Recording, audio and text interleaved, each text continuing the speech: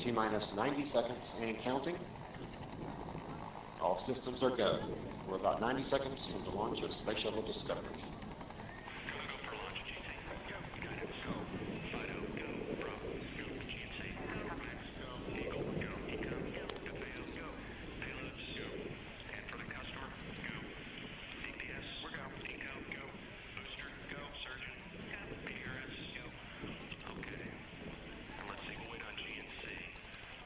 T-minus 60 seconds and counting. We are transferring to orbiter internal power at this time. Discovery is now running off its 3 onboard fuel cells. Coming up on a go for auto sequence start.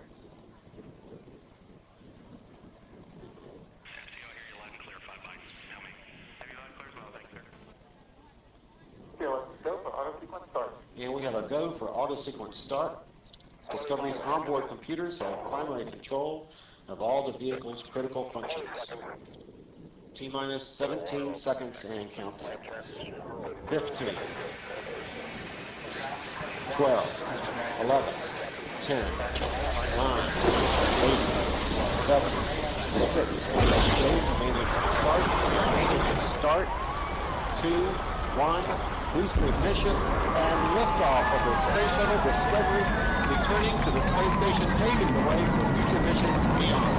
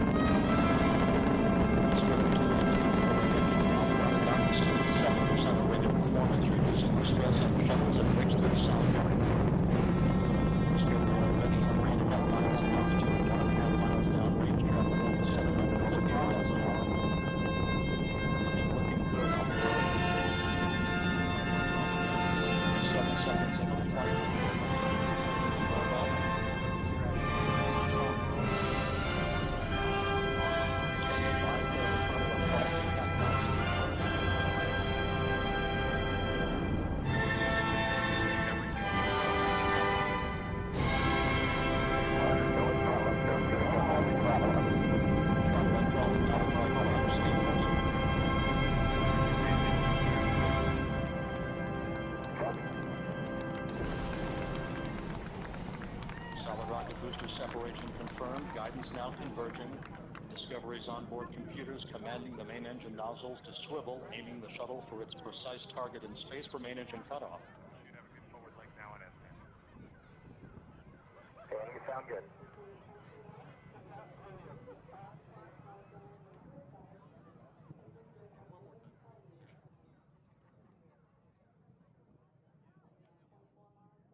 Discovery Houston, negative return. Copy, a negative return.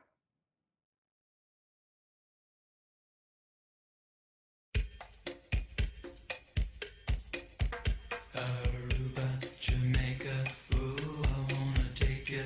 Bermuda, Bahama, come on, pretty mama.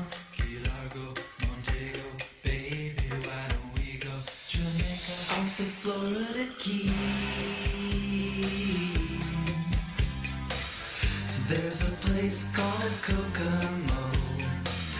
That's where you wanna go to get away from it all. Bodies in the sand, tropical drink melting in your hand. We'll be falling in love to the rhythm of a steel drum band.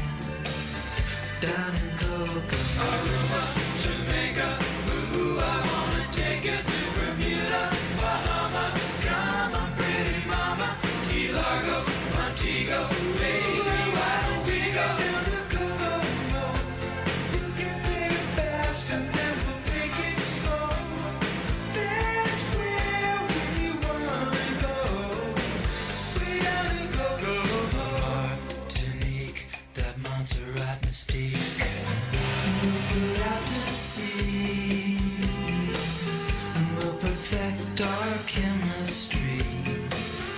By and by we'll defy a little bit of gravity.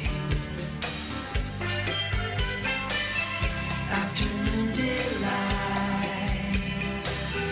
cocktails and moonlit nights. That dreamy look in your eye, give me a tropical contact high. Way down in Kokomo, Jamaica, ooh, I wanna take you to Bermuda, Bahama, come on pretty mama, Key Largo, Montego, baby, why don't we go down to Kokomo? We can take it fast and then we'll take it slow. That's where we wanna go, way down to Kokomo. Oh, Prince, I wanna catch a glimpse.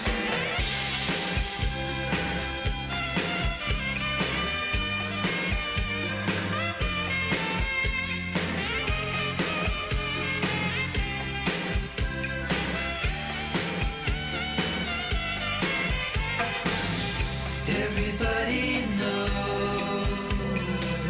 a little place like Kokomo. Now if you wanna go and get away from it all, go down to Kokomo.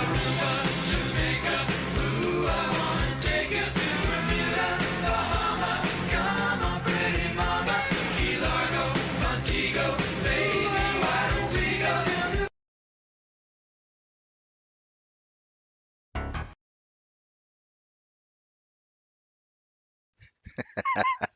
Good, good morning, you filthy apes. Welcome to AMC and ADD, where we buy, we hold, and we screw the hedgies. I got screwed right there on that song. They cut that off like way too early. Oh man, I got screwed on that one. Technical difficulties all around this morning. Nothing like getting back to it and and running into all kinds of problems.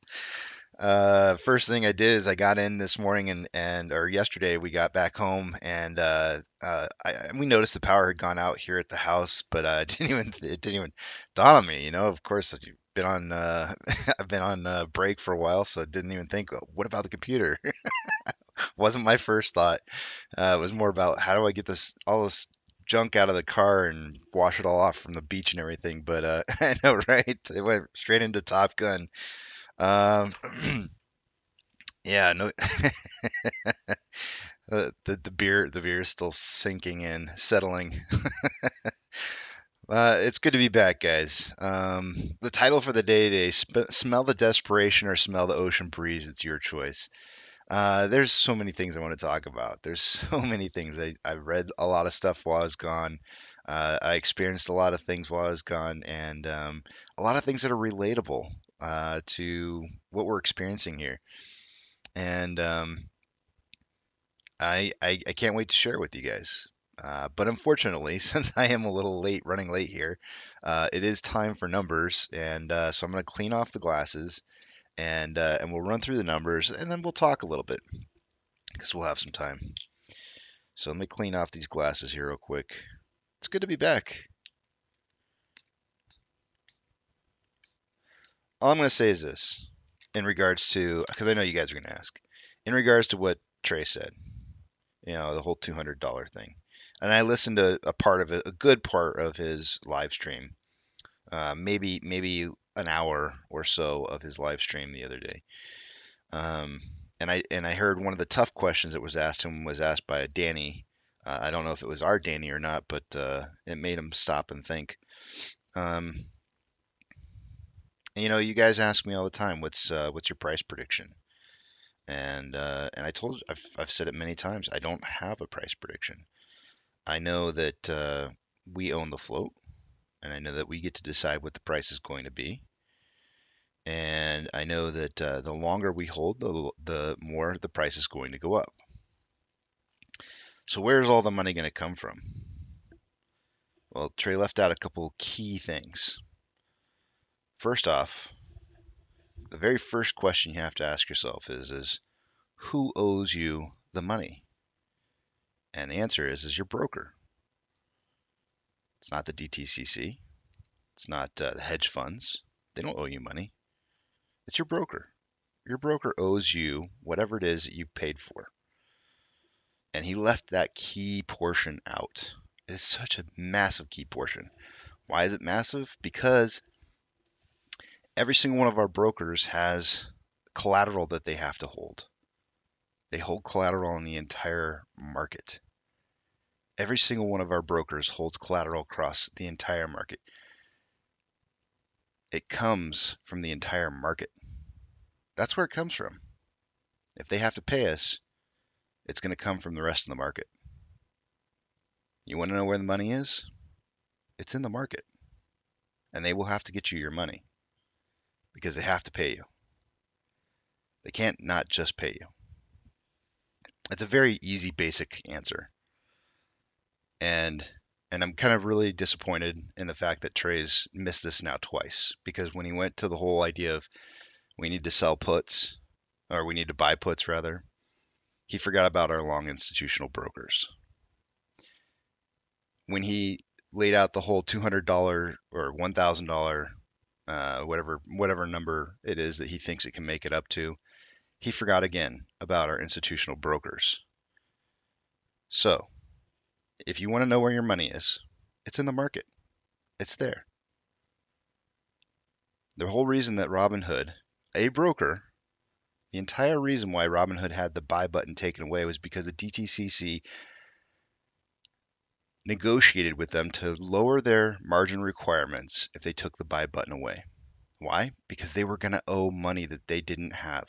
They didn't have the collateral to pay off. They were going to go belly up.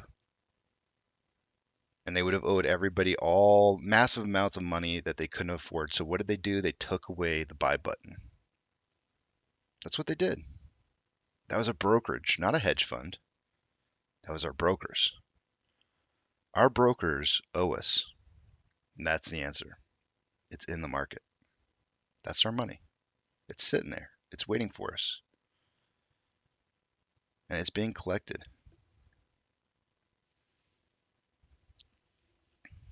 All right. Ross is going straight to the executive order Evergrande situation. Like I said before, I don't think there's going to be a specific date or any item that's going to just set this off. It's going to be something that happens over time, and the thing that you're waiting to hear on, and this is going to be it, Ross. One day you're going to hear a news story, and the news story is going to say, breaking news, employees of such and such a company are walking out with boxes in hand. That's going to be the title. Or just something of that nature. They're basically saying, people are walking out of an institution. Go back and watch the movie, which I always forget the name of. That's what happened in 2008. They just started packing up their boxes and out they went. They were done. It was over. Pack it up. See you later. You're out of business. So that's what you're waiting on. Now, whether or not the EO, the executive order, or the Evergrande situation is going to play an impact on all of this, we'll see. It is definitely going to be a stressor. 100%. I believe that it is definitely a stressor on the institutions, and that's a good thing for us.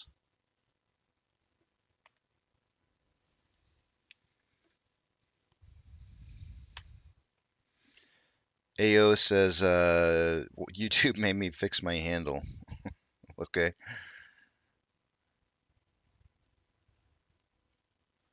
TSP accounts freeze over today, the 7th, too. So the TSP accounts were supposed to be unfrozen by the end of the first week. So if they're still going to be frozen, I kind of figured I just kind of figured that was going to be the case. Official bankruptcy is my understanding, Ross. I haven't really been paying incredibly close attention to it, but I know Dr. Metzler has, and along with that, Boss Blunts has been talking with Metzler about the the collections, I believe it is, of the money from their bankruptcy, and I think that has progressed to a point to where the collection portion of that's going to start happening. Let me go through some of the numbers here, guys. I'm not going to be able to see what it is that you guys are writing.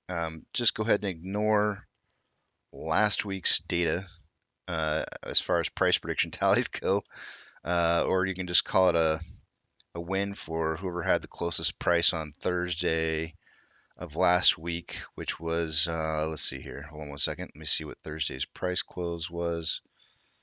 1330. That would have made Keto the winner.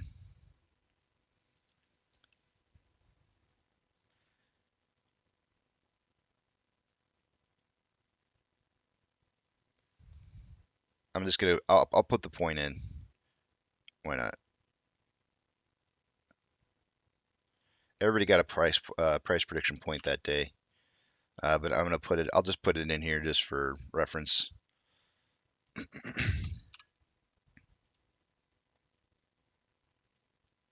We had a swamp cooler for an air conditioner in the hotel we stayed in. One of those.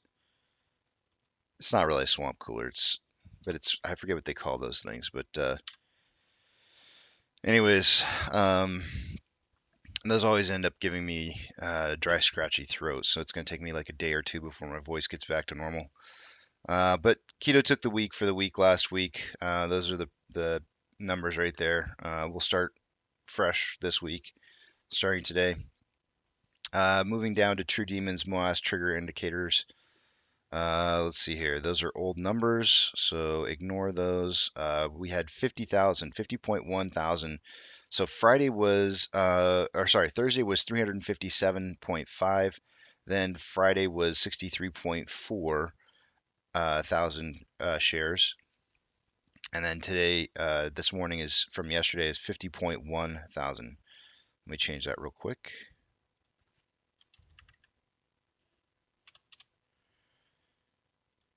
Utilization should be updated because I just got the computer up and running again here. So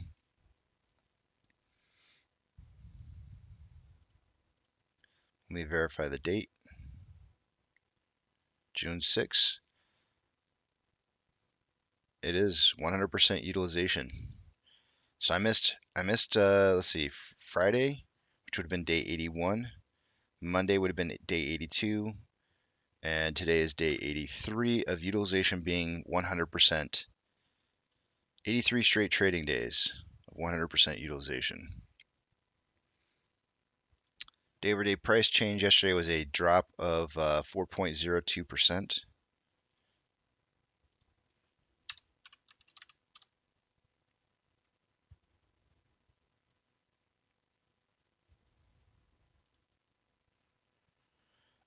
I just updated the off exchange just a little bit ago, so that's going to be accurate. Total amount of volume. Oh, I got to get my calculator back up here. Hold on a second. I always forget at least one thing. All right, calculator's back up. Total amount of volume going through the off exchange yesterday between the ETFs and the lit market was 68.99%. Basically 69. Nice. That's about 5% higher than what we're used to seeing. I saw somebody write somewhere that 70% is starting to become the normal. That's much higher than it used to be. That'd be 5 or 6% higher than normal.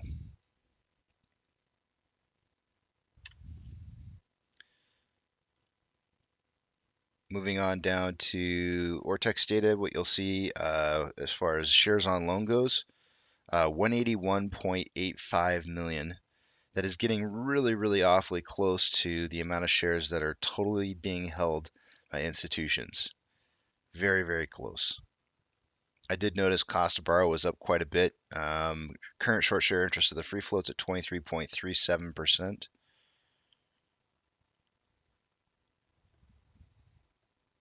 We'll take a look at some of those numbers more in depth here in just a few minutes. Moving to the top right-hand side of the screen, institutional share ownership. Let me give that a refresh. Is currently at 190 million shares. Last week on Thursday, when we ended the week, it was 190.23. It is now 190.076. So a little further down.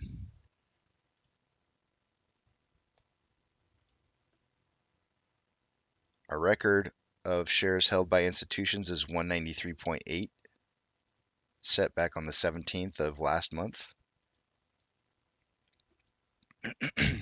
Moving down to Max Payne, it is $12.50 for the day today.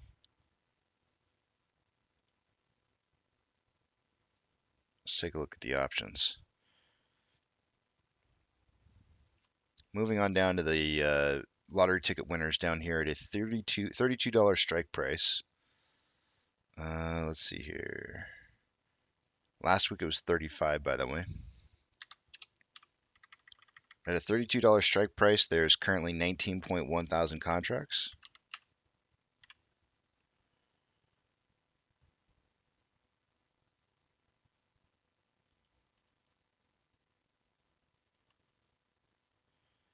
Highest amount of open interest on the calls is at a $15 strike price, which is where it was last week, with 11.5 thousand or 11.3 thousand contracts. On the puts, highest amount of open interest currently at $12, which is 50 cents. That's actually a couple dollars higher than it was last week. Last week it was 9, with 5.1 thousand contracts. Let me just scroll up just a tad just to make sure that's the highest amount. It is, okay.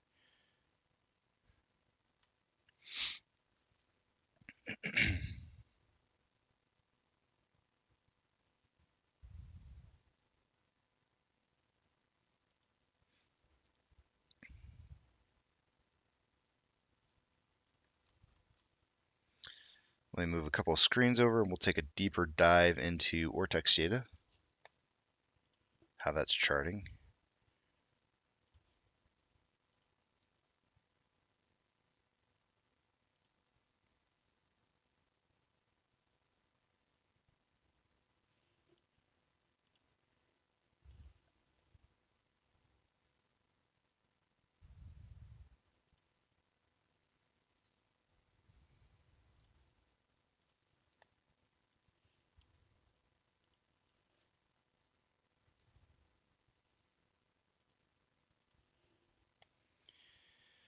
There's your utilization, 83 straight trading days of 100% utilization. On loan amount, kind of flatlining a little bit there, dipping just ever so slightly, went from 181.87 yesterday to 181.85, so just down by about 20,000 shares on loan. That should have the effect of increasing the on-loan average age per day. And it did. Went from 81.77 to 84.09. It does appear that we hit a bottom down here, which I told you guys before that usually means that you're going to see a price increase within 15 business days. That day was May 26th. May 26th puts us the 15-day counter. That can't be May 26th. Hold on a second. May 26th. Got it. May 26th puts us at the 16th of this month. So we're within, we're about halfway there. Any day. We're getting towards the back half of that indicator flag, and we haven't seen a major price increase since then.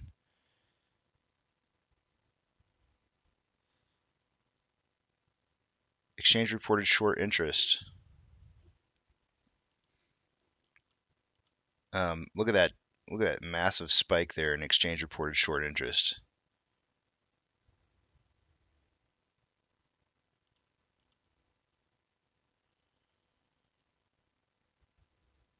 Numbers driving up. short interest of the free float. Day over day was kind of a flat line. Let's see here. Went from 23.37 to 23 point. Yeah, this is actually a flat line. Same number, same value.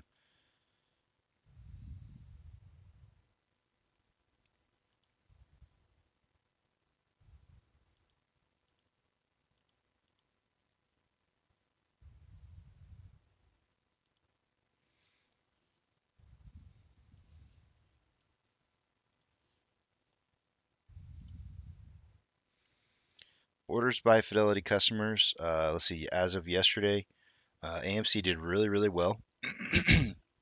Thank you to Active Douglas for posting this information for me on the Discord. I appreciate that. She did a wonderful job putting that information out when I was gone, and because I didn't really, I mean, I had access to it, but I didn't, not from my phone, and I didn't see a need to pull out the iPad, so I didn't, especially when she was posting it. But we had a 75% buy to 25% sell ratio yesterday, and we were in the top 10. We were seventh, heavily most traded stocks by order amount, according to Fidelity.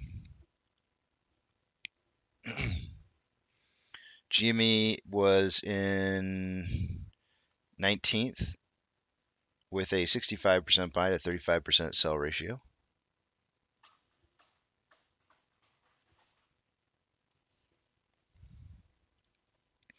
Trigger price for SSR for the day today is $10.75. Shares available to borrow as of midnight this morning. Looks like they have returned some shares and then borrowed some shares back. I remember when I left last week, we were in the millions, or maybe we were in the millions in the ETFs as of even maybe yesterday. But it looks like they have indeed borrowed some of those ETFs finally here. So let's check out and see. I'm going to add these up real quick and see what kind of borrowing they've done for the day today.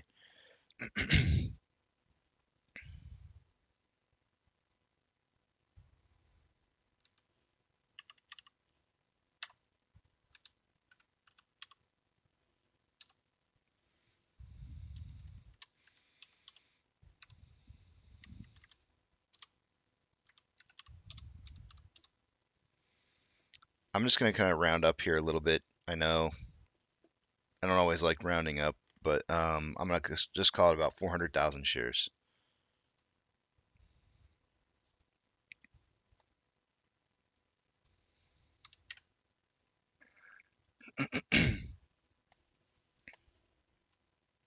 The borrow fee is at 9.2%. Oh man. Yep. Couldn't stay out of those cow patties. While I was gone, we just couldn't stay out of them. Here we have 128.5 thousand contracts that are out of the money on the calls versus 4.8 thousand contracts that are in the money. 26,000 contracts are out of the money on the puts versus 18.1 thousand contracts that are in the money. Next week's a doozy. Next week is a quad witching week. It's also a what would be considered a quarterly expiration on options.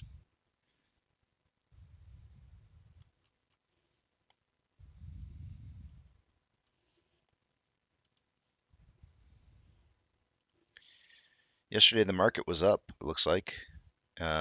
Overnight last night, it looks like there was mixed reviews. Some exchanges were down, some were up.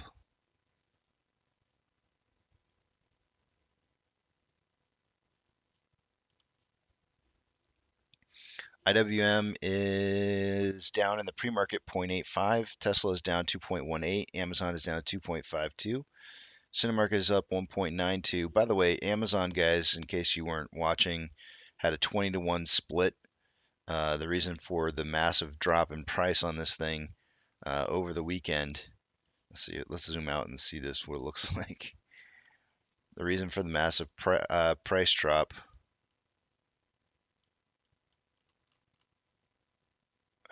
How does it not reflect it?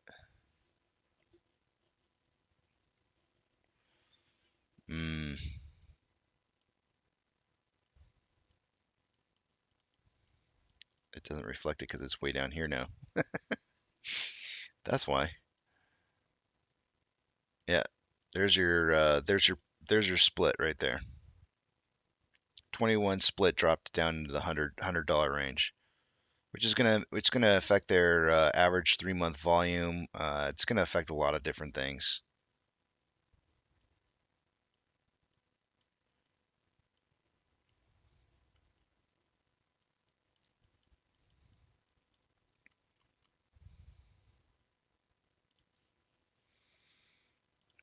Cinemark is up 1.92. Doge is down 3.43. Bitcoin, we had an interesting kind of move. Seemed like there might have been a run on Bitcoin. One of those very typical rug pulls. Price was driven way back into the 31, almost 32 range, and then dropped right back down to that target price that I'm waiting for it to break past and really drive past hard of 28.8. But here it is, just holding. It does look like a pump and dump, perhaps for some liquidity.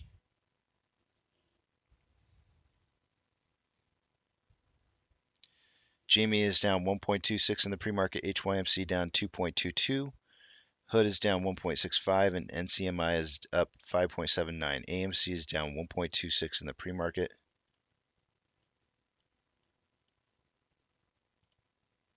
Total inflow versus outflow yesterday, we had $3 million more roughly in outflow than inflow, even with our 75-25% buy to sell ratio.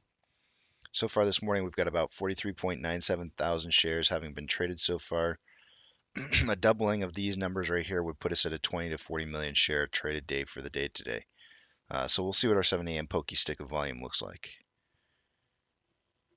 On the weekly, there's more selling pressure than buying pressure. We never got our crossover.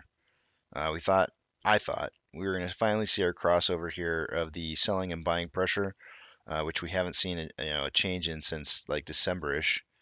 And I thought we were going to finally see that crossover here coming into this week here, but no crossover. Currently showing more selling pressure than buying pressure with an RSI of 37.2, which is below average. On the daily, we have what appears to be an imminent crossover of more selling pressure than buying pressure with an RSI of 42.82. And on the hourly, we have more, which is below average, by the way, on the RSI for that daily. On the hourly, we have more buying pressure than selling pressure with an RSI of 31.84, which is almost signaling oversold. And it looks like it was oversold yesterday for a good portion of the day, and on Friday for a very brief portion. On a 30-minute interval, there is more buying pressure than selling pressure with an RSI of 33.73, which is almost signaling oversold. On a 5-minute interval, more selling pressure than buying pressure. Massive divergence here with an RSI of 29.98, signaling oversold right now. With also a TD9 that's printed. If we throw in our Bollinger Bands, we might see a return to the simple moving average, which would be about 1185. And that brings us back to home.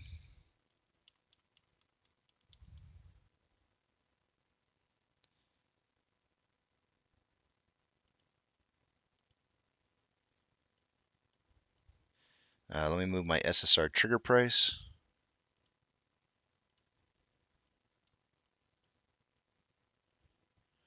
$10.75.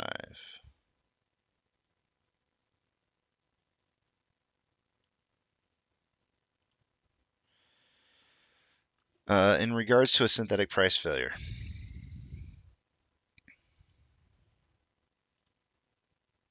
let me just record the lowest low.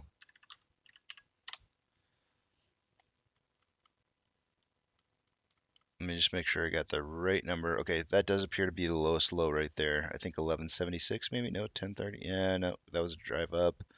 Okay, yeah, I got the lowest low here at 1176.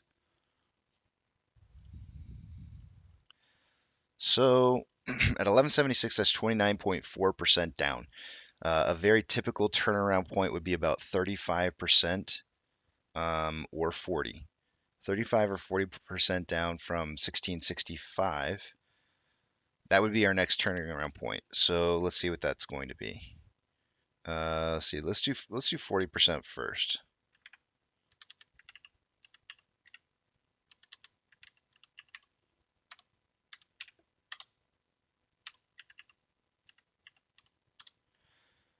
That'd be exactly at $10. $10 would be the turning around point with it's $9.99. So basically at $10 would be a turning around point for us, or 35%,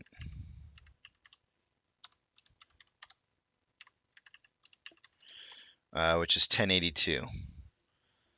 So those would be the numbers that I would be looking for. 1082 is eerily close to the 1075. Let me drop this just down a little bit further here. So I'm gonna put this marker at $10. $9.99 is where I'm gonna put it at because that's the 40% turnaround point.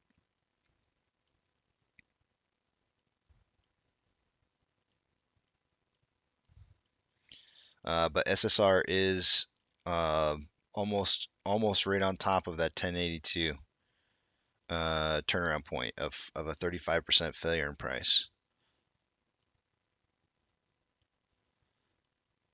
So you know what to expect. I'm telling you right now. The idea that they try to turn these things around, once they break past that 21.5% dropping point, which was this value up here at 1307. Once they get it past that 1307 and continue to drop, that means that they're finding paper hands from somewhere. Based on the order flow that I'm seeing right now, it's not coming from retail.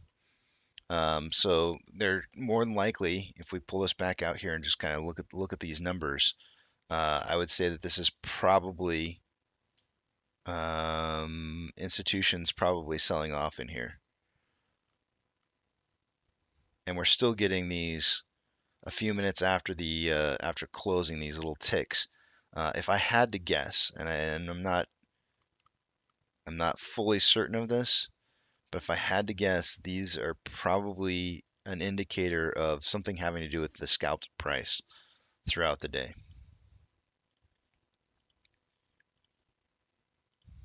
In some kind of bulk order, and it's showing up as a bulk order or a few bulk orders that are going through.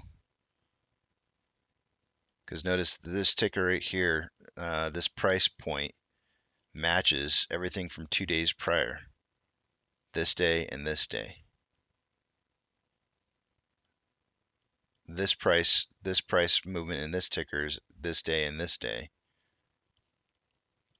This one, all price movement from the previous 2 days, this day and this day are included. And this one, all the price points from the previous 2 days are included in this one. So my guess is that a lot of the price scalping is what you're seeing in these final tickers that you're seeing. That, you know, a lot of people have been questioning, going like, what the heck is this stuff? I really think that's what it is. You're seeing a few single digit orders that are going through and showing you probably a bulk exchange, off exchange trades that are going through. And they don't show up as high amounts of volume because of the fact that I'm not really sure. I'm not sure why they're not showing up as large bulk volume.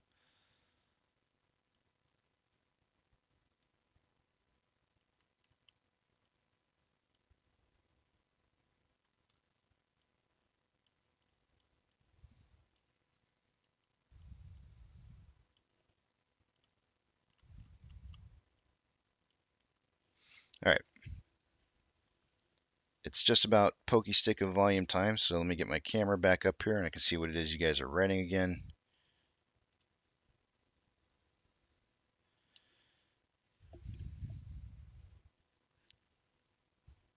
Good morning, Jay.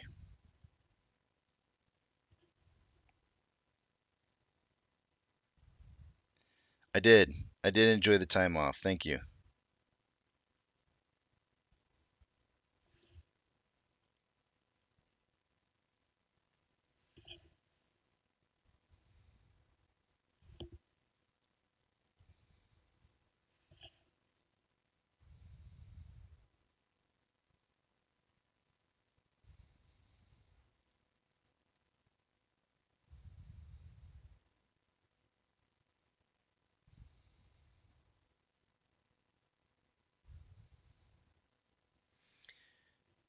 I did. I did have. Thank you, Stacy's mom. It's good to be back. I mean, it's never fun to walk away from a beach, but but it's fun to be back though. It is good to be back.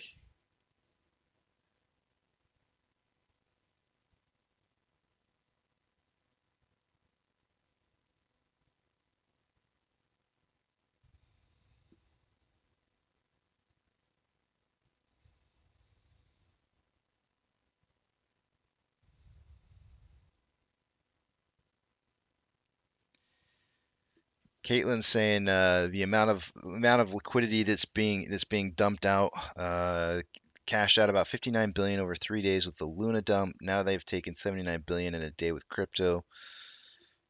Yep. Sharma, how's it going? Good morning to you. Mysterious Motorsport says, I'm in the Florida Keys for another 4 weeks. Got a great song for you today. I played Kokomo.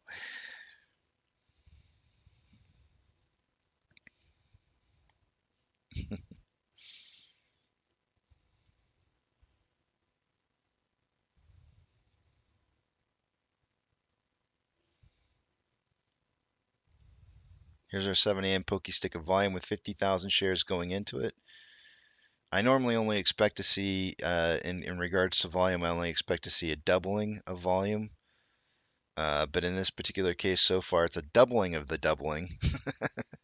So with 50,000 shares going into this minute, I would expect to see it like 50,000 shares out of this Pokey Stick of volume. But instead, right now, it's showing almost 100,000 shares. So we're getting 150,000. We're going to get about 150,000 shares out of this Pokey Stick. Which would increase my prediction on volume for the day just slightly. Instead of 2040, I would probably do 3050.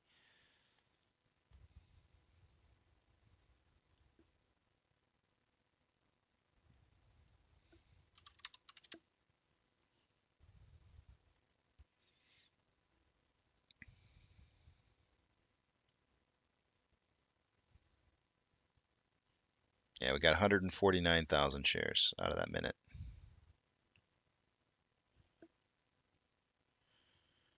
Thank you, Sharma. It's good to be back.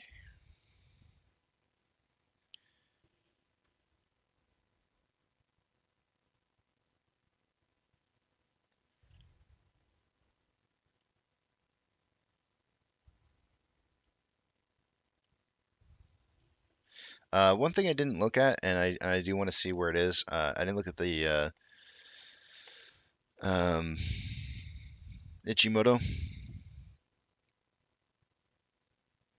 Let's take a look at it.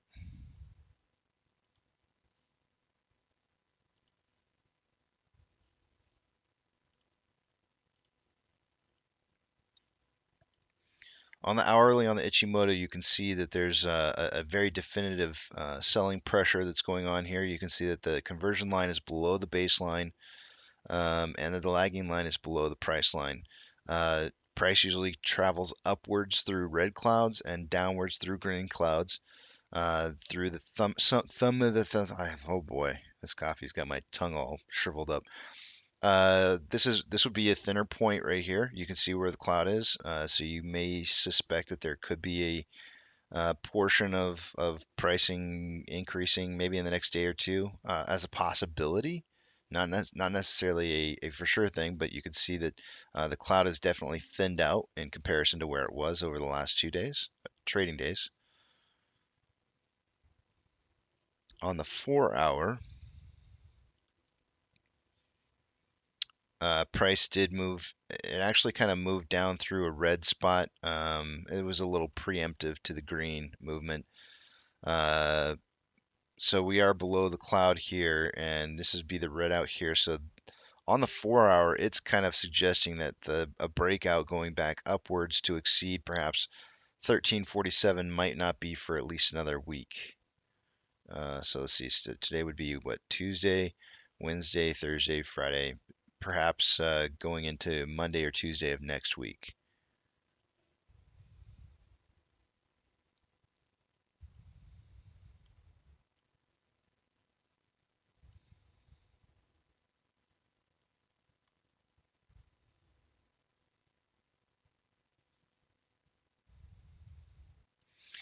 The lagging line is below the price line. Conversion line is below the baseline.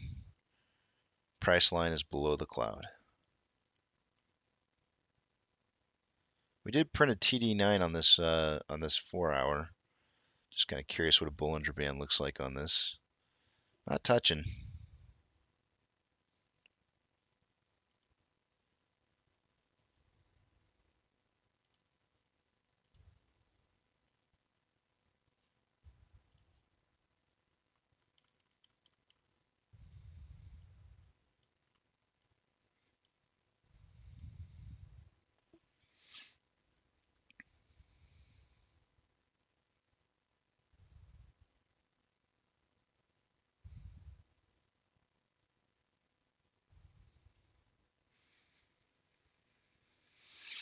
Watcher says, Casey, when is the GME dividend stock split, and do you think this will trigger MOASS? I do tend to think that it will definitely trigger MOASS. I don't know when it's going to be, although I've heard rumors that they're going to perhaps stall it for as long as possible, forcing hedge funds to borrow and as much as possible, expecting for it to come, but then take a while. So I'm not sure when it's going to happen, Watcher. Yes, they do have to pay in the form of shares.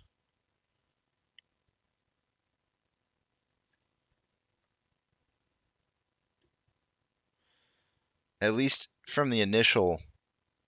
um, from the initial standpoint, as far as synthetics go, I don't know that they would necessarily have to pay in the form of shares.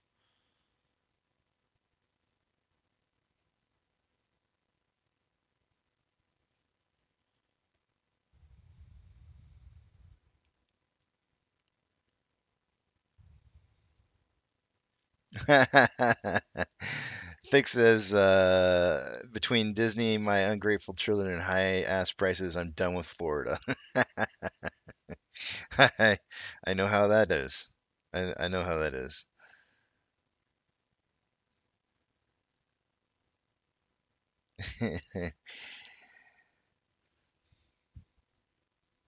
Speaking of which, I'm taking one more vacation, guys. One more vacation.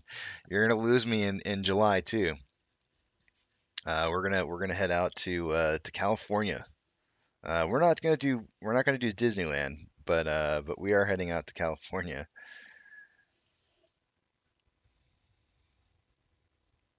John, thank you. It's good to be back.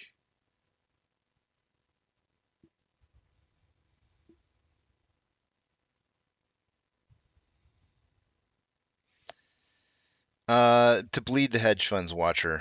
Um, really get them to loan.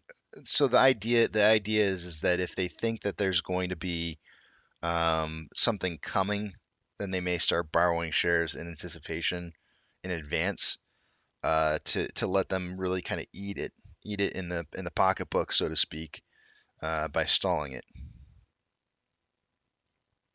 by borrowing early, and then not having it happen for a while. Have I heard about the AMC going into the Russell 1000? I have not. I have not.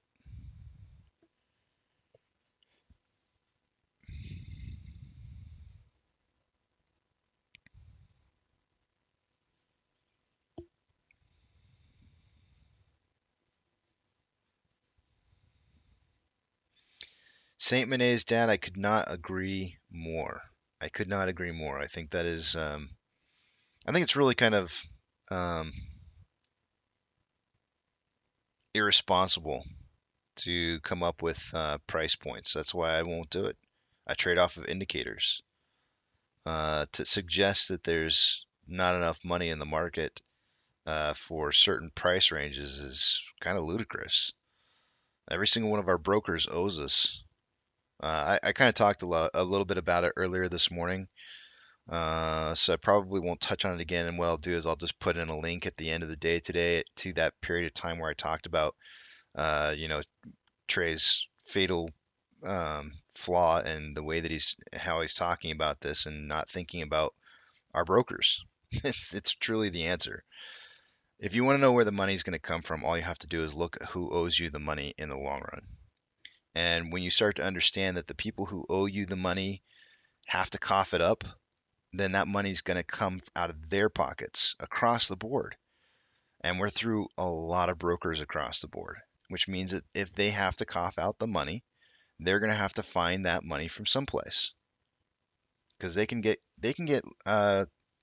margin called just as well as hedge funds. Remember, guys, this is not us against just hedge funds.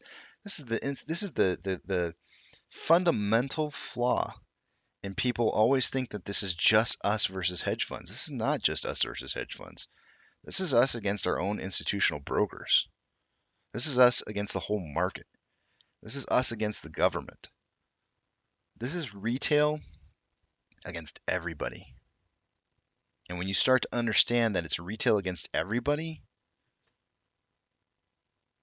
the money's there. It's all there. They have to find it. They have to get it, or it breaks the system. If they don't get it, it breaks the system. And nobody would have faith in the system any longer if they can't cough up the money. They have to find it.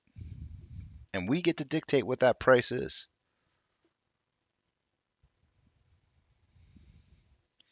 Michael says, come see me in Mount Helix. I'm probably going to be a little bit further north, Michael. I'm going to be in like, where is my mom at? She's like in,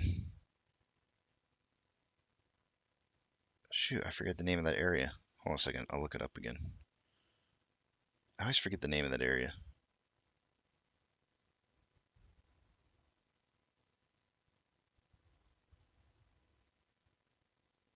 Sorry, one second. San Marcos. I always forget the name of that.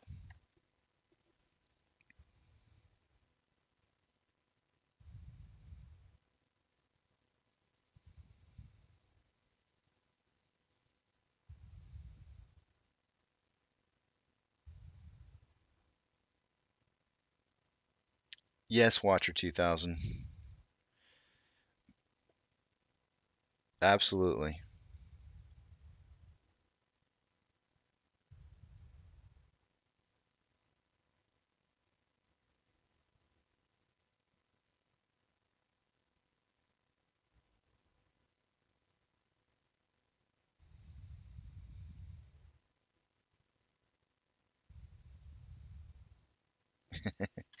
Clip that and send it to Media Dre.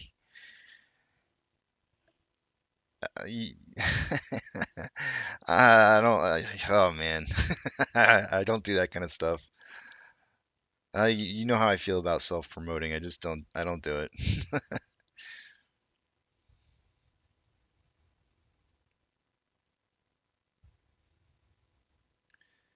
Michael says that's only 30 miles. You know what I really do miss, Michael? If I do head back down that direction, you know what I really do miss? Maybe you know the place, maybe you don't know the place. I would be surprised if you didn't, but there's a place called Beef and Bun. At least I hope it's still there. Uh, Beef and Bun is the name of the place, and I used to get milkshakes there all the time. They switched up their for a while. There was a span of a couple of years where they switched up the provider for their milkshake mix, and it sucked. So there was a couple times when I would go back home and I'd go to get milkshakes from that place and they sucked. But I think they went back to their original provider. But if I do head back down that way, I'll let you know, and maybe we can meet up at like Beef and Bun or something and have peanut butter and banana milkshakes, vanilla milkshake. Oh, they're so good. They're so good.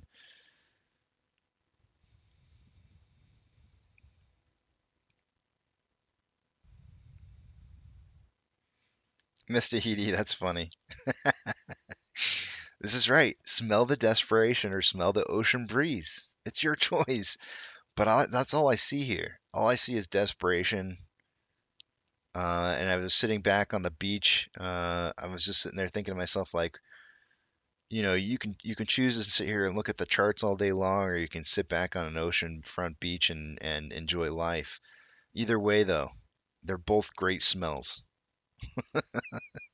They're they're both great smells. I love the smell of desperation in an opponent.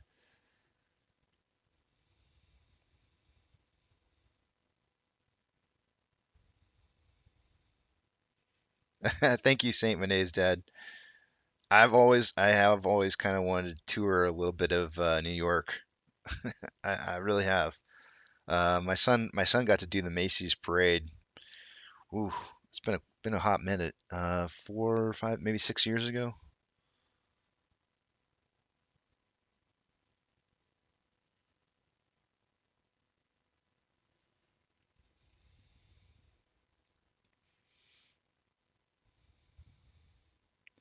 Hung two, thank you. It's good to be back. Yep, beef and bun, El Cajon. That's the one. Mm, I hope they're still open. You know what? Their fries suck. Their hamburgers are just kind of meh. It's the milkshake, really. I only go there for the milkshake. Everything else is just kind of it's trash. But they sure make a great milkshake, though.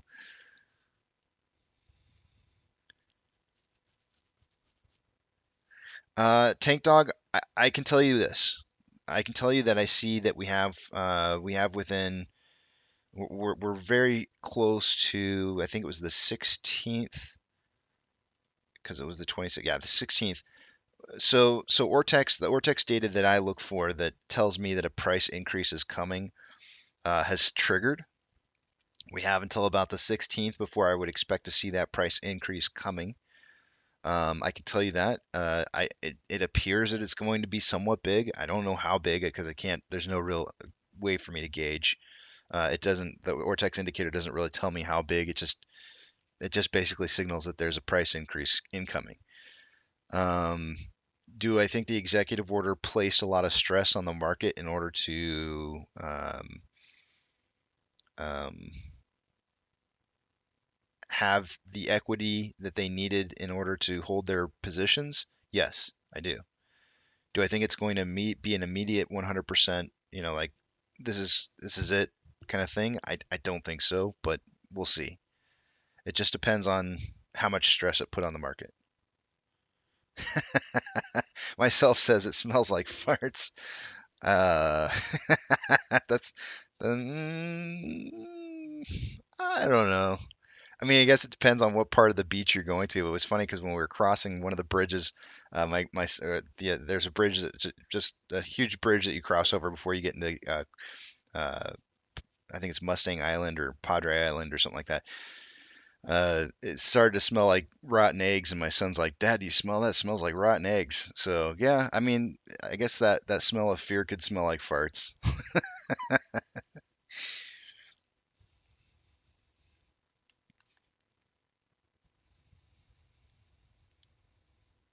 Oh, cruises are fun. Make sure you get those excursions booked early. Usually, you can get a discount if you book them early.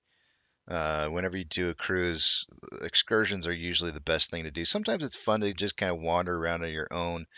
But I'll tell you what, I think from my experiences, I've only gone on two cruises, but I think that the excursions are probably a better way to spend your time.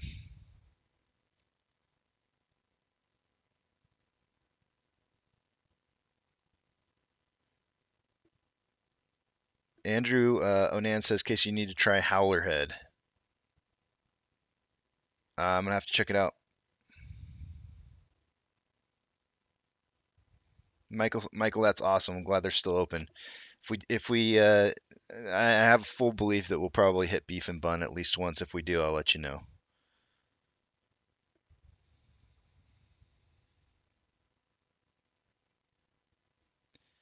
Nana Ape, good morning. Yeah, I saw your post. I saw you follow me on Twitter, and then I saw your post. Where the heck are you? I apologize that, well, I felt like I had kind of notified everybody. It was a little, it may have, the problem is it's a 9 hour stream. Like I can only say it so many times. I'm going on vacation. I'm going on vacation. I'm going on vacation. I should have said it. I should have said it more often. Guess what? I'm going on vacation again in July from the 2nd to the 6th. So one more vacation. You're gonna have to miss me one more time. The 2nd through the 6th is let's see, Saturday and Sunday are the 2nd and the 3rd. So you're gonna miss me like Monday, Tuesday, Wednesday of the first week of July. Just so you know. But but this is a very big but. I don't know if it's for sure. I might be able to get somebody to fill in for me. So there is that. Maybe. And it may not be for very long, but at least they can put in some information. Myself, 2 weeks, always.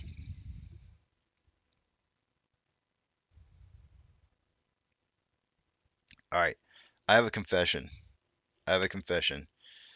Um, our hotel that we go to every single time in Corpus Christi is right next door to like the only AMC in Corpus Christi.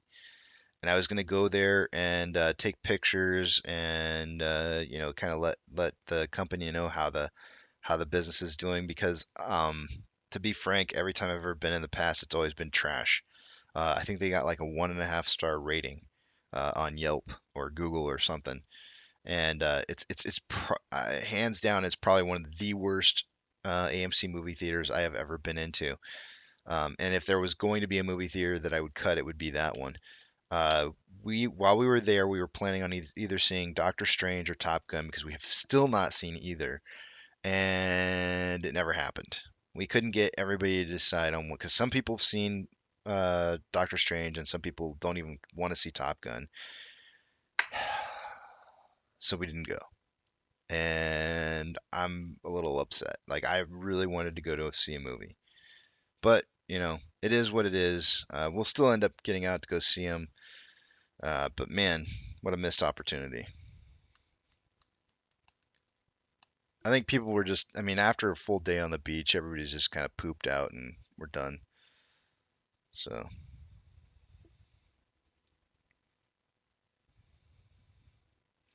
and yes, I'm an A-list member and don't nearly use it as much as I would like to.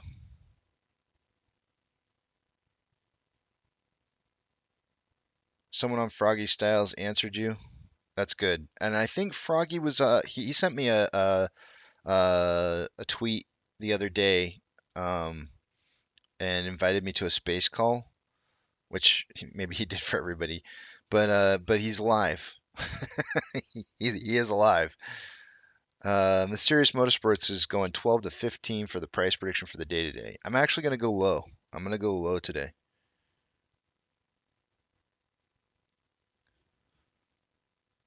1.5 stars. That's not bad. It's out of 5. It's really bad. Yes, I understand Corpus Christi. Corpus. I can even say the name. I know Corpus Christi is a crap hole. I get it, but it is.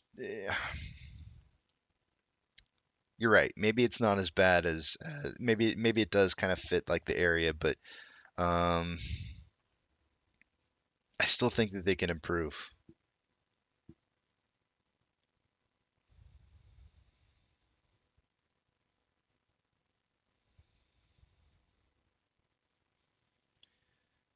But I'm going to be heading to I'm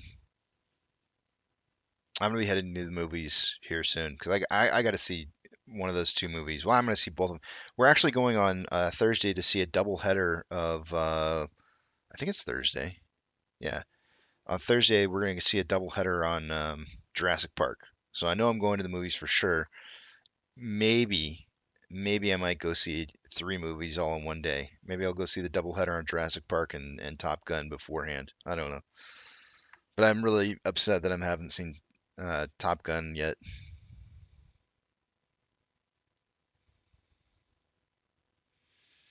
That's something we should do, Miss Tahiti. I literally think that we should, as shareholders, what we should do is we should identify the AMC theaters that we think need work and let the company know, right? Monty, I got your price prediction, man. Thank you very much. 1047 to 1347.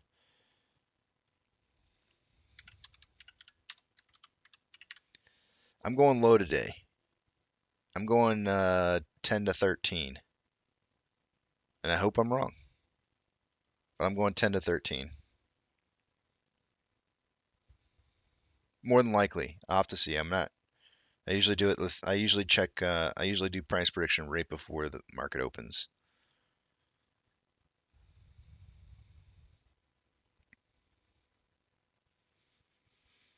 Uh, Myself, I don't think it could be worse. I think they're only allowed to. I think you can only give them 1 star. I don't think you can give them 0 stars. I don't know. Maybe you can. Maybe you can't give them 0 stars.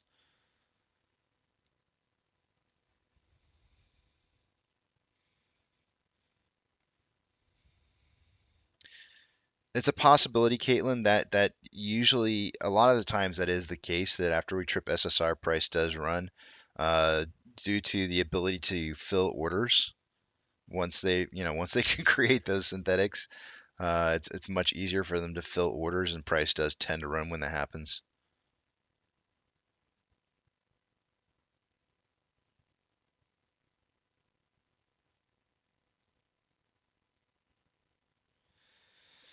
Mysterious. The couple times that I've been, I wouldn't doubt it.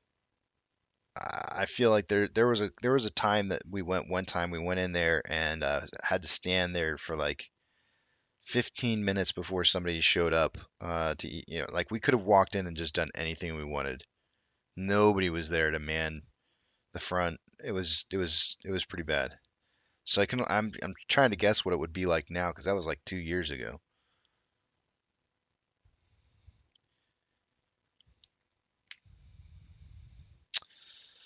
Uh, Delta says your opinion on Charlie's claim that Dr. Metzler is a fraud and Boss is wrong to back him. I did a little digging into Dr. Metzler a long time ago, and Charlie, using his own information, which is funny because I actually did a background check here on the show live on Dr. Metzler because I was very skeptical of who he was. And if you go back and you look at way back, what is it called? I forget the name of the website. Way back something. You can actually look up Dr. Metzler's profile from his company many many years ago, like over a decade ago. So I know he's a real person. I know he is who he says that he is because Charlie didn't. The problem is Charlie didn't even go back far enough to look. And you know what? To be honest with you, Delta, I'm a little disappointed in how conspiracy theory ish Charlie has gotten because I used to love Charlie for his DD on his deep dives into, and I know that's not what DD stands for, due diligence, but his due diligence on his deep dives into a lot of the different, uh, a lot of the different SEC filings, changes to rules, ruling changes, all that stuff. He was really, really super good at, and it's not things that I'm good at, and so I loved watching what it was that he would kind of dig up and find. But he has gotten like scarily conspiracy nut-ish. Like I mean, he's just really heavy into the conspiracy stuff, and he just does not come off as a legitimate person anymore in my book. I still every once in a while I still watch him if he covers something, but I don't, when it comes to him, and I know he's not an AMC holder, and he doesn't think AMC is a good buy. So I don't appreciate everything that it is that he does either. I did Cookie Monster. I talked about it first thing this morning after when the show started. Probably not going to talk about it again. Um, yeah, I saw Boss Blunt's column that too, and and there was something that Trey said because I watched probably a good hour of his live stream yesterday while I was unpacking stuff from the car and spraying it down and whatnot. And I'll say this, he said something that somebody said like, "I don't respect you anymore," and he said, "Well, then you never respected me in the first place." And this is something more I'm adding to what I said earlier, but um, I tend to agree with him. Like if you're going to disrespect somebody or just not respect them any longer because of a viewpoint that they put out, then maybe you probably didn't really respect them a whole lot to begin with. Can you lose respect for somebody? I think you can. And let me tell you, this is like Trey's third strike in my opinion, in my book. He's had three major strikes in my opinion, and the first one being share dilution. He's flip-flopped on that.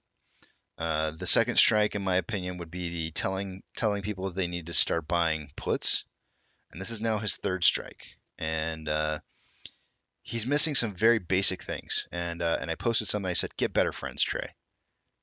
He needs a better think tank.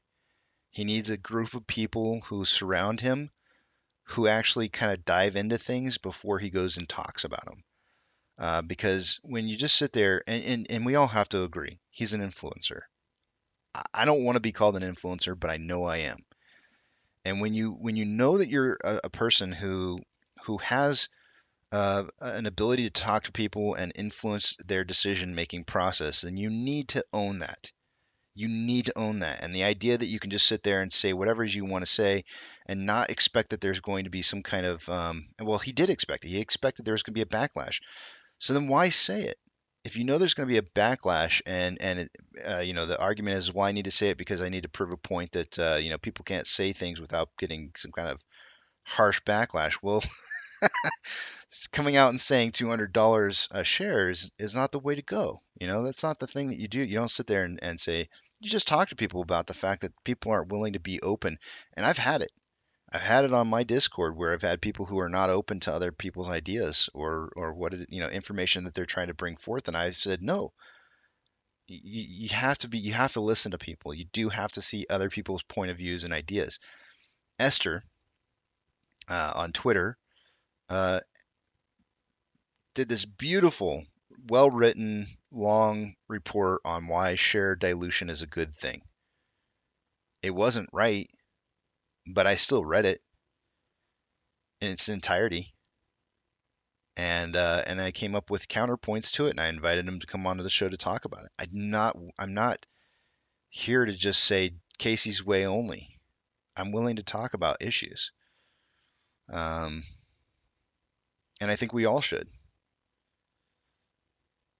But I mean, he needs better friends.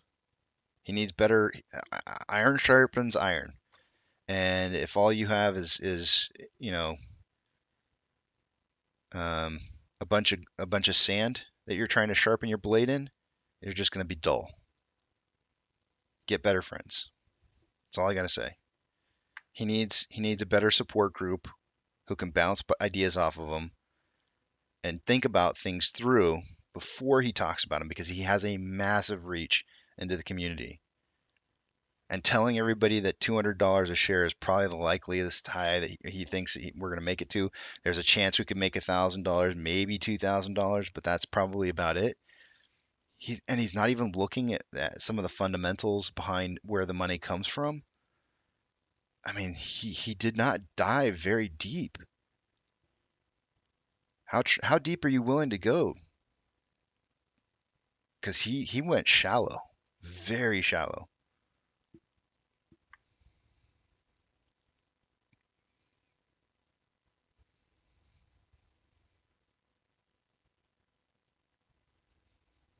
I have not seen that petition, Roadster guy.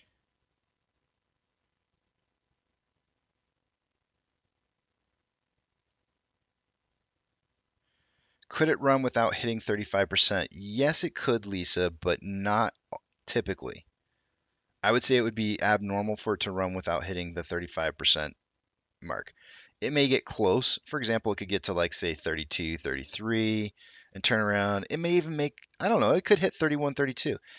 But typically speaking, it goes to that 35, 40 range before turning around. It is our business, Ms. Tahiti. Mysterious says Corpus needs work or get rid of it. I agree. This company needs to be run on the idea that we're saving this company. And when you're trimming a tree, or when you're trying to save a tree, you get rid of the dead branches. You lop them off because they're just killing the rest of your tree, sucking the resources you don't need.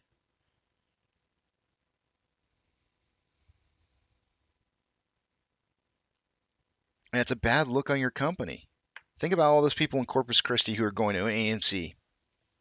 And every time they travel out of town and they're thinking about going to a movie theater, do you think they're going to go to a movie theater on AMC someplace else if they know what it looks like at home? Hell no. Hell no. They're going to be like, oh, I know what AMC's like. That place is trash. Not going there. You got to cut off the dead limbs.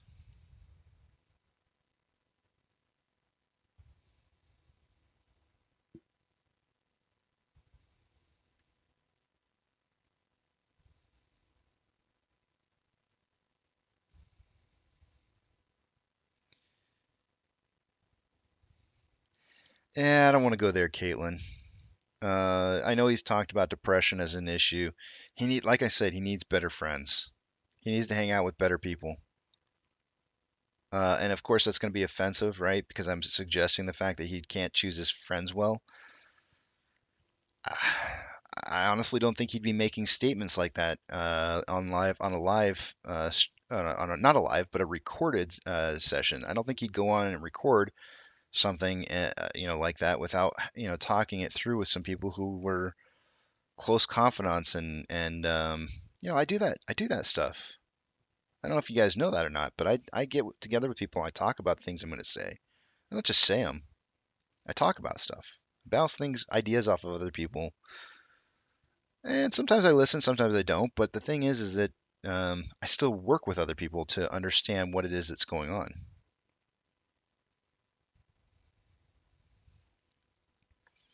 Did you ever watch Trey's stock market hack? If so, what do you think? I did not watch that one, John.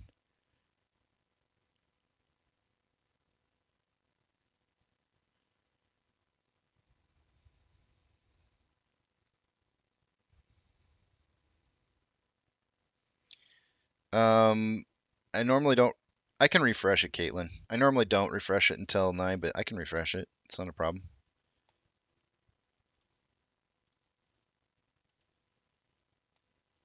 Both of the vortexes have been refreshed.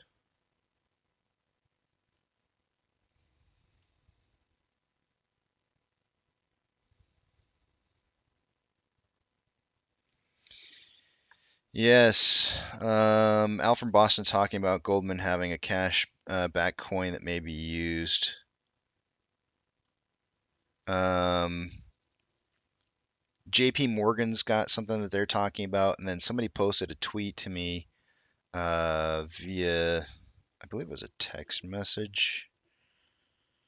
I think. Let me just check and see. Maybe it wasn't a text message. I think it was. I think it was a Twitter post. Hold on a second. Maybe I retweeted it?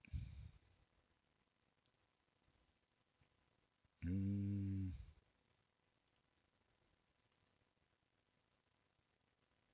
no. Well, all I can say is it was a senator that was talking about some. I'll see if I can find it when I come back from break. There was a senator that was talking about digital assets that they've been working really hard on, that they're going to reveal very soon, within the next week or so. Trust me, bro says Hedgie's got to trade just like Matt. I don't think so, man. I do want to make that stand. I want to make that stand very clear. I do not think the Hedgie's got to Trey. Um, whether or not he sold or whatever, I don't. I don't believe that. I don't believe it. Not for a second. I think Trey's got a good heart. Whether or not he's done things that are shady or not, I don't care. But I think that Trey has. I think he has a good heart, and I think he has good intentions for the community. I just think he's got poor whoever he's hanging out with and whoever he's spending his time with is not giving him good advice and not talking to him. But I think he's got, and I'm not trying to make it funny by saying he's got a good heart because I know he's got heart problems, but um, he's a good guy. And I used to call him a kid, and I feel so bad because I was one of the first people to call him a kid, and he's been fighting that one ever since. But you know what? He is, in my opinion, he's a good kid because he's like he could be my son.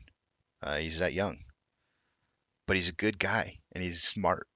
He's done way more stuff in his first 24, 25 years of life I bet he's 25 now, in his first 25 years of life than I have done in my entire lifetime.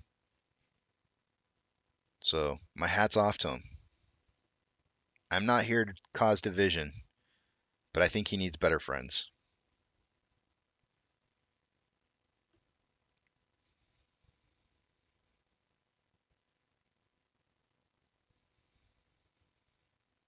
Part of the problem is, thank you, Keto, 1078 to 1378, got you down. You know what part of the problem is that, when you have his kind of following,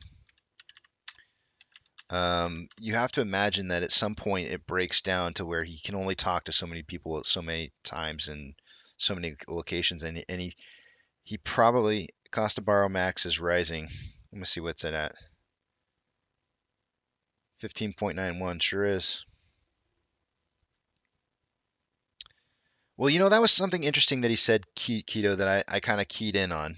Is that he said he's no longer in the military, right? So his day job is to just be around home. So and I said if you watch Trey's videos in reverse order from newest to oldest, he gets better over time. What did he used to do? He used to do live streams all the time, and he's got so much time on his hands now. Why isn't he doing live streams? But if you want to get involved with people, get down in with the people. You know what I'm saying? Like get in dirty. Get in dirty and start being with the people and talking to people. Start understanding where people are coming from and start being part of the group, because if you're not part of the group and you're just doing videos and you're not getting a real vibe for what people are saying on a cute toes, Casey. I'm sorry. You threw me off on that one, man. If you're not in touch with people, this is all about a community thing here, right? And if you're not in touch with people and you don't know what's being said, and you just are are just making things up as you go, ah man, you gotta be in touch.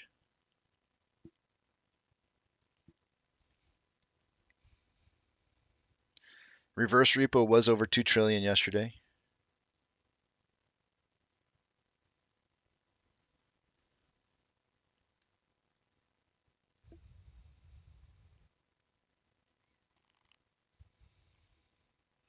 James says good morning towards you, Casey, and and band Lord willing. Everyone be at peace. Remember, right before the victory, you'll be attacked from all sides. Stay united. Please don't mind games. Please don't let mind games. I think what it means there is don't let the mind games get to you. Oh my gosh, I saw the third episode. We watched the third episode of um why can't I think of this stupid name?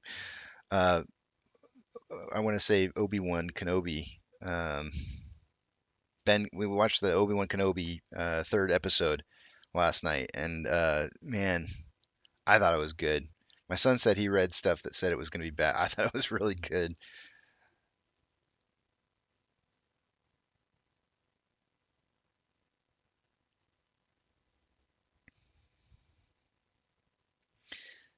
I don't think he's.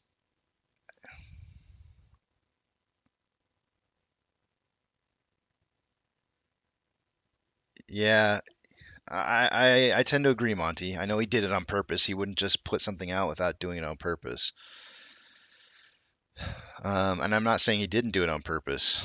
Um, and then he kind of backtracked a little bit on his live yesterday and said that he did it on purpose to show that everybody, can't tolerate, different opinions. And I was like, no, you can't do that now, Trey. You can't go back and say like, oh, I was just showing you guys how you can't take there's this group think thing, and you can't take other outsider, opinions and that's not what you did, man. You didn't do that. That's not what you did. You weren't there trying to teach us a lesson. That's not the lesson that you were trying to teach. You can't go back on stuff like that. Not like that. It's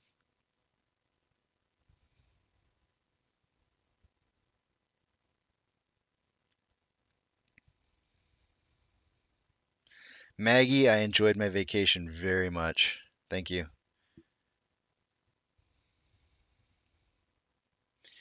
Well, PC3, it's interesting that you did what you just said right there because he did say that he's there for entertainment. And I keyed in on that as well. And I was like, entertainment, huh? That's what this is about. Okay. All right. I got it.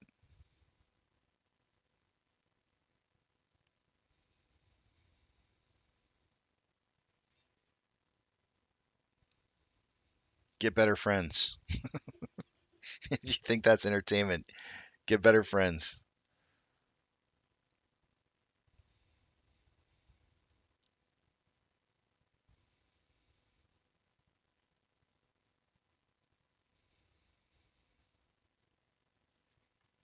I'm with you, James. It's a struggle. It's a struggle, you know. It is. This is why you get to smell the desperation or smell the ocean breeze. Take your pick. They're both good smells.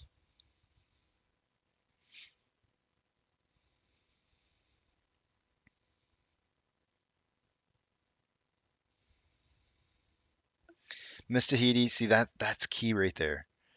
From the get-go, and I know Trey knows this. From the get-go, I've always known that this has been about community. The only reason I'm a part of this, Miss Tahiti, the only reason is because of social media. Not because I wanted to not because I wanted to be at the forefront of it like I am, but because I knew that the community could band together with community and change the way that things have happened in trading compared to the past. That's the only reason why I became a part of this to begin with, because I knew there was something more special about that. And I know Trey knows that. So be a part of the community. Don't shelter yourself. Don't isolate yourself. Be a part of it. Put yourself out there. Don't isolate.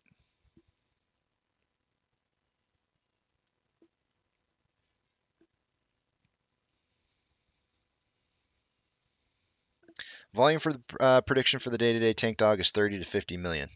Let me just check and see what it did yesterday. 34.3. Yeah, we'll probably see something really close to that. Really close to what we saw yesterday. Unless there's some kind of late day run.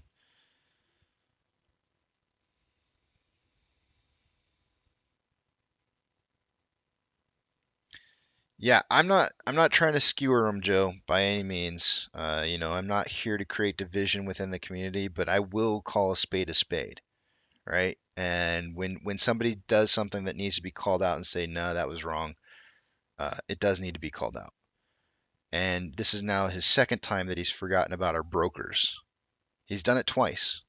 He keeps forgetting them, but he keeps focusing on the doggone hedge funds, and he needs to remember that our brokers are in this play too. It's not just about the hedge funds, Trey. Get it out of your head. This is about our brokers across the board.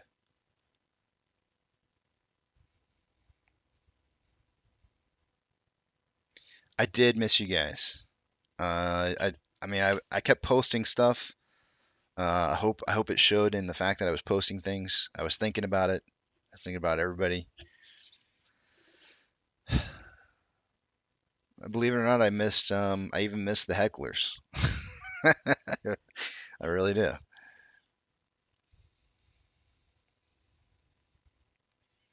Is it true bull markets make you money, but bear markets make you rich?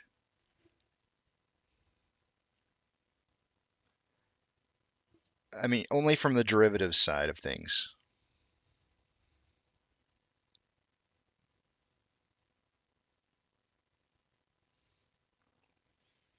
Froggy's now talking about possibly DRSing shares if research is done and is positive to help with MOASS. Eh, okay. Thanks for letting me know.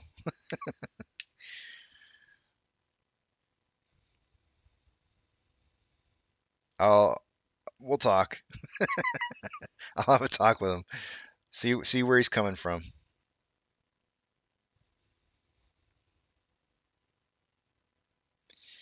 Well, they won't really disappear, but I understand where he's going with that.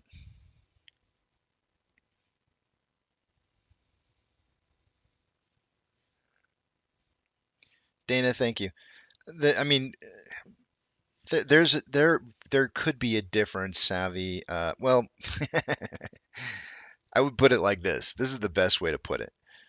If you look at the amount of participation that's happened in the Say Technologies when we were trying to figure out how many people own shares, and in this, we got like 1% of 4.1 million people. 1% participated in that. You want to talk about like participation levels? How much would we need? How many people would we need in that of 4.1 million to participate in locking the float? We'd need a lot. We'd need a lot of people. And if you look at the fact that GME's a much easier float to tie up in DRS, it doesn't make sense. It's a mute point.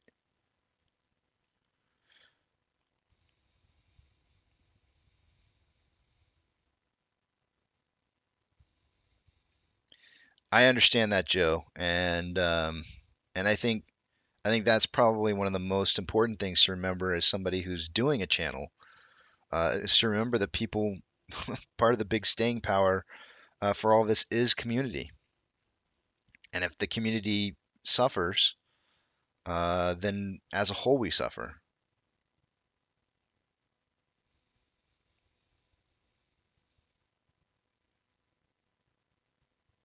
Yeah, that's not true, Savvy.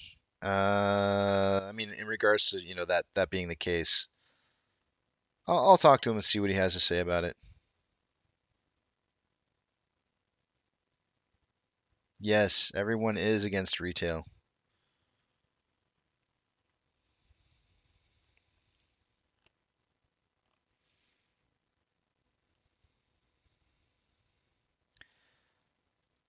So even if they lock the float, Savvy, they're not going to do anything about it. In order for the shares to be returned, the lenders are the ones who have to decide to have a share return of the shares that they have loaned out. And so even if all the shares were locked up in the float, in the DRS, it would cause nothing to happen. It's happened plenty of times in the past and has done nothing. The only way that you can truly, honestly lock up the float and announce that you've locked up the float is to have them locked up through DRS. And it's happened in the past, and nothing happens. Nothing results from it. And when it comes time to sell your shares,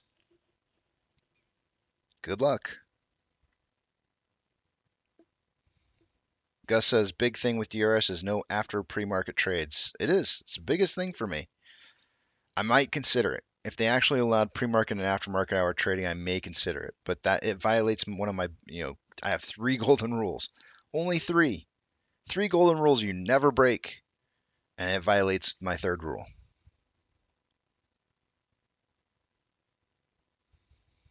Institutional ownership was 190 this morning, Caitlin.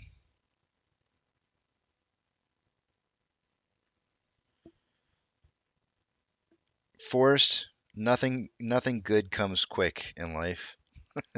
If it takes a long time for me to be your favorite, so be it. But I don't have to be your favorite either. There's no reason why you can't go out and I always say this, like go out and watch other people. There's no reason to stick around here forever. You need to go see other stuff, what other people are saying. This is why I say community is so important. Community is important. Go out and see other people. It's not me, it's you. It's not you, it's me. I don't know, but go out and see other people and see what they're saying. It is important. We need to talk.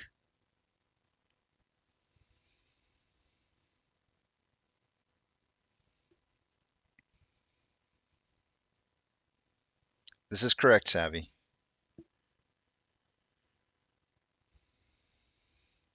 Class action lawsuits would take years upon years upon years and would tie us up in litigation.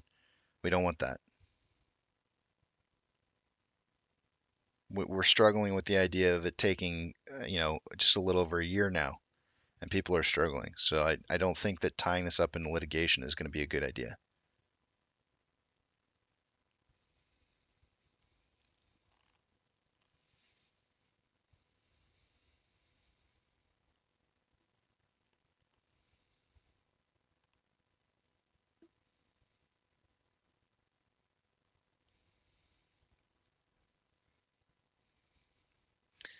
Keto, I can if I had seen it, and I have not seen it yet.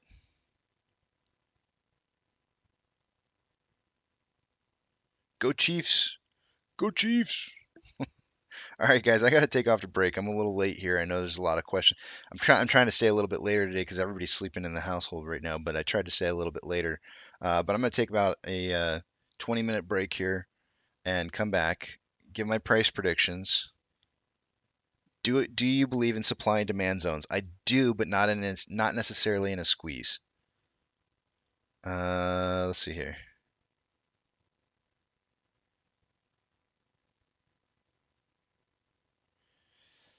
Ooh, Caitlin.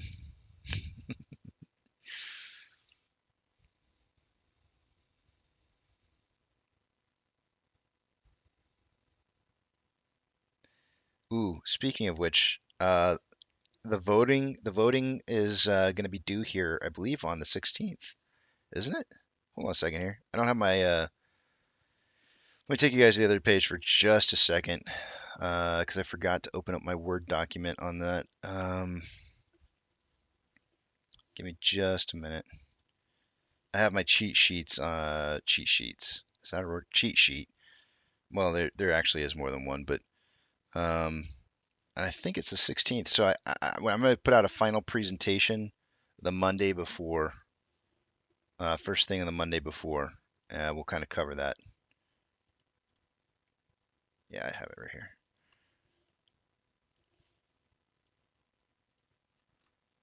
Yeah, June 16th is the meeting. Vote. Let's see. So we have until the night before. So the 15th. We'll be voting on the 15th up until the night of the 15th, which means I can do my presentation on Monday, which you guys will get to see.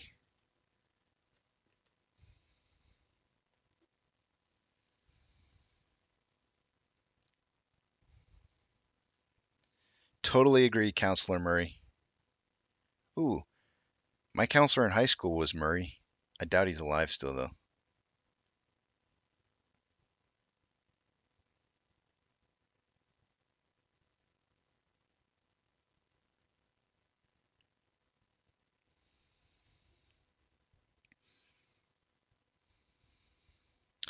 As far as confirming your votes, AMC Panda, you can call.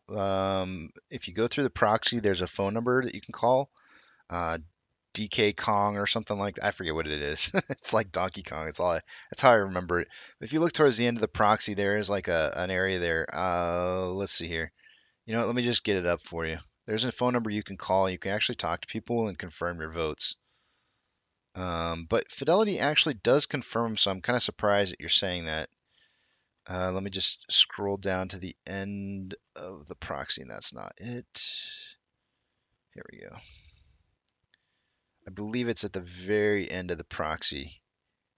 There is a phone number by which you can contact.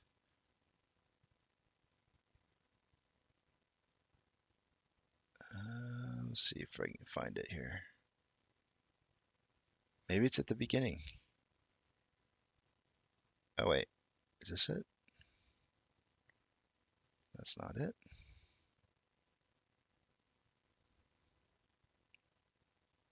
Here we go.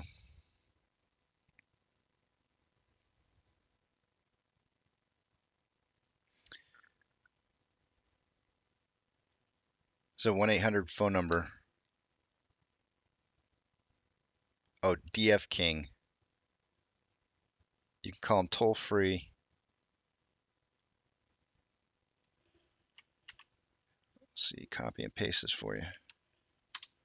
There you go. You can contact them there, and they can tell you how you voted, whether you voted, and they can verify everything for you there. It's a toll-free number, or you can call collect if you wanted to.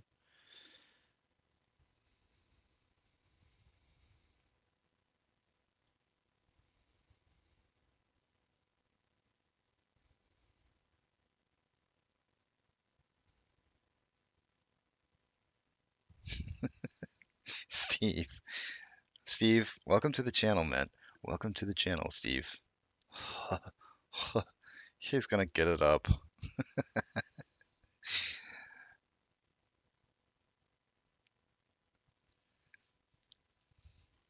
All right, guys, I'm gonna head to break.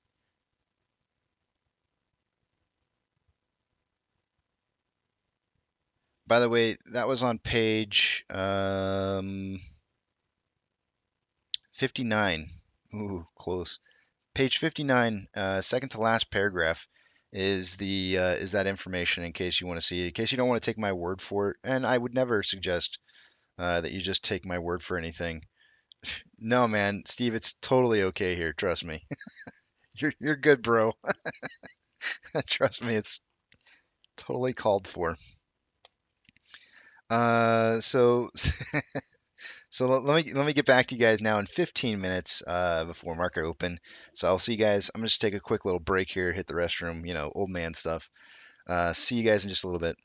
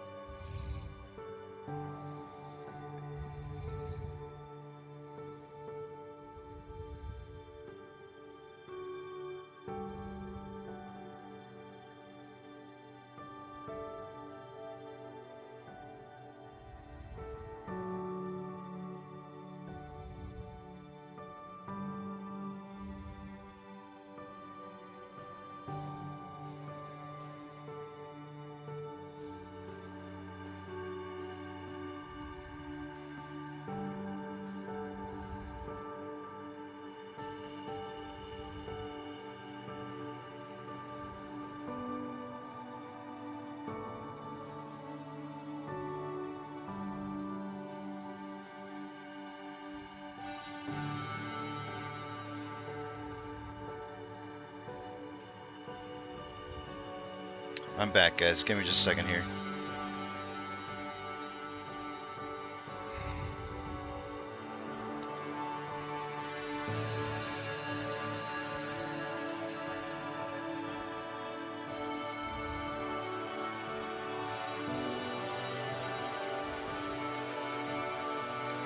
Probably let the song play out, and then about a minute more music.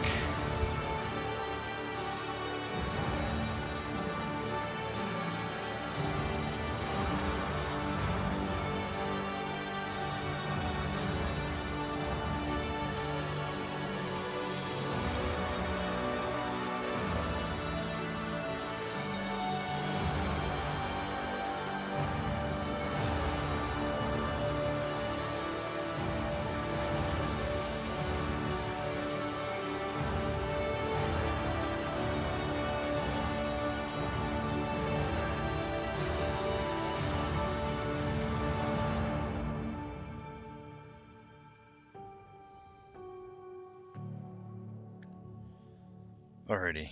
So, just to comment on some of the things you guys are bringing up here. The Prime Minister meeting with Black of Australia, was it Australia? I thought it was somebody else. You, you said Australia. I thought it was someplace else, but there was a Prime Minister that met in with BlackRock. I saw that. I could have sworn it was someplace else. But anyways, met with them, and you're saying that they're about ready to dump their investments in that country as use of collateral. Um, she did not look happy leaving. I'm not sure if it's because she was getting hit up, but yeah, a prime minister visiting BlackRock.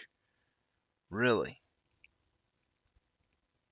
that really did stink big time to me. So yeah, I thought that was really kind of some weird stuff going on there. Another thing that was said here, as far as algorithmic trades, and if computers are all doing all the trades. Also, Yo had mentioned it was New Zealand. See, yeah, that's what I thought. New Zealand sounds right to me. Uh, um, you had mentioned earlier, do you think that our price, our actual orders are making it to the lit market?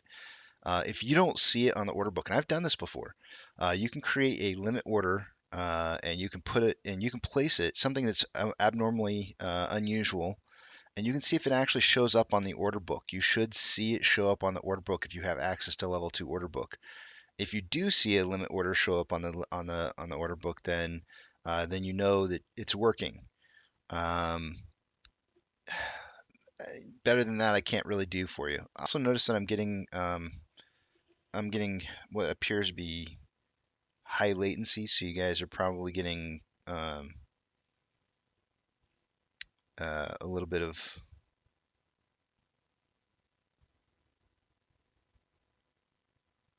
you're probably getting a little bit of a delay or buffering.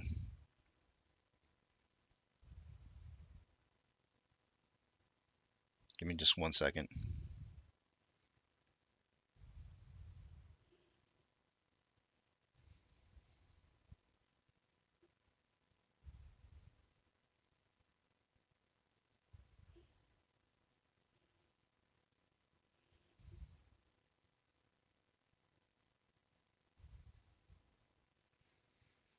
Give me 1 second. Trying to fix things up here.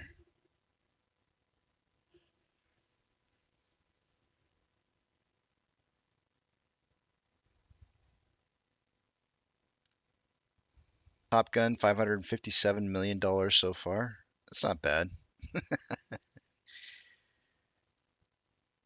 Somebody had sent me a message regarding a petition for Rule 304A4, request to invoke or amend. And basically, they're asking for a 2-week suspension in the dark pools across all ATS dark pools for at least 14 days. Uh, Boy, would that be interesting. So the petition actually is up there for SEC ruling. We can kind of cover that. I think that's actually really kind of important and key. Um, as far as price prediction goes for the day today, I think I'm going to go. We're starting to get a little upwards movement here, and I think that might just be the beginning portion of the morning. But I'm going to suggest that I'm going to go with, yeah, I'm going to stick with it. 10 to 13 is going to be my price prediction for the day today.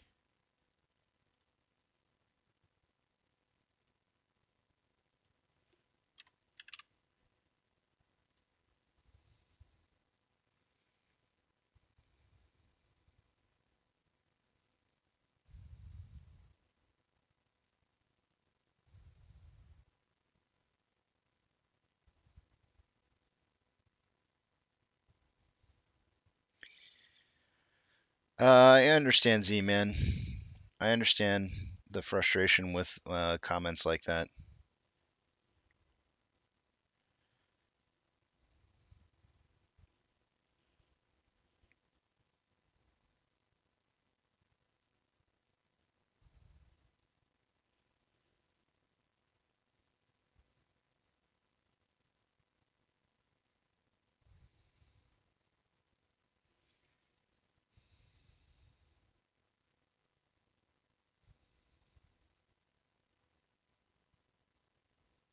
I think it was six.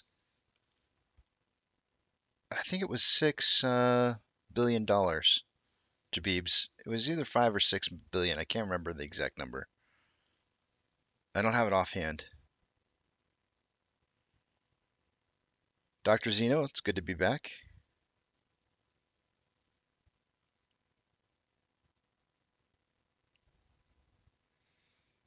Yeah. Okay. So I've got price predictions in for everybody. I'm 10 to 13. Eric is going 1062. Man, you guys are coming up with such weird numbers lately. 1062 to 1362. Keto's going 1078 to 1378. Monty's going 1047 to 1347. Such oddball numbers.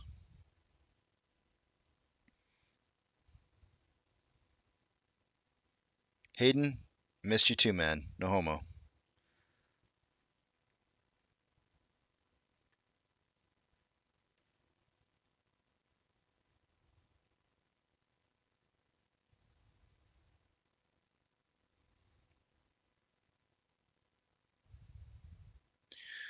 Ooh, John, that's actually an idea that I had a long time ago when DRS really started kind of becoming a big issue. I said to myself, myself can attest to this. My mom, actually, I said it to my mom. I said, what if, actually, she may have been the one that said it. Let me give her credit because I think she may have actually been the one that said it. I think she said, what would happen if apes decided to create their own brokerage and just transferred all their shares over to their own brokerage.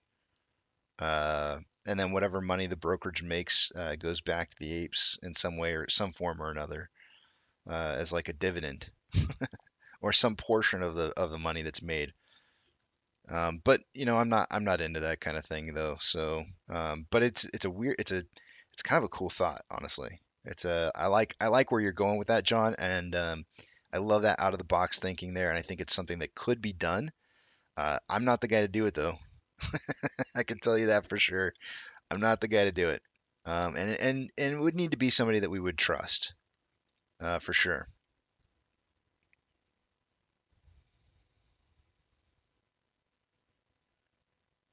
Yes. So the proposal to cut out the 2 week, I'm gonna have to take a look at it, Ketticut, and I'm gonna look at it with you guys as soon as aftermarket opens. I haven't actually. I'm actually just reading this for the very first time, so uh, it's a 4-page document. It looks like a lot of some of it's fact finding, um, which is actually pretty cool.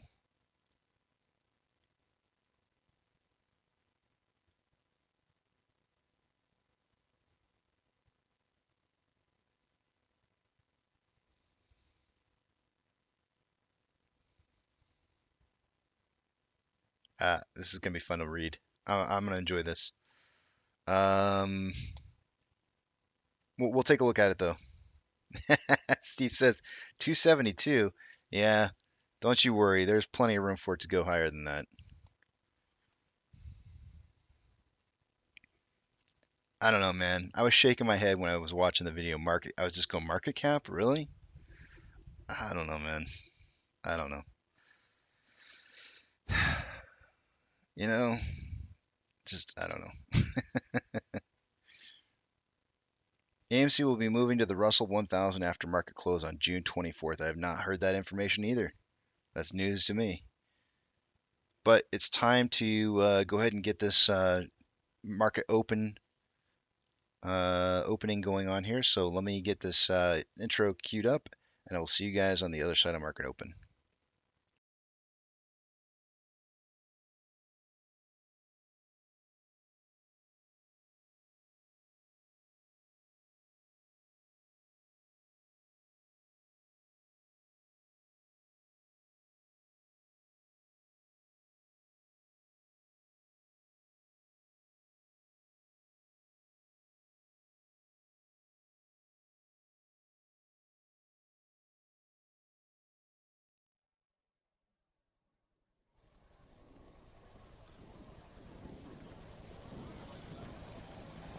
T-minus 90 seconds and counting. All systems are go. We're about 90 seconds from the launch of Space Shuttle Discovery.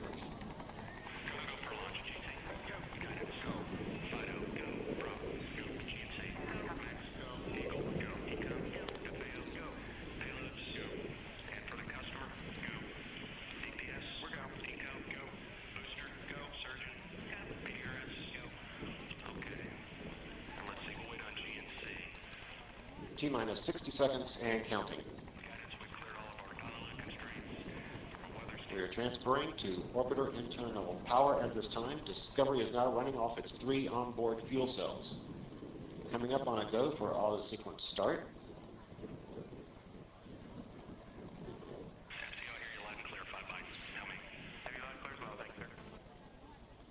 Go for auto sequence start. And we have a go for auto sequence start. Discovery's onboard computers have primary control of all the vehicle's critical functions. T-minus 17 seconds and counting. 15, 12, 11, 10, 9, 8, 7, 6, start, 2, 1, booster ignition, and liftoff of the Space Shuttle Discovery, returning to the space station, paving the way for future missions beyond.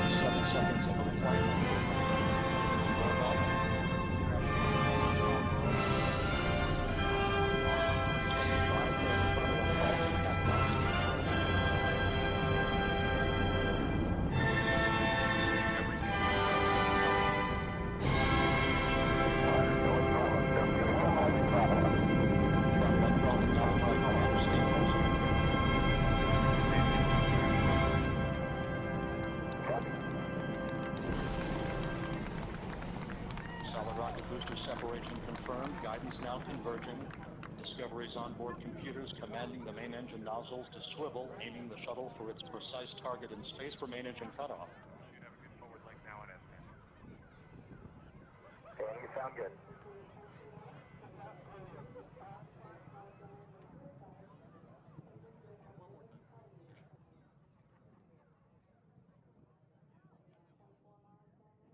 Houston, negative return. Copy, negative return.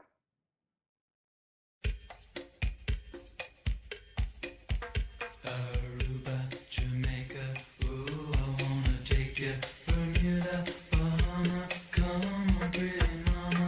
Key Largo, Montego, baby, why don't we go? Jamaica, off the Florida Keys. There's a place called Kokomo. That's where you wanna go to get away from it all.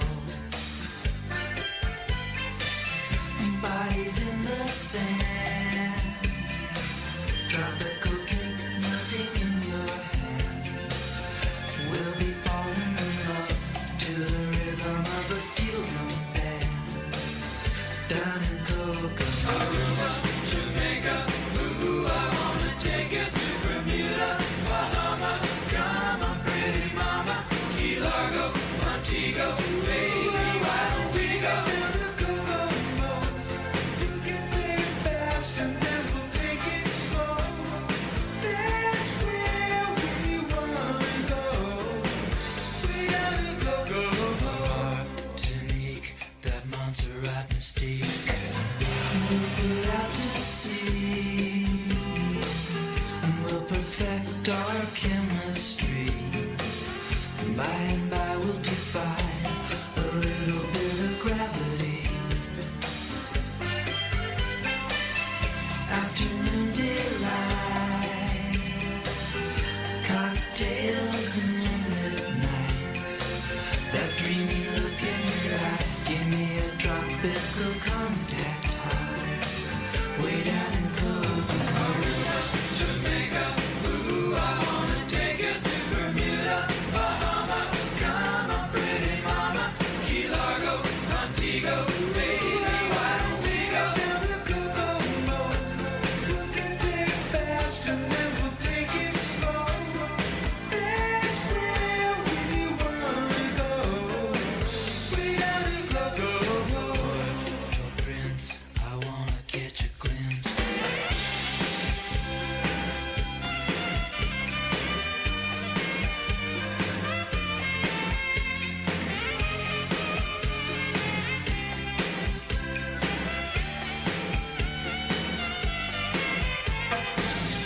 Everybody knows a little place like Kokomo. Now if you wanna go and get away from it all, go down to Kokomo. Jamaica, ooh, I wanna take you to Bermuda, Bahama, come on, pretty mama, Key Largo, Montego, baby, why don't we go down to Kokomo? You can play it fast and then we'll take it slow. That's where we wanna go. Way down in Kokomo, Aruba, Jamaica, ooh, I wanna take you to Bermuda, Bahama, come on, pretty mama, Key Largo, Montego,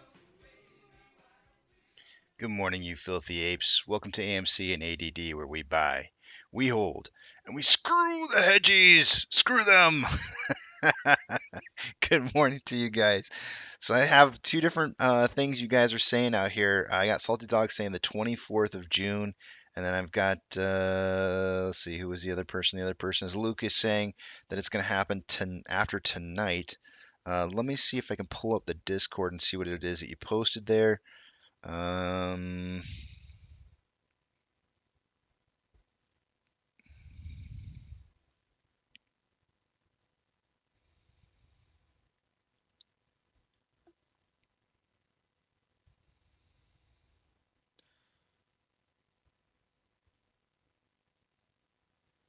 June is the month that the preliminary reconstruction portfolio is communicated to the marketplace. Beginning on June 3rd, preliminary lists will be communicated to the marketplaces, and updates will be provided on June 10th, 17th, and 24th.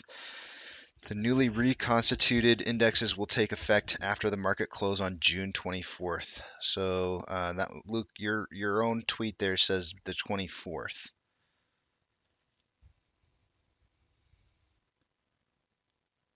Let's see here.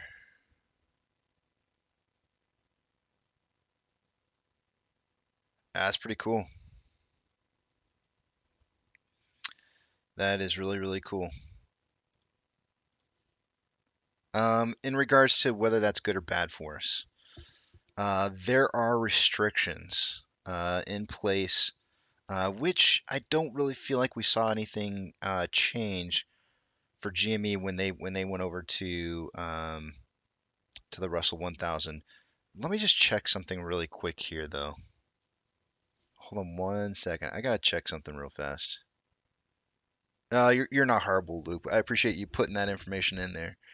But let me check something out here. I could have sworn.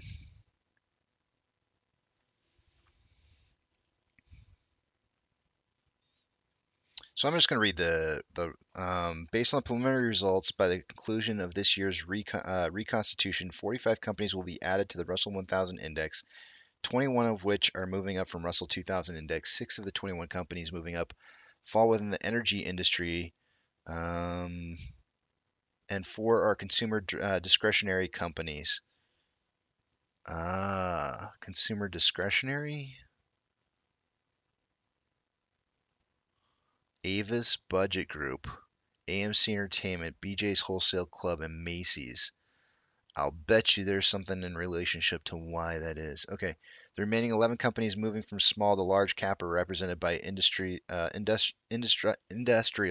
technology, real estate, healthcare, consumer staples, and basic materials industries. At this year's reconstitution, 6% IPOs are being added to the Russell 2000 index, 4 of which are classified. Okay, we don't care about that. Value stocks continue to outperform growth stocks, continuing to trend that began Q4 2020. The Russell 2000 Value Index saw a total return of 7.7. So yeah, so I'm not exactly sure.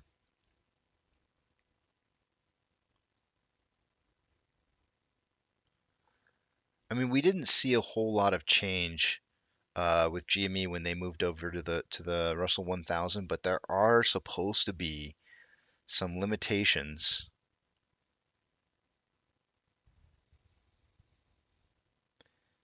on shorting of a stock in the Russell 1000,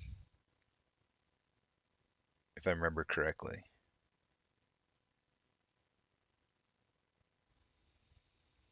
And I need to go through and relook that up. It's been a hot year since we've been last talking about this, and I'll have to go back and check out a lot of the old information that I had looked up before. This will definitely. Hmm.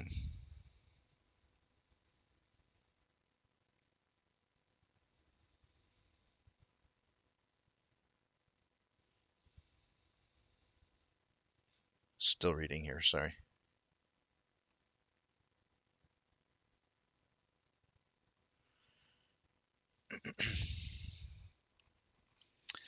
I would assume that that means that our all of our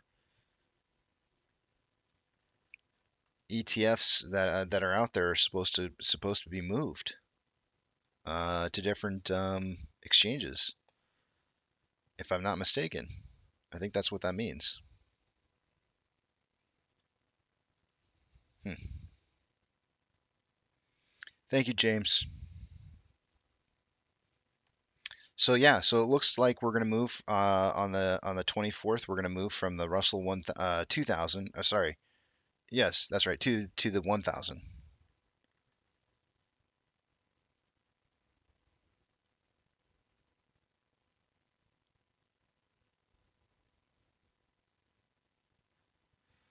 Prometheus says, "I'm not a filthy ape. I took my yearly shower 4 months ago. I'm good for another 8 months."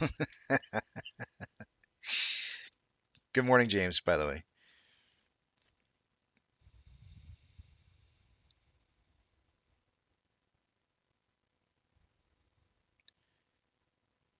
Okay, so yes, Cassius is talking about the petition on the SEC for GME to be restricted from the dark pools.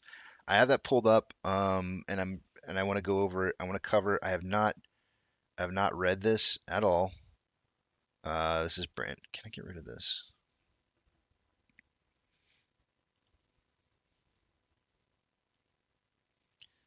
Let me throw it up to the side here, over here.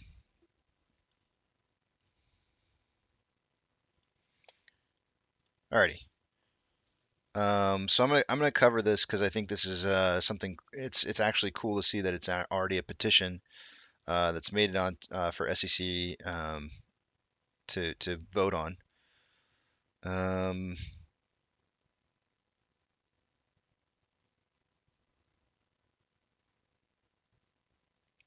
Z-Man, I talked about it first thing this morning. Go back and check out what I had to say about that earlier. All I can tell you is this. I'll just briefly summarize everything. In the long run, there's a individual or a institution that owes you money, and it's your broker. Never once did Trey talk about your own brokers, and I don't understand that because it's not the hedge fund's responsibility to pay you. It's not their it's It has nothing to do with hedge fund. They don't pay you money. It's your broker. Your broker pays you your money. Every single one of our brokers are financially liable for every single share it is that they own, and they have tons and tons and tons of money.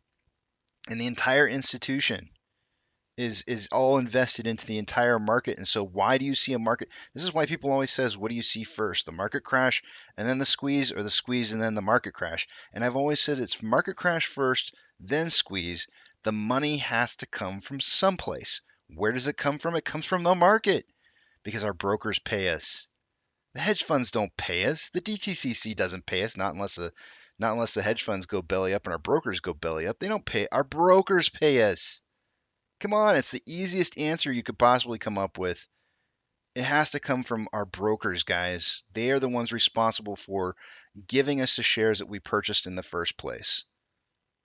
Where's that money going to be found? It's found in the market. It's there. It is all there, waiting for us. The price depends upon us. We dictate the price. We own the shares. We decide when we sell. It's our broker's responsibility to give us the money. It's really simple. It's not hard. It doesn't take a genius to figure out. Rule 304A4, request to invoke or amend. Miss Vanessa Countryman, Secretary, Securities and Exchange Commission, filed via email, read public request for making Rule 304A4 request to invoke or amend. Dear Miss Vanessa Countryman, this public request for rulemaking in the form of a petition to the SEC is to ask SEC to invoke the SEC Rule 304A4 to remove GME and AMC across all ATS dark pools for at least 14 days. If this rule does not allow for individual equities to be removed from the ATS dark pools, then there is a flaw in this rule and it needs to be revised. If that is the case, we are petitioning for an amendment to this rule to allow for individual equities to be removed from all ATS. This rule can be found on Federal Register release number ... who cares? We retail investors are petitioning to invoke this rule for the stock tickers AMC and GME immediately because we believe that retail investors own a high percentage of the free float, and yet through ATS dark pools, the stock price is able to be suppressed by market makers, hedge funds, prime brokers, and banks. During the 3/11/2022 AMC Q4 earnings meeting, it was stated that retail investors own 90% of the legal free float of the stock. During the 3/17/2022 GME Q4 earnings meeting, we learned that retail investors owned about 25% of the legal free float through just one brokerage, Computershare. Again, you guys are talking about earlier about like, why don't we just DRS our shares more? Look, all they could get through so far on GME is 25%. You know what I'm saying? This is why. This is why DRSing our shares is a dumb idea. We're not going to get it. We're not going to get it. And to sit here and say or suggest that we're going to get there when GME has a much, much smaller float and can only get 25% in there, just look at DRSing as being something that is going to be good for some people and not others. You have to make your own decision on how you want to sell your shares. But my golden rule number 3 is if your broker does not allow you to sell your shares in the pre-market or after hours, then they're not the broker for me. I'm not talking about anybody else. I'm talking about myself. You have to make your own decisions. But I'm not going to be told when I can and can't sell my shares. Nobody's going to let me do that. I'm going to decide.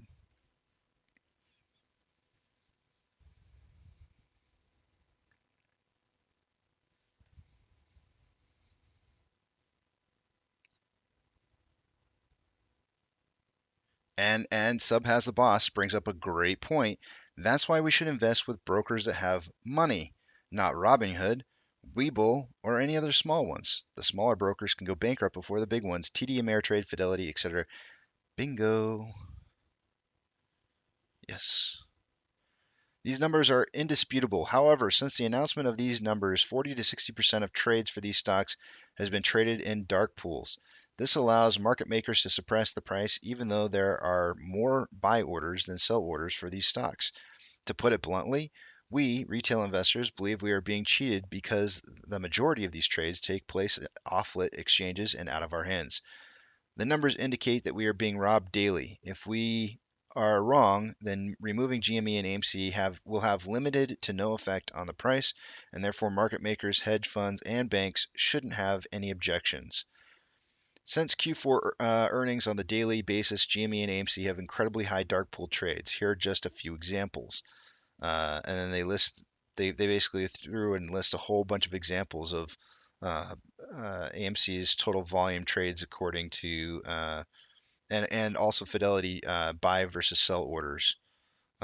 Information that I cover on a daily basis, and we have history of it, which I love the fact that I record this stuff. I love it. I love it because it's historical now, and you can go back and you can pull it up at any given moment of any given time, and you can find the information, and it never goes anywhere, and you can find it. It's all there for the records. To further drive home the market manipulation, on Thursday, March 31st, 2022, GME announced a stock split dividend. The stock soared over 15% in the after hours due to the overwhelming positive response. All projections for Friday, April 1st indicated it would be a strong bullish trading day. According to Fidelity, GME was the number one traded stock on Fidelity with 11,367 buy orders versus 6,425 sell orders. The stock traded that day around 13 million in volume, but over 60% of trades went through ATS and stock fell by around 5%. How is this not stealing from retail investors? If the SEC has any hope of regaining investor confidence, they must start enforcing the rules that are already in place or revise them so they can be applied. Because of their unusually high retail investor interest, GME and AMC provide the SEC the opportunity to begin regaining our trust. By removing them from the ATS trading to allow the price to be suppressed through dark pools is to allow market makers, hedge funds, prime brokers, and banks to steal from retail investors by artificially suppressing the price of stocks we believe in and are buying daily. If retail investors are wrong about the price manipulation, then pulling GME and AMC out of ATS for 14 days should cause no effects in the price action, but by taking the action, the SEC will be taking a major step in rebuilding retail investor trust and confidence. It seems like they basically just repeated themselves twice here. I'm not reading what it is you guys are saying, so give me a second here. I'm trying to read what you guys are saying in between paragraphs.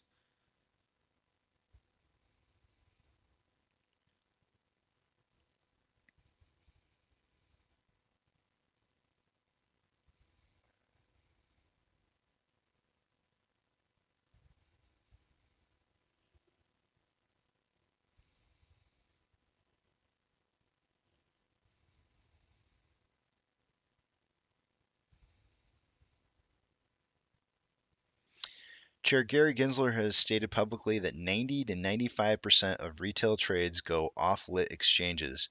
According to Stacy Cunningham, president of International Exchange Incorporated, in some of the meme stocks that we've seen or stocks that have high level of retail participation, the vast majority of order flow can trade off of exchanges, which is problematic.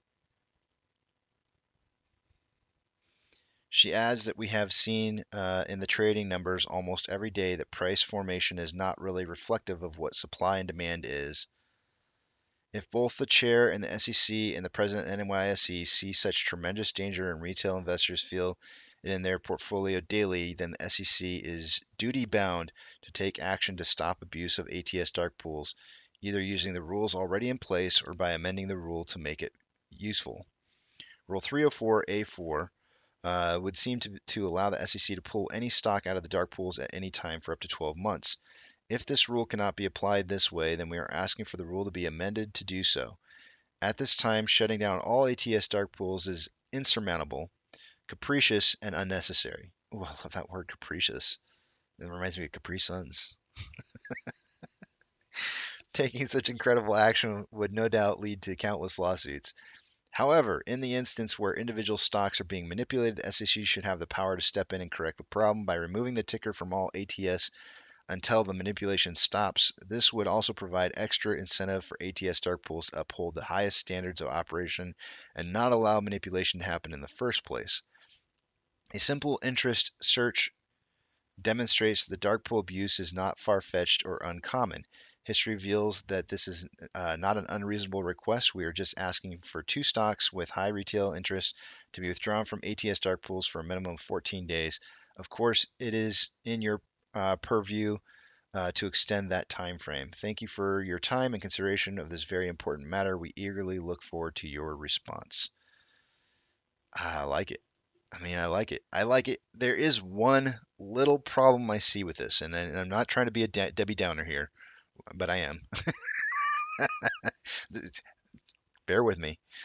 Um, if the SEC deems that there is some type of market manipulation that is occurring due to this being changed, if they were to enact this, if they were to take us off the ATS dark pools for 2 weeks and that they saw that there was some type of market manipulation that was occurring, then they could potentially suspend trading on these stock tickers long enough to do an investigation, and you know how that would work out. So there is that. I'm a little hesitant, a little bit, in not letting this just play out the way that it's supposed to play out naturally, which I know that everybody wants to just see something happen.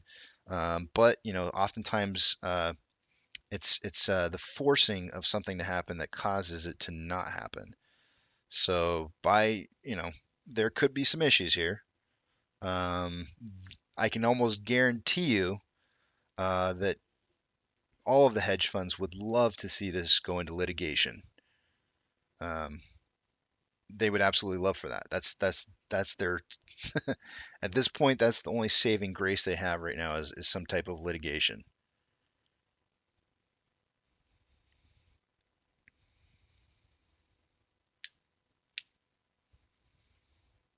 Sorry, Mr. Heedy. I just got done with the beach and I couldn't help myself. And it was in the title. And you know what rhymes with breeze? Squeeze. That's so cheesy. Cheese. That rhymes, that rhymes with it too.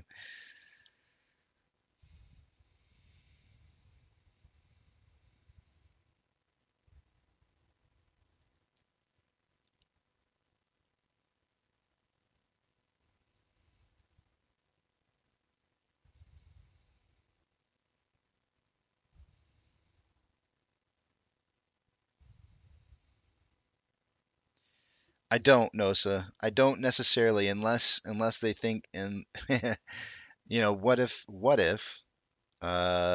they actually did pay attention to this request?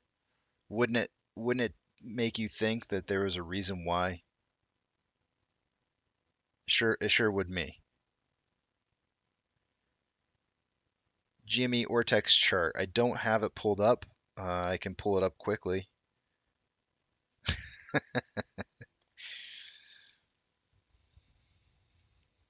Ooh, I don't disagree, Dr. Zeno.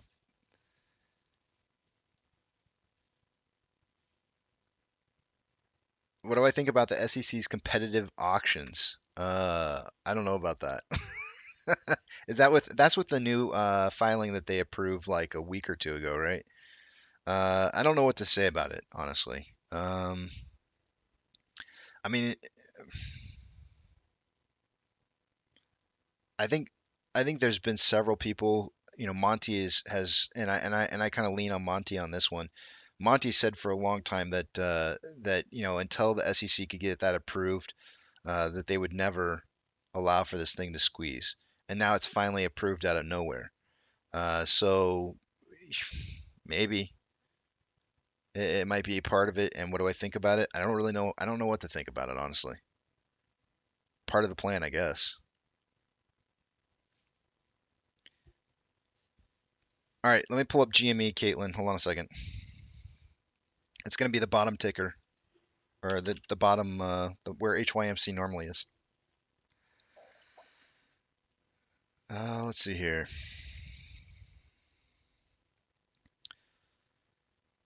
Their short interest, so the free float is 28.99%. Their cost of borrow is at 130.76.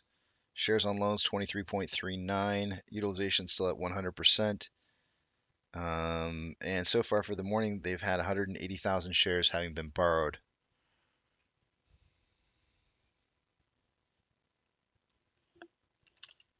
Oops. And it's 2 minutes away from time to do the numbers, so let me go ahead and refresh Fidelity while I'm at it. Refresh.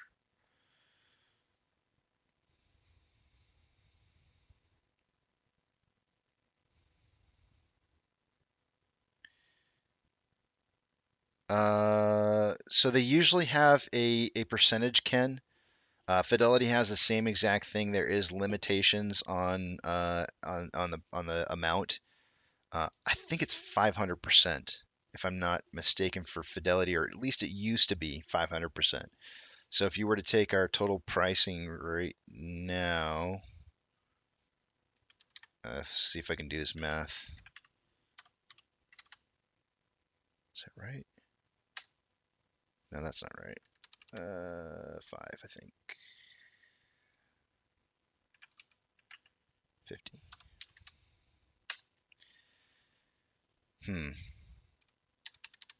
Hold on a second. I'm really bad at math. I gotta let Excel do it for me.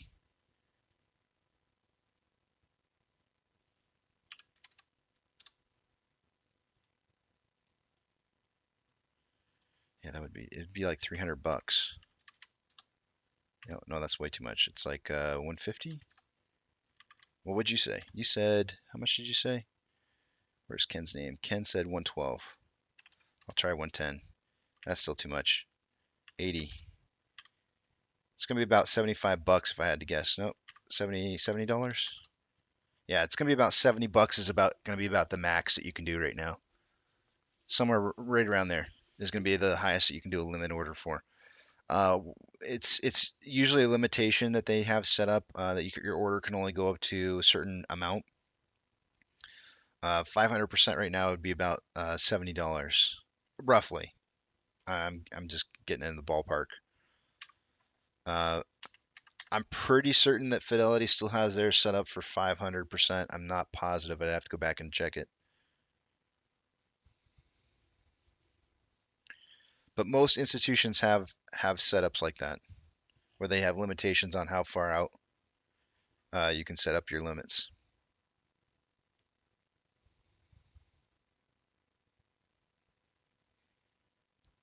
Brandon's saying it only allows 5x the price.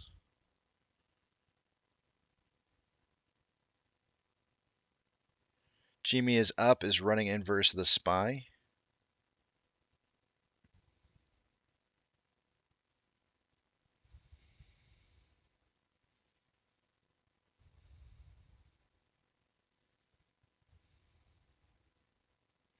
Usually it's a percentage. I'm really surprised they do it by 5x. That's kind of weird.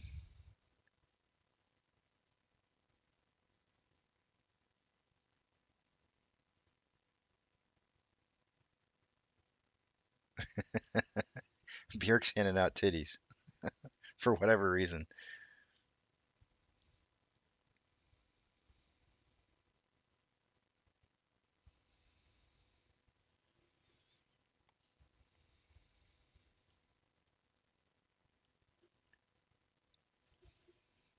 The VIX is up 3.19%. And guys, notice the left-hand side of the screen here. We got a bunch of red, and the only two that are up right now are GME and AMC. Just throwing that out there. Just saying. It's time to take a look at our numbers. Luke wants to be passed out. We need volume. Yes, we do. Low volume doesn't always mean price can be manipulated down. It can also be manipulated up.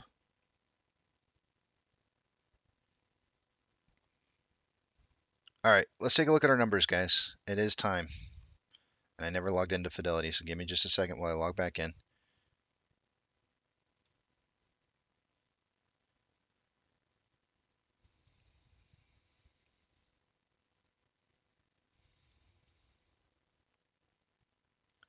Alrighty, let's take a look at numbers. Don't forget, guys, when I'm over on this page here, I will not be able to see what it is that you're writing.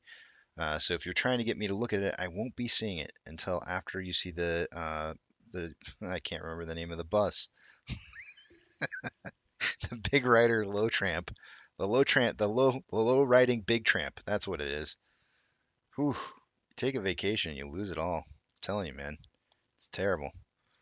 I was stressing for a minute this morning when I first when I first started up the stream. I was like, am I gonna remember what I say every single morning to you guys? I was stressing a little. I was like, you filthy apes.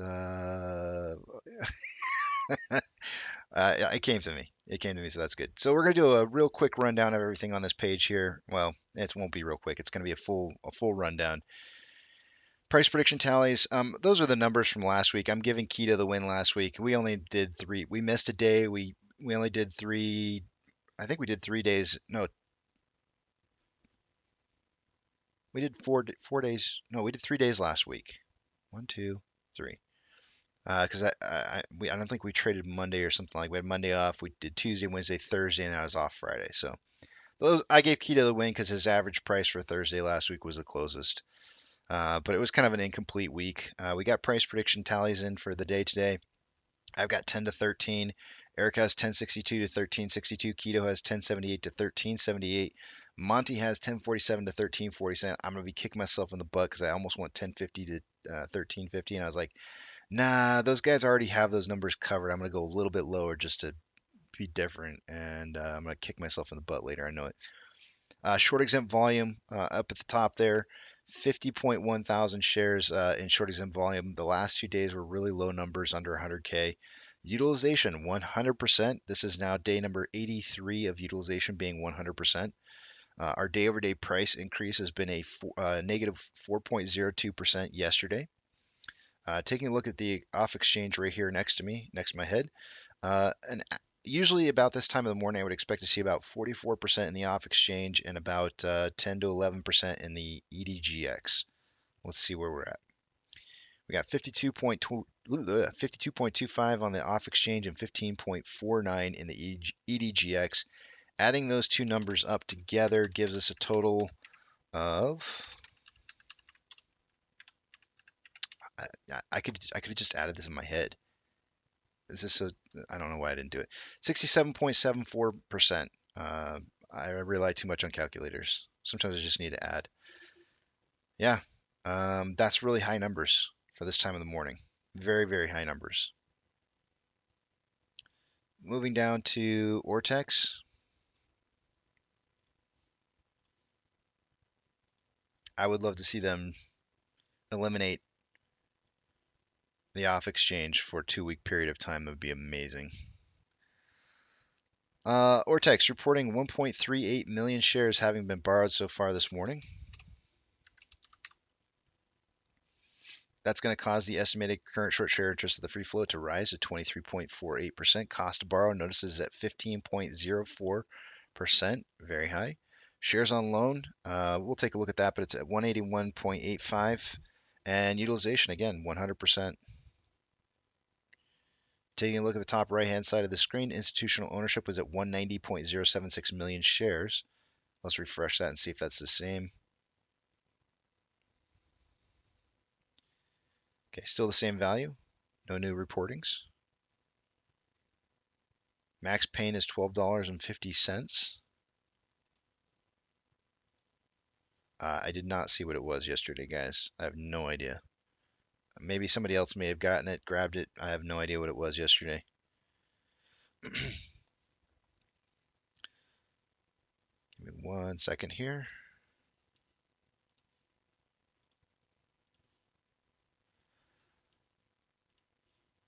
Taking a look at the options.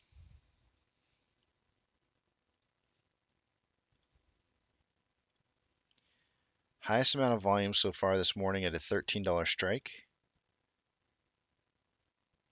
That's down from last week on Thursday. It was 15.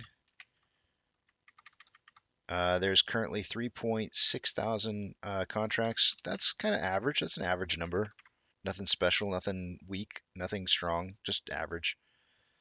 Highest amount of put volume is at $11 strike price. Last week it was 12.5 on Thursday. That's 2.1 thousand contracts. So very mild options trading day to day. Very, very mild so far.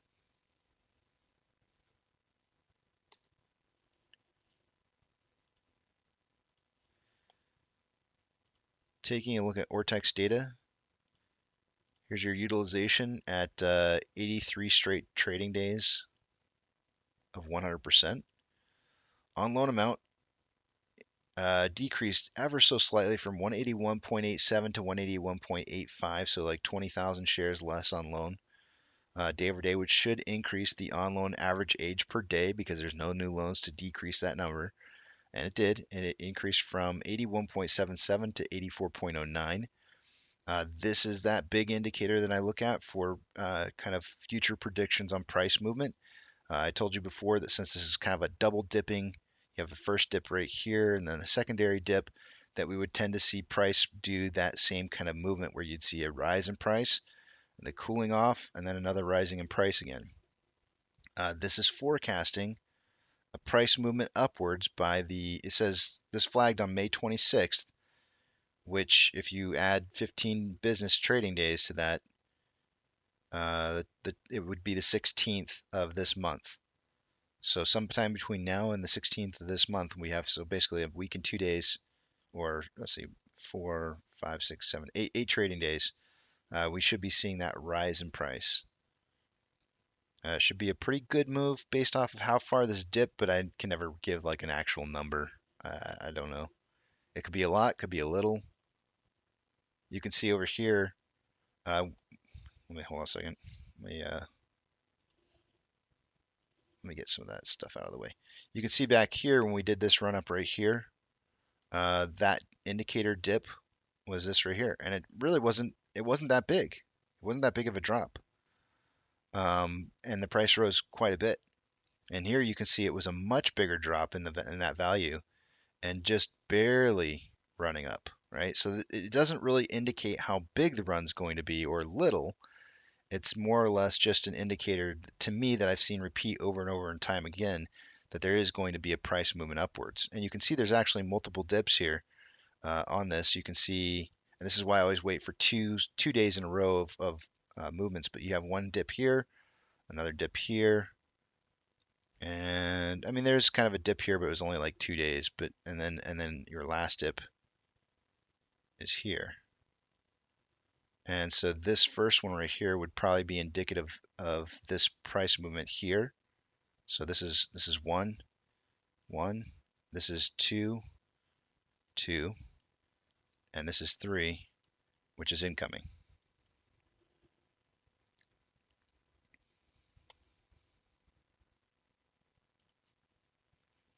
And let's see, last but not least, our estimated current short share interest of the free float going sideways day over day was at 23.37 yesterday and is the same today. And as of right now, heading upwards. By the way, don't know if you guys know this or not, exchange reported short interest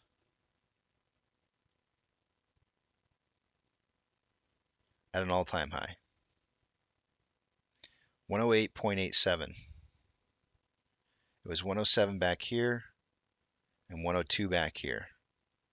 93 back here, and prior to January was 44.6. One of the highest amounts of short interest being reported since we've been in this play. Don't know if you guys knew that or not. Pretty exciting. Wealthy. All right, moving forward. Orders by Fidelity customers. AMC and GME are not in the. AMC is in the top 10. Just taking that back. 3, 6, 7, 8. I don't know why I didn't count backwards. Eighth position down from the top. 66% buys to 34% sales. I do think so hard sometimes. I could have just gone 10, 9, 8. GME is coming in here. You guys can just laugh at me. It's funny. I laugh at myself. 2021, they're in 21st position in most highly traded stocks for GME with 57% buys to 43% sales. That's underneath the buy-sell ratio that I'd like to see.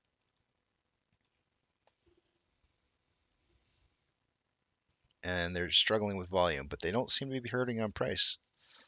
SSR does trigger at $10.76 for the day today. Shares borrowed since earlier this morning. Looks like they've borrowed an additional 200, 250.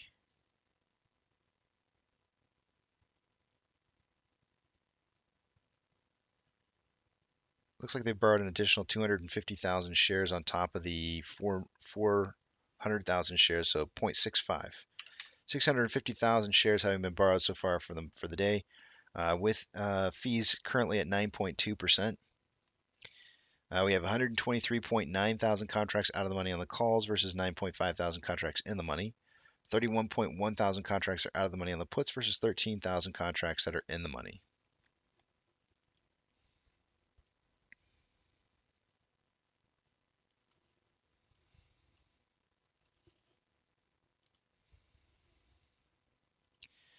NASDAQ is down 0.65, Dow Jones is down 0.62, and the S&P 500 is down 0.63. The market is currently declining over advancing, with 4,552 decliners to 2,918 advancers. The VIX is up 2.67, IWM is down 0.11, Tesla is down 2.23, Amazon is down 2.53, Cinemark is down 0.5, Doge is down 3.42, Bitcoin is down 5.75 and under 30K again. GME is up 1.57, HYMC is down 0.37, Hood is down 9%, NCMI is down 1.72, and AMC is up 2.43%. Currently, we have $1 million more dollars. Well, it's actually less than that, but roughly $1 million more in outflow than inflow. 7.53 million shares having been traded for the day today. Let's check and see what kind of pace we're on after 45 minutes of trading.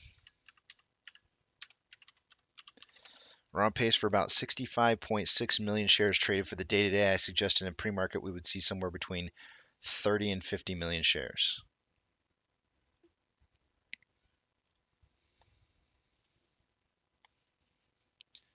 On the weekly, there's more selling pressure than buying pressure with an RSI of 37.82, which is below average. On the daily, a crossover occurred with more selling pressure than buying pressure, and RSI at 45.12, which is just about average. On the hourly, we have a crossover with more buying pressure than selling pressure within the last hour, and actually within the last 2 hours. And RSI is at 56.97, which is just above average. On a 30-minute interval, more buying pressure than selling pressure with an RSI of 66.85, which is above average. On a 5-minute interval, more buying pressure than selling pressure with an RSI of 74.16 and having at least 3 times its signaled overbought.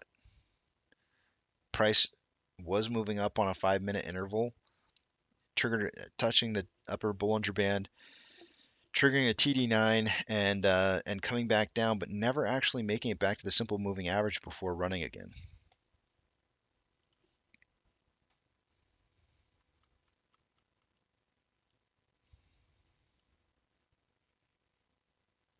And oh yeah, Ichimoto.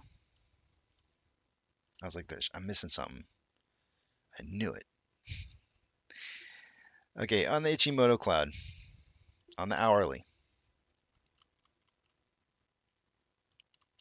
notice that the lagging line is touching the price line, so price needs to get a little bit higher and it could start rising above. That's one of your first indicators that's it's showing as a good positive sign. You can see that this orange line here, which is the conversion line, is getting about ready to cross the baseline. That's another good sign or another good indicator. Price rising above the cloud is the last indicator that we need to see in order for this to really become a buy. If some investors wanted to get in on this early with price below the cloud and they felt confident enough that it was going to continue to run beyond the cloud, they could invest early below the cloud. But you would need to see the conversion line cross the baseline before price made it into the cloud, which means price would get really close probably. Um, that would be a judgment call, and I wouldn't really kind of count on that too much. Taking a look at this on a 4-hour chart here, we have conversion line well below the baseline. Baseline is trending downwards towards the conversion line. Lagging line is below price line, and price is below the cloud. It's going to take some good strong movement upwards to get this to change. Price does like to go up through red and down through green, although it can happen the other way around. As you see back here, price attempted to go up through the red, never quite made it, and actually went through the green. It's possible. I have seen it happen. It's just not typical.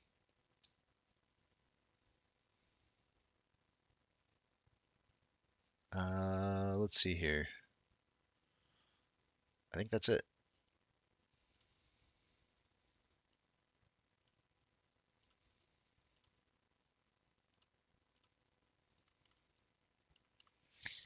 And by the way, for those of you who are not familiar with Ichimoto Cloud, what you need to know is that it's not a good indicator to be looking at on short term. So like if you're pulling up Ichimoto, perhaps on like a 1 minute scale, not a very good indicator.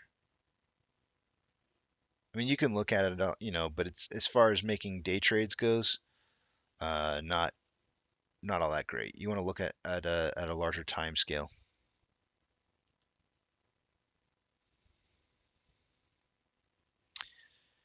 And with that, I'm going to count our bottom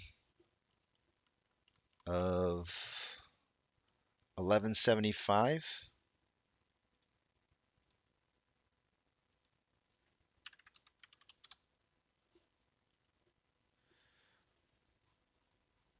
We need to see price break through.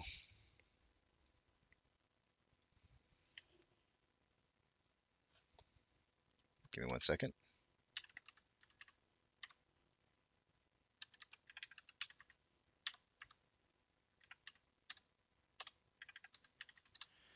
$13.51 in order for us to reset synthetic price failure. So I'm going to bring this blue line down here.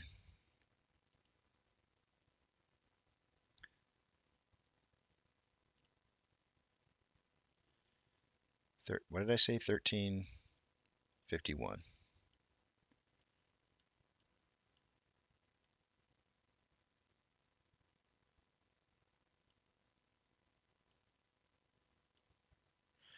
We would need to see price break 13.51 before we would know that we were trying to reach for new highs.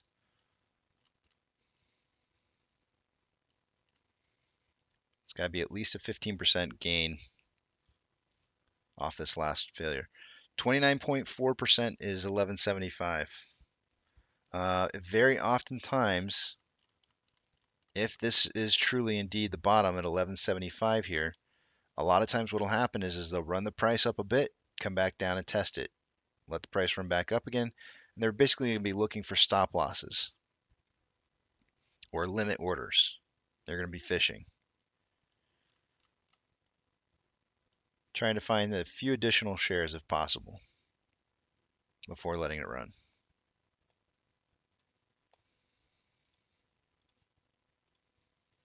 And with that, I can see what it is you guys are writing again. Cost to borrow average, Dr. Zeno, was 15, just a little over 15, 15.04. That is correct, BioLife. On the 24th.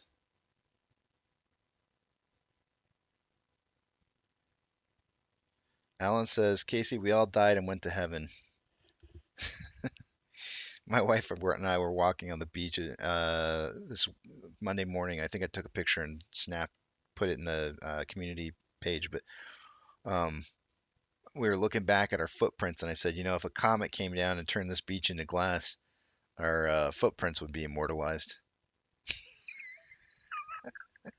This is the kind of romantic person that I am.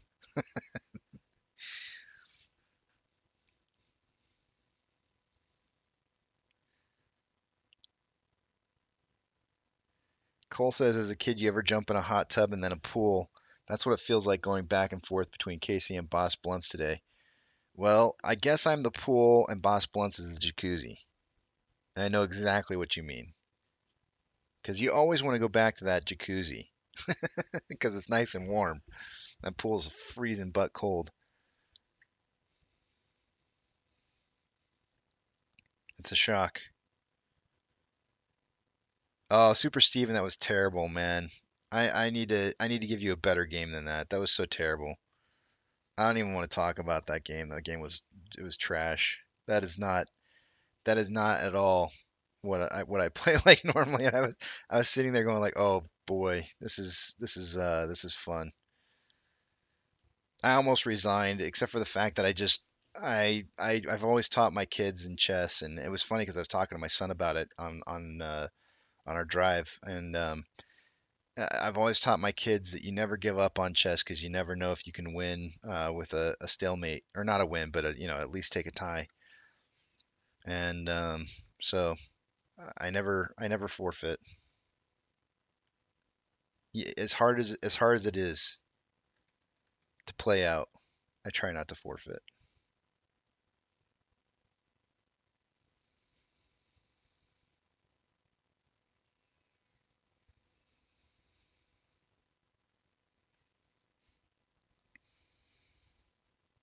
Thank you, Space Ape. We did. We had a good time. We enjoyed the beach. And I didn't get burned.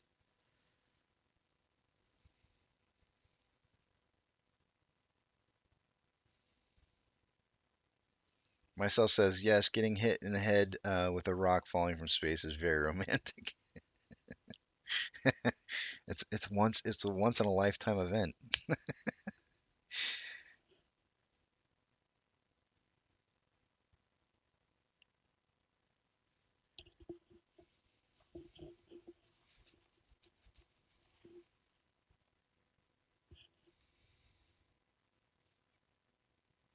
Hayden said, I was thinking if they shut off the dark pool for 2 weeks, it won't matter. The trading would be halted in 2 minutes. That's very possible. Wouldn't that be something?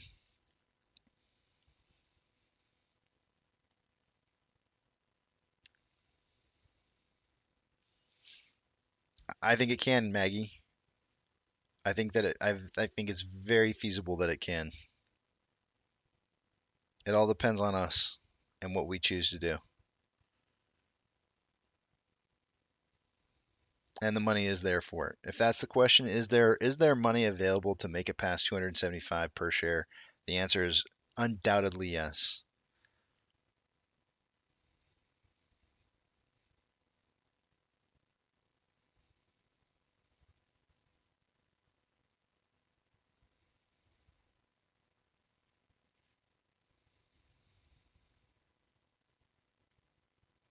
Yes, Space Ape, they are. Every single share on their books they're responsible for. This is exactly why the DTCC negotiated with Robinhood and several other brokers to take away the buy button. They were about to be margin called. They needed to have their margins improved so they could avoid being, catastrophe of the market. They would have had to liquidated everything. Everything is gone. Fire sale.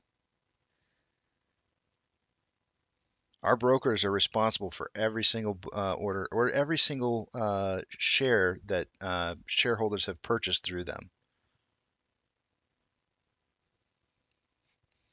I did, Sam. I said them first thing this morning when we came on because I knew that was going to be a topic of discussion. Again, how one of the easiest things to think about escape Trey. I have no idea, but it's the second time he's done it now.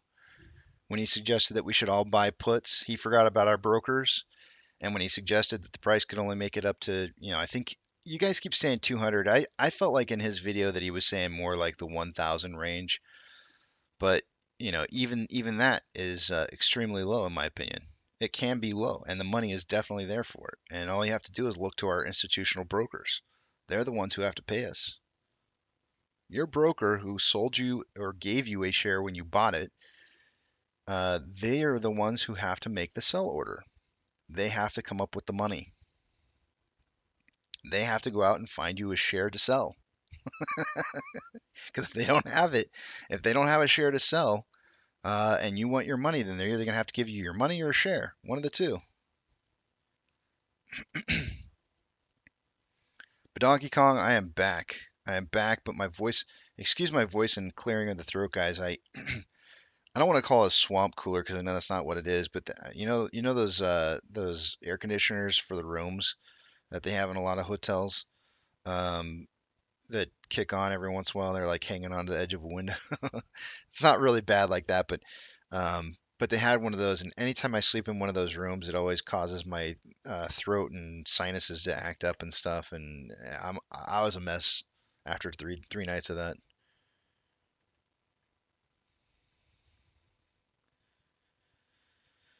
Casey, so the hedgies pay the brokers for the synthetics. No, our brokers have to find shares, right? So the hedge funds, if they don't have the shares to trade, if the market maker doesn't have a share to trade, our broker has to find the share from somewhere. If they do a share recall, then of shares that are on loan or whatever, in order to get the shares that they need in order to make the trades that they have to make, then the unraveling begins, right? And everybody who is responsible for the unraveling is responsible for coming up or coughing up the money. And this is all happening super, super quick. So, if there's a handful of people that sell at a specific point in time, there's going to be massive movement in the market to try and unravel things.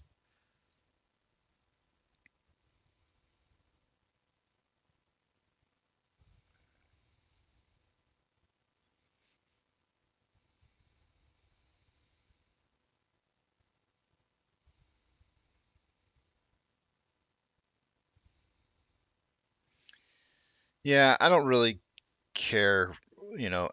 I think Trey just needs to take a step back and look at it, who it is that he relies on for bouncing ideas off of. Because I do it. I'm sure he does it. If he's gonna sit there and say, nope, I'm me by myself, then maybe he needs to fix that. Maybe he needs somebody. If he does have people that he relies on to bounce ideas off of, then he needs to change that up because this is the third time now that he's really gotten a bad perspective and not had a correction or anybody who stood up to him and told him like, dude, this is not like, why are you even saying this?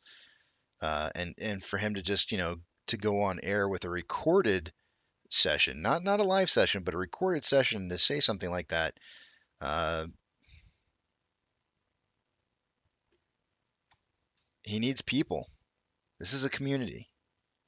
If you don't have people that you can talk to about ideas, then you're what are you doing? What are you doing? We have community, guys. We don't have to be on our own. And as an influencer, he doesn't have to sit there and put out videos talking about $200 price tops. He can discuss that with somebody and say like, do you see, is there a way that I'm not thinking about this correctly? Am I missing something? If he doesn't have somebody who's willing to sit there and tell him he's missing something, then he needs to find that person. He needs to go out and say like, what am I missing here? And when he finds that person, he needs to hold on to them like they're gold. because that's what he needs. He needs to get away from people who are just yes, yes, Trey, yes, Trey, and he needs to find somebody who's a better friend and is willing to sit there and tell him like, no, I think you're missing something here. And if he doesn't have that person, he needs to find them.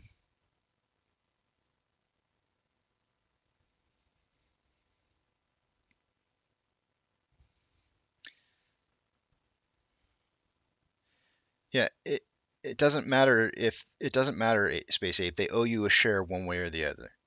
They owe you share or they owe you money. One way or the other, they have to give you that. So, for example, let's say you were in a brokerage, say like Robinhood. If they go belly up, then then it would fall into the DTCC's hands to make things right. And that's when you start seeing that's what we're really looking for. We're waiting for that to happen. We're waiting for the DTCC to have to step in and start fulfilling orders because a broker's gone under or can no longer fulfill the obligations that they have to their shareholders.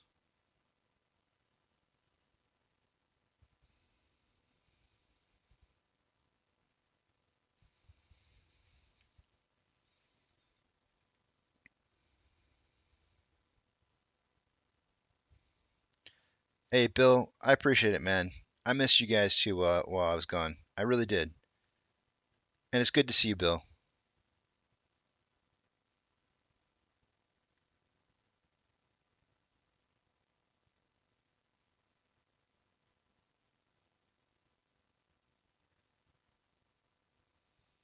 Trey changed his tune to the Tesla type squeeze after last June's run up. He was giving next fib level based on the last run. let me just throw this out here to you guys. Let me throw this out. This is the GME model, and it's a very loose representation of what it is I'm trying to show you here. But this is GME's price run from starting on 1.8.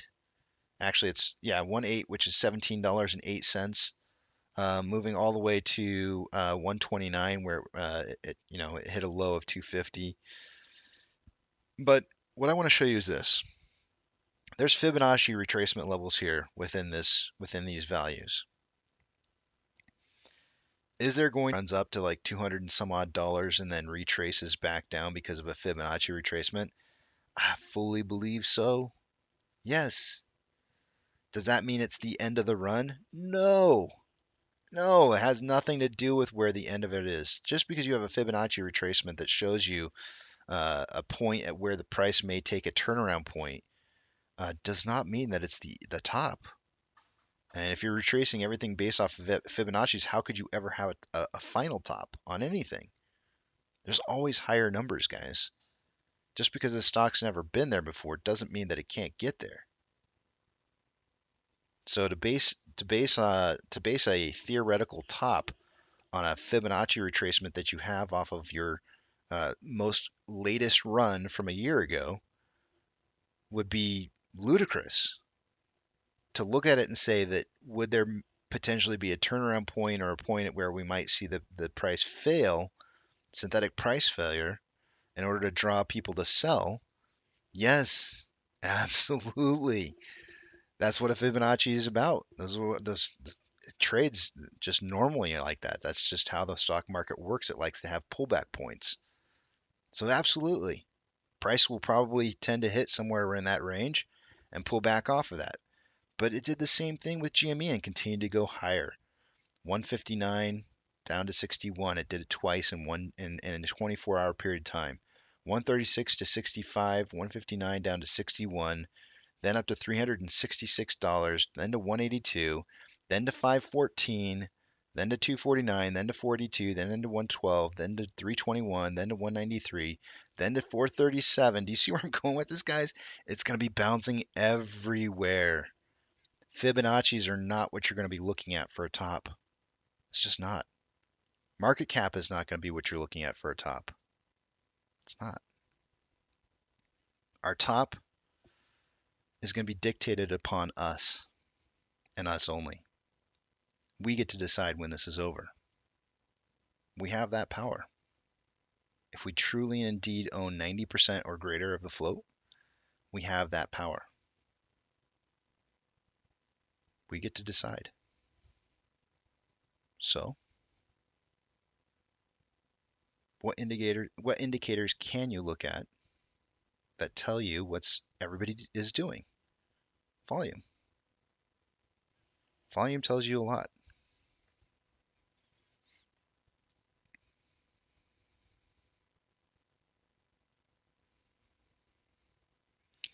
I agree, Donkey Kong.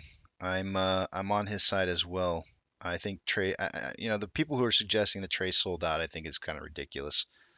I just think he needs better friends, man. He needs better people to bounce things off of than whoever he has now, or if he has nobody, he needs better friends. And this is an amazing community, and there's lots of amazing people in it. And I know that because I know firsthand because I've found them. So, and they're not hard to find.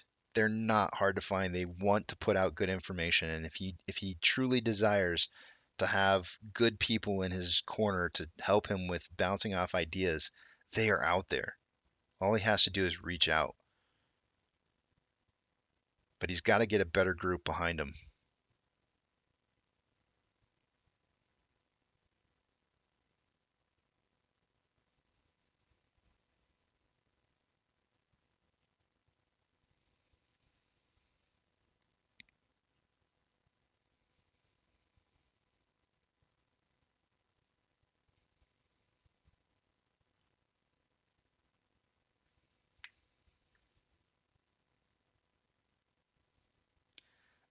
Sub has the boss. I think that GME split will cause something to happen.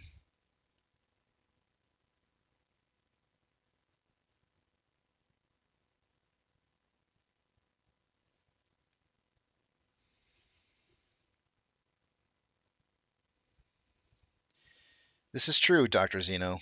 This is very, very, very true. Is in response to what you have to say there, there was one thing that Trey said in that video that I agreed with more than anything. The idea that they're going to take the buy button away again, trust me, it's going to happen. I fully have complete faith that they will run that buy again. That is not out of the playbook. So, you know, and Trey's right about that. He said that, and I believe he's right. It's definitely in the playbook, and it will be coming. So, but we have this is the second time we've gone through this. We know now that that doesn't necessarily mean that it has to be the end. It doesn't.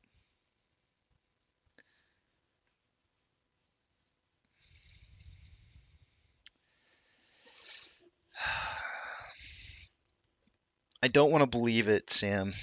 I mean, you might be right, but I just don't want to believe it. I want to, I want to believe in better things than that. Um, I've seen him flip flop before, and I think he could do it again. He went from share dilution to no share dilution, and he hasn't flipped back. If he flips back to share dilution again, then I might have to have a different set of mind. But he did flip flop on share dilution, and he stands against share dilution now, and I think it's because he realized what it does.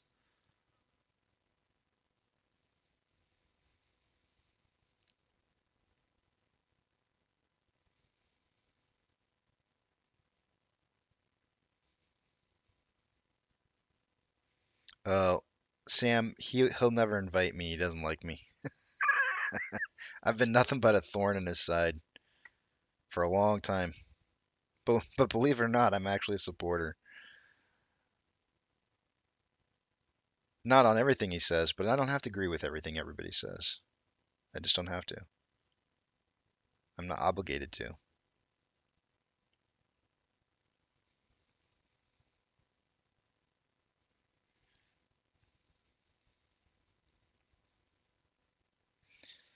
You know, Jack, it's interesting you should say that. I heard somebody say something about that they got Tony, and I'm not sure what that means. And I was gonna go look to see if his channel was still up and running. Let me just check something out real quick here. Hold on a second.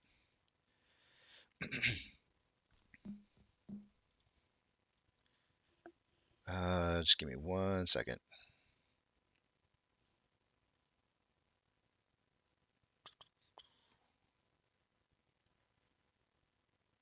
That's not what I want. I just want premium. Take me to Tony.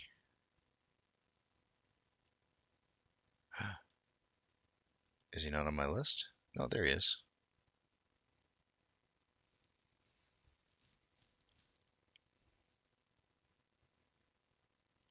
I see he did a video 12 hours ago. Should he have been on by now? I don't know.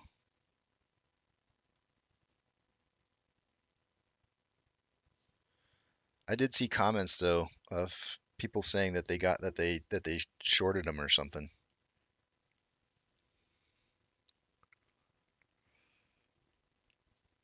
You know, Sub has the boss. I fully agree. But I want to stop talking about Trey though, because I really don't think that it doesn't help us any. It doesn't help us any to continue to talk about what's right or what's wrong with him. Um, but you know, as far as what Sub has the boss says, I think Trey's legit, but sometimes he's naive. Jordan Belfort con Trey. Trey's been conned quite a few times, and you know what though? If I was in Trey's spot when I was 25, I would have been conned 100 times over what he's been conned. And let me tell you, he's been conned quite a few times now. So chalk it up to being naive or gullible a little bit. But have I been conned in this situation since we've been in this? I've been misled down a couple different roads here and there. Haven't been conned yet, but it's not out of the possibilities.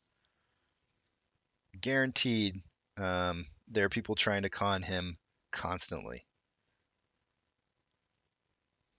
That's why he needs to get better friends in his head.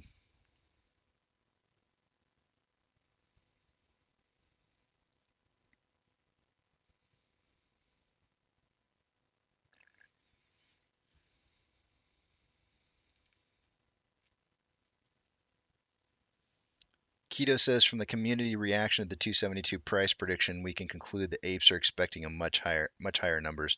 I agree.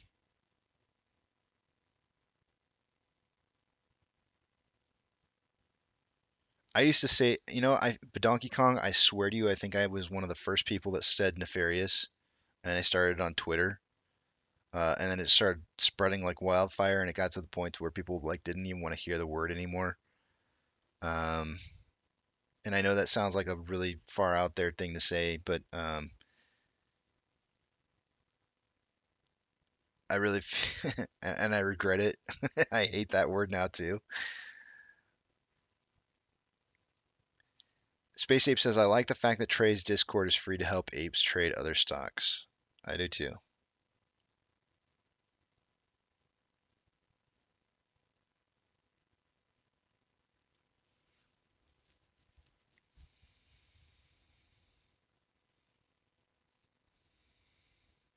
Tony was going to stream a documentary exposing on dark pools last night. It was zapped in minutes. Is that what happened? Dang.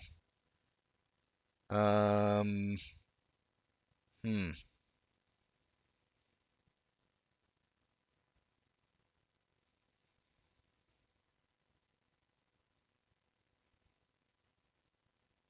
Ah, yes.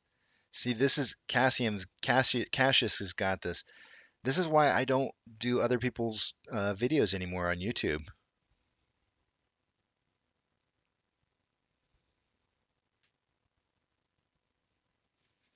Super Steven says, my personal opinion is that Trey doesn't believe that the shorts will fully cover, but we will still go on a run similar to last year. That's why he drew up a fib. If shorts cover, price will bounce up and down.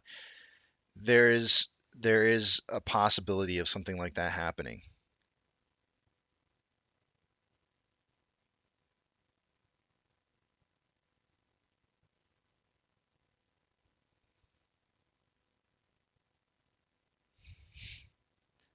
Sam, how about dastardly? Dastardly. I don't even know if that's. I don't know if you can apply it. You could say dastardly. You could say bastards.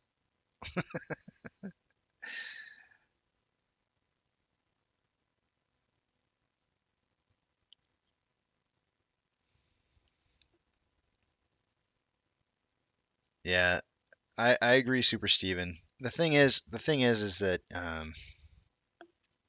if there's anything you guys should take away from what it is that he talked about, and I'm talking about Trey in his live stream, is he talked about putting on a show, entertainment, and he wants you guys to be entertained.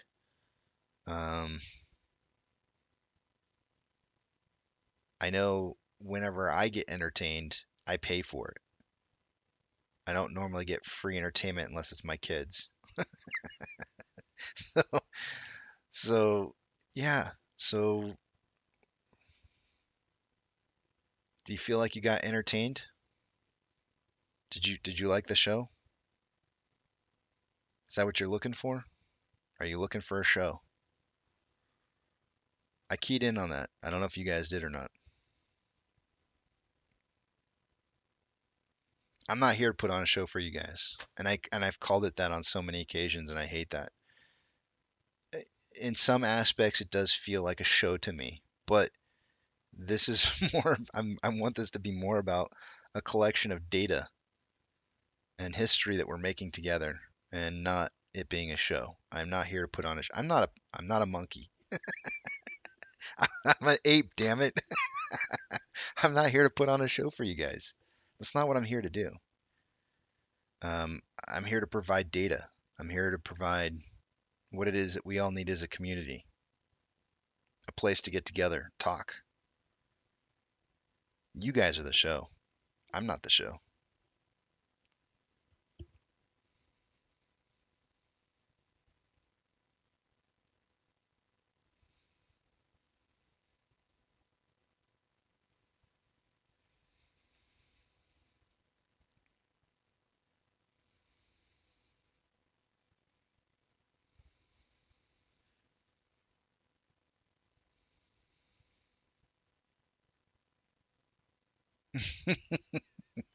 I, I don't go, sub. I don't go to those.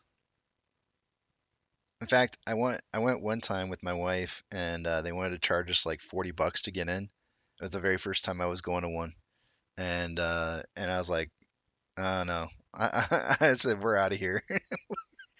We got in the car and drove home. I was like, I'm not paying $40. Oh, because there was like a drink minimum too. They're all like, oh, you gotta have like what did they say? It was a $40, no, it was a $20 entry fee per.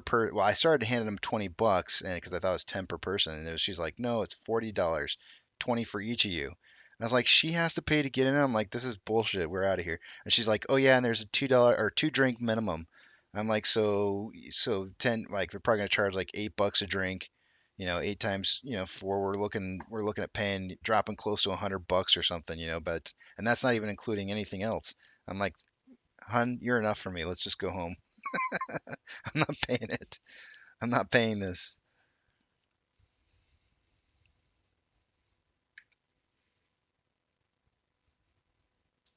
Ooh, Nosa says, but you are playing guitar, painting, doing games. Yeah, I'm just trying to entertain, I guess. Trying to make it bearable. So I guess in a sense it kind of is like a show, isn't it? Yeah, you got me on that one, Nosa.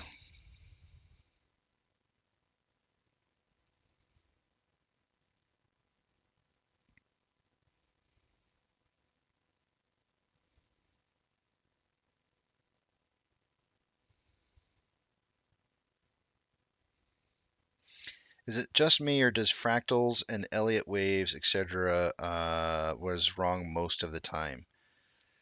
On almost all TA Space Ape, there's a percentage of likelihood that the pattern formation is going to occur, and so you have to keep that in and remember that, I guess I'm going to try and relate this to poker. Uh, Anytime you get like a percentage over 65, maybe even 70% of the time that you have a likelihood of it turning out in your favor, that's going to be the kind of hand you want to be in, because that's where you're going to make money. If you're making money on bets where you're 65 or 70% of the time or better right than wrong, then those are the kind of bets that you want to make. Uh, because guess what? There are so many reasons why things will not turn out the way that you expect them to turn out.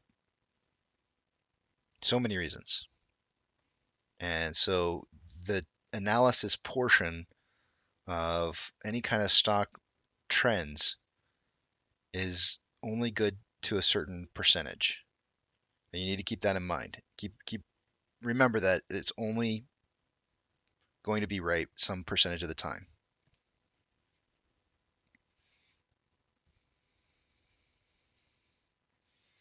Bjork says, embrace the grift, Casey Shaw, and start a Patreon. Not going to happen, sir.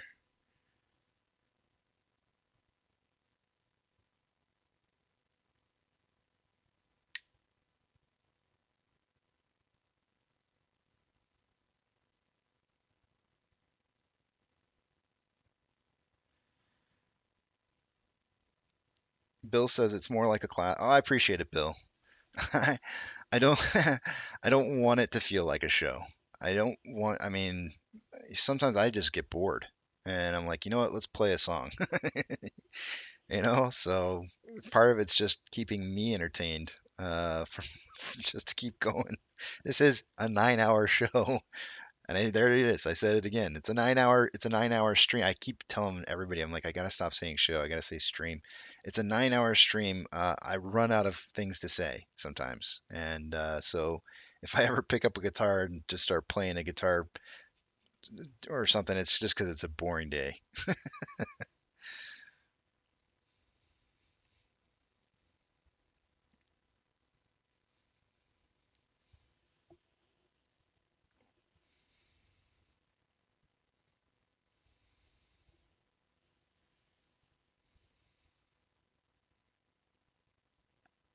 Why did Astro stop live streaming? See, that's what I want to know about Gibber. That's what I want to know. I said let's stop talking about it, but that's what I want to know about Trey. And I said it in my tweet. I said if you watch Trey's videos from newest to oldest, he gets better over time. If Trey's staying at home all the time now, like, commit to this. Maybe I can stop doing it. Do you know why I do 9-hour streams? I do 9-hour streams because nobody else was doing it. And I was like, somebody's got to get this information out there. People need this information. And I want it. I wanted it. I was like, if I want this information, other people got to want it too. Because there's 4.1 million of us. So somebody's got to be given that information. Maybe if Trey started doing it 20, 9 hours a day like I am, I'd stop. I'd stop and be like, take on over, buddy. Because he did a damn good job of it when he used to do those lives, and I wish he would do it more often. I feel like you'd be more in connection with the community, and that's what he needs. He's lost his connection.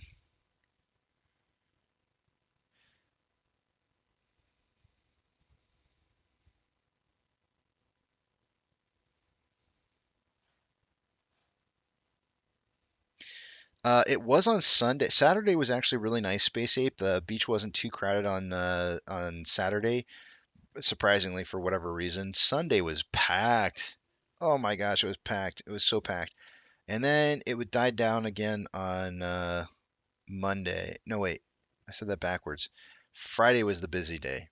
No, wait. Friday wasn't the busy day. Saturday was the really busy day, and Sunday was mediocre, kind of busy. I forgot we went on Friday. So yeah, so Friday was just kind of meh, which makes sense now that I say it because people were probably still working. Saturday was packed. Sunday was just kind of so-so. Then Sunday morning, my wife and I went, and there was only one other car on the entire beach, and we saw one other couple walking the beach when we went out there. So it was good. I had a good time, and I enjoyed it. My wife enjoyed it. She needs it for you know, breaking up her whole work day in and day out stuff. Sam says I like to consider it more like The View. That's what I like to think of it as, Sam.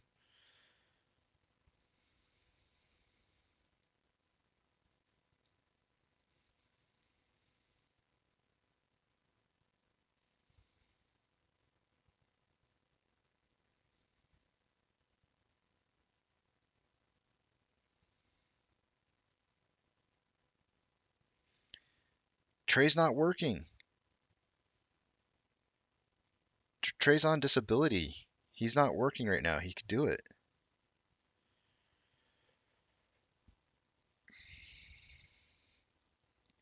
Ro, you're welcome. I did wear my Speedo, Space Ape. I did. Um, Once a water polo player, always a water polo player. All right, let's take a run through the numbers because that was TMI, and it's time.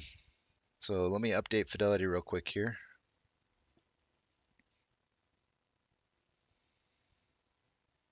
There was my shout out to TMI. Too much information.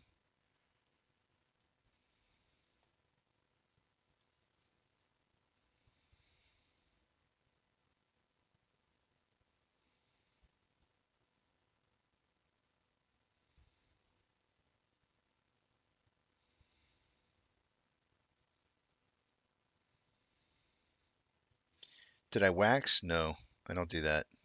Holy moly. I can't even imagine. Who does that? Do you guys?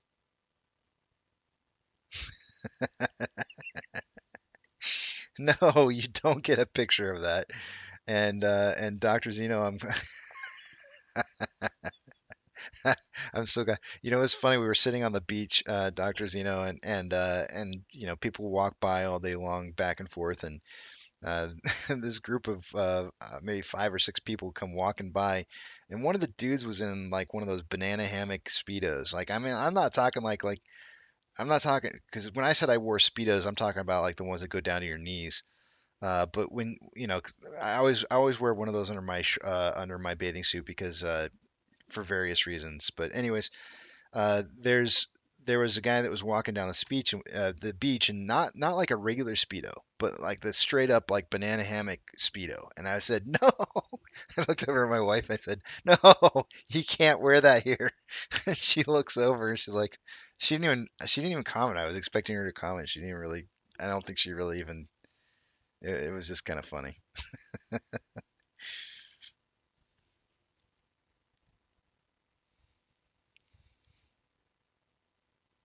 But man, uh, it was terrible. Don't wear banana hammock speedos to the beach, guys. Please. Pro Jeweler says there's always that guy on the beach. just don't just don't do it. Like, I can understand maybe a regular speedo. I, I can understand that. But but uh, guys don't worry about tan lines. It was terrible. Let's see here. Back to numbers.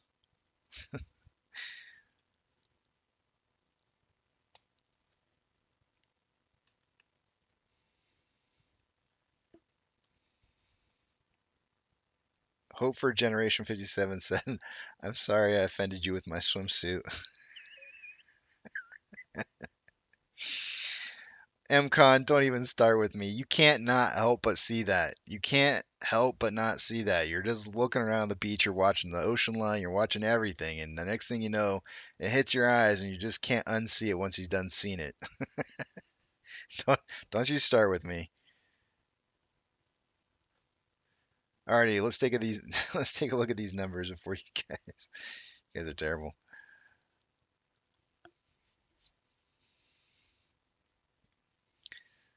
Let's see what we got here. Oh, and by the way, I had my truck with me that had the honk if you like that stonk, AMC to the moon written all over it and everything. And got a couple different honks throughout the day as people drove by. It used to be a lot more than it has been lately. It kind of depends on, I think, price, but um, I tend to get a lot more honks when price starts moving upwards. But I did get a few honks as people drove by on the beach, and that was cool. Um, I gave him the big old fist pump. I was like, "Yeah, let's go," and they can't hear me, but still gave him the nice fist pump. Should put a finger on the end of it, like to the moon fist pump, but I didn't. I gave him the fist with a fist pump up. I was, yeah, let's go. Um, Starting with off exchange right here next to my head. Let's see here. What do we got? Off exchange. 52.25 for the off exchange, and the CBOE EDGX was at 15.49% as of an hour ago. Refreshing, we are now at 58.5% on the off exchange. Normally, I would expect that to be about 49% by this time in the morning, so that's almost 10% higher. CBOE EDGX, I would expect to be between 11 or 12%, and it's at 1352. Adding those two numbers up together, you get 70.02, right? I don't think I even need to use a calculator, but let's use it and see. 72, sorry, did I say 70? I meant 72.02. 72.02. Yeah, I don't know why I said 70. 72.02%, 6, 7, 8, 8% higher than our normal closing amount at the end of the day. This is really high volume going through the off exchange right now. Very, very high volume.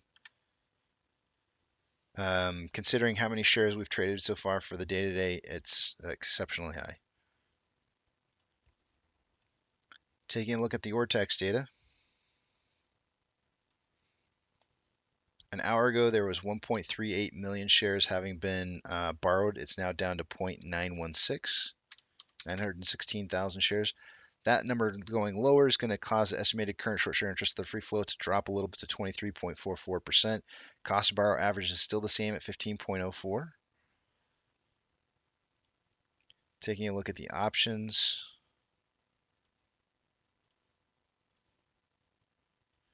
It was a good beach trip, guys. I really enjoyed it. Other than the banana hammock.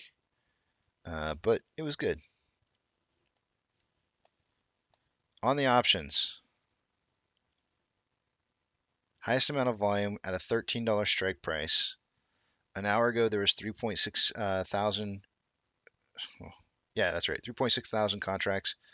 That's gone up to 10.9 thousand contracts. So a pretty big increase in volume for calls.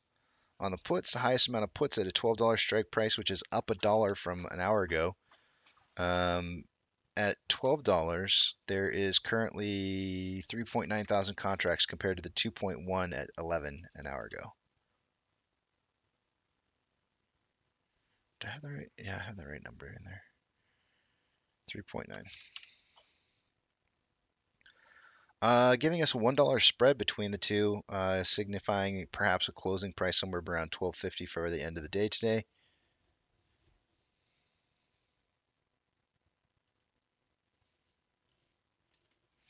Orders by Fidelity customers. AMC is 10th with 63% buys. It's 37% sales. Based on what I did an hour ago, it would have been funny if I'd have gone 2, 4, 6, 8, 10. That would have been hilarious for me. GME is currently in 22nd. I think they were 19th, so they've slipped a couple places as well. They have a 56% buy to 44% sell ratio. So struggling in volume on GME right now. $10.76 is trigger price for SSR. Shares borrowed in the last hour. Looks like 50,000 shares, and it looks like they're accumulating in the ETFs for available shares to borrow. Fee is still at 9.2. Total amount of shares borrowed for the day to day, according to Sonko Tracker, is now 700,000 shares. 117,000 contracts are out of the money on the calls versus 15.7 that are in the money. 34,000 contracts are out of the money on the puts versus 10.1 thousand contracts that are in the money.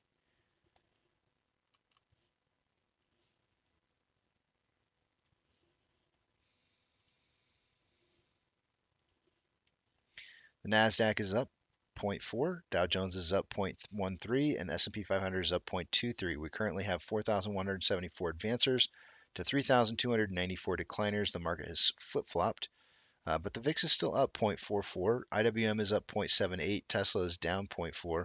Amazon down 1.87. Cinemark up 0.06. Doge is down 2.84. Bitcoin is down 4.68 and still under 30K. GME is up 3.47. HYMC is down 1.11. Hood is down 5.71, and NCMI is up zero point 0.7. Excuse me. AMC is up 5.36% for the day today.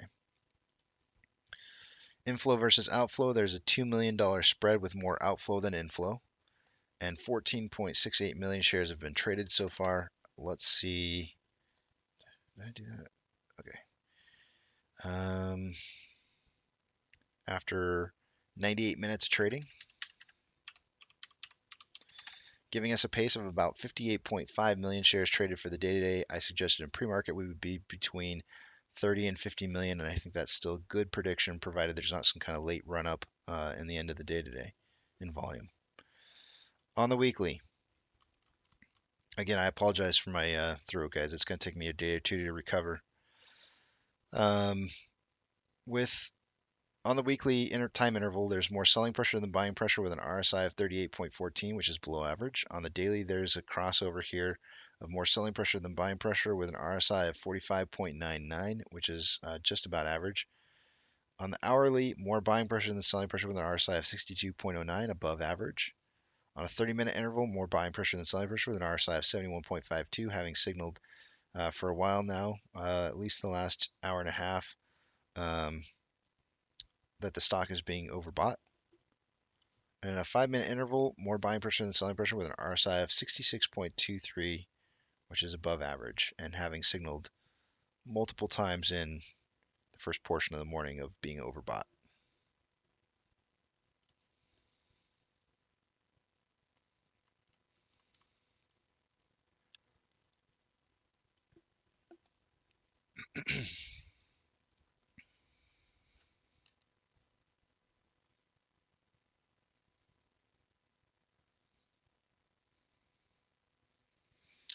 Al from Boston is the Jim Jones of this community.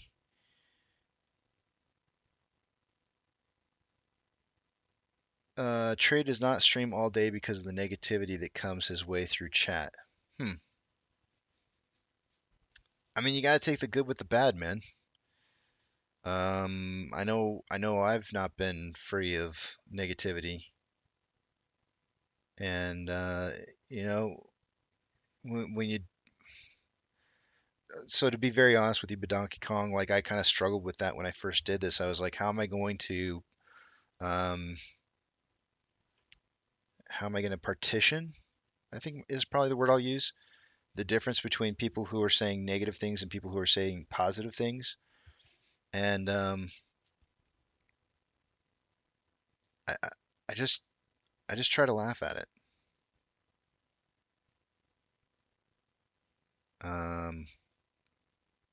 I knew it was going to be a struggle before I even got here. But sometimes you just gotta, I don't know. Trey maybe makes it look like he's taking it pretty well because he laughs about a lot of things, especially the negative comments. But it probably does kind of impact him a little bit on the inside, and I get it. I understand. But you got to keep pushing through. And I'll tell you what, the positive comments that you guys have are the things that help people keep going. So, it does help when he sees the positive comments, I would hope.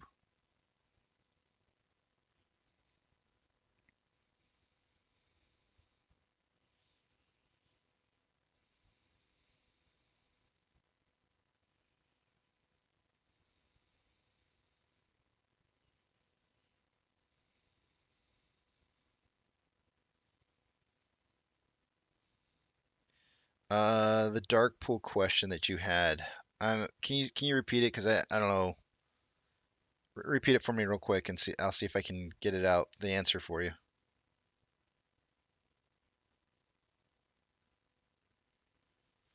You're welcome, Oland. And it does, believe it or not, it does make a difference. When you give positive comments, do realize that, guys. Realize that your comments do impact the people that are reading them on the other side. So when people call Trey a sellout, that probably fucking hurts, especially if he's not. Um, and I'm not trying to say he is or he isn't. I'm just saying, if he's not a sellout, I don't know. I'm just saying if he's not a sellout, that would hurt. That would hurt really, really bad. Especially if people started calling me a sellout, and it would make me kind of pissed off. Why would you call me a sellout? I don't have anything to gain from this. I'm not really a sellout.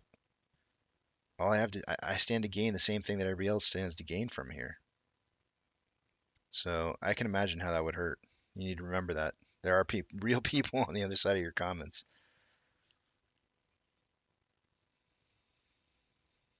But likewise, he needs to remember that there's real people on the other side of his comments. And I'm not saying he doesn't,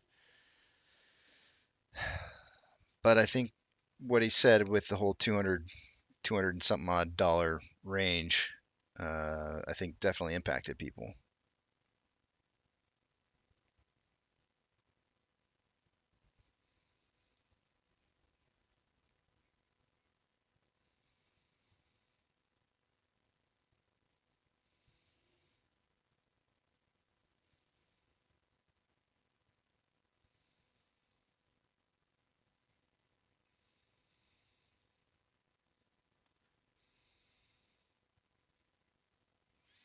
Laughing is the coping mechanism for Trey when he sees a negative. Yeah, I've noticed that as well, BioLife.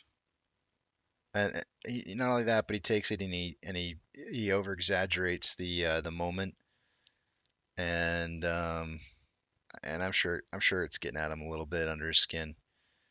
I can't imagine how it wouldn't. Um,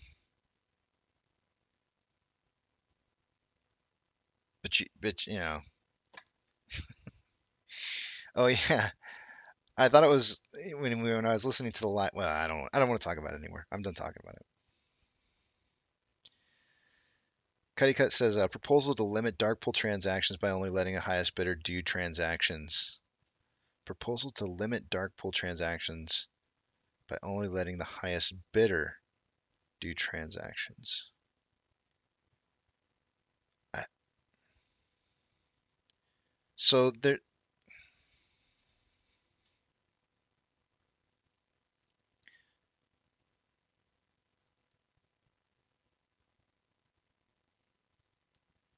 I'm not sure how to understand that.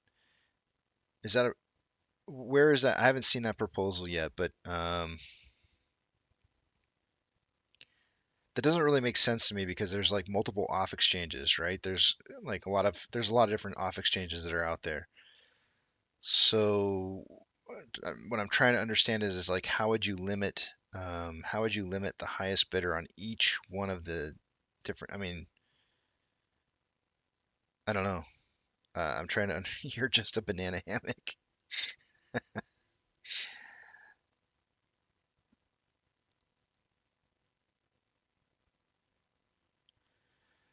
I'm trying to understand that one, Cuddy Cut.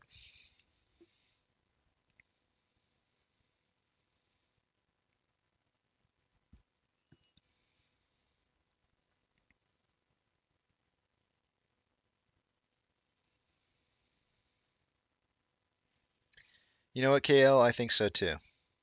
I just think I think he's got either has no friends or he's got bad friends. One of the two. And if you're a friend of his and you're listening and you're talking to him, you're doing him a disservice. Because real friends stand up to other friends and actually help them to understand where they're missing something and not just being a yes man. That's what a real friend does. A real friend would sit there and say, like, wait a minute, what about this? Instead of just being like, yeah, yeah, that sounds good. Let's talk about that.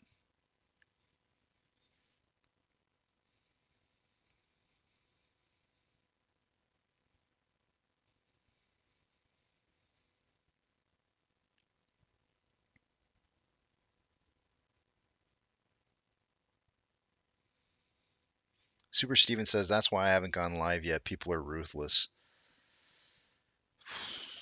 You know what, Super Steven? I am blessed.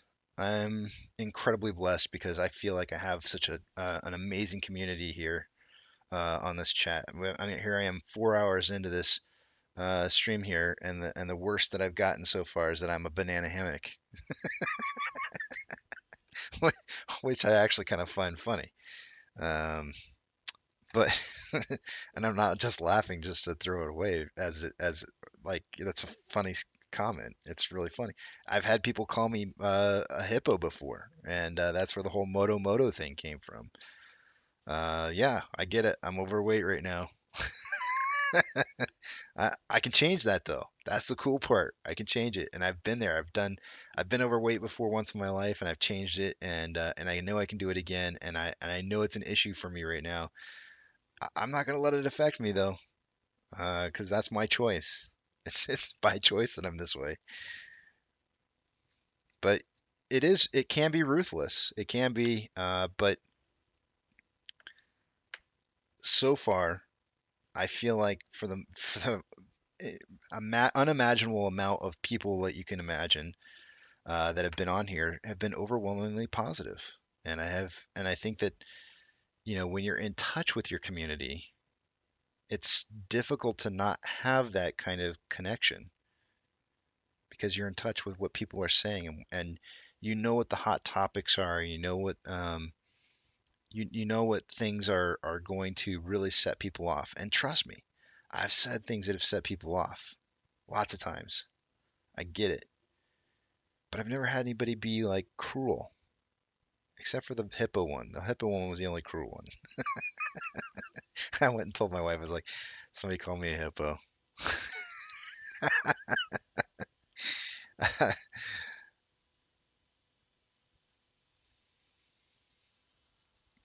Overwhelmingly, though, good community. Not a a great community.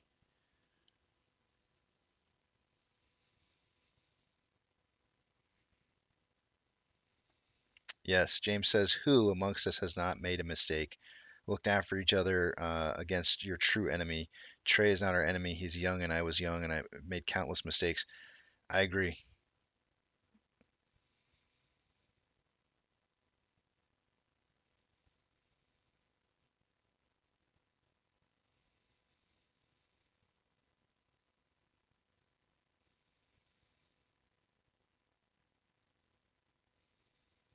Good point, Sam.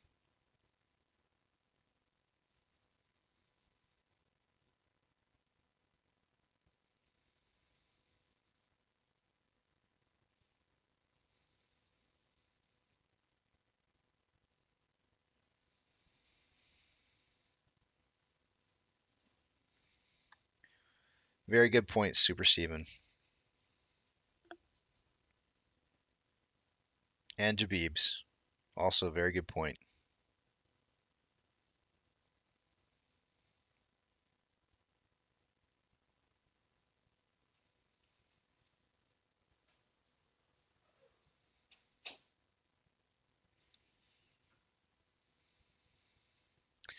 Thorbladed says, so do you think we move up in price later this month when we join the Russell 1000?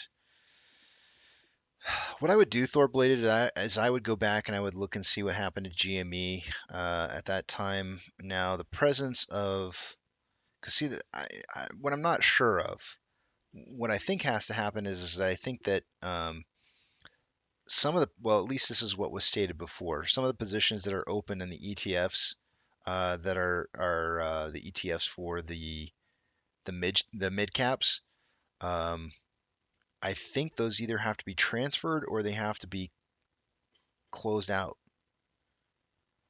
So, in order for us to be able to move on to different ETFs, traded on different ETFs. Now, I'm not sure how that whole process goes down. I'm not an expert on it by any means. I don't even really know much about it. I just know that there are definitely some changes, and I know that there's less either. I can't remember. There's different rules on shorting abilities on stocks that are traded in the Russell 1000. So if you go back and historically look at GME and what occurred with GME when they switched, it was after they had already unfortunately lost a bunch of their shares on loan. So let me show you. Let's go back. Let's go back and look at it. We'll go back to the June era of GME and take a look real quick here, just for the fun of it. And then I'm going to go to break.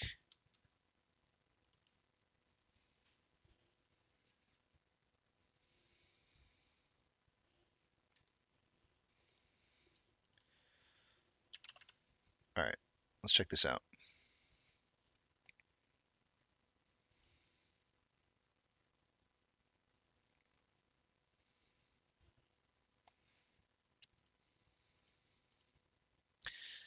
So there are some important things that were mentioned over the weekend.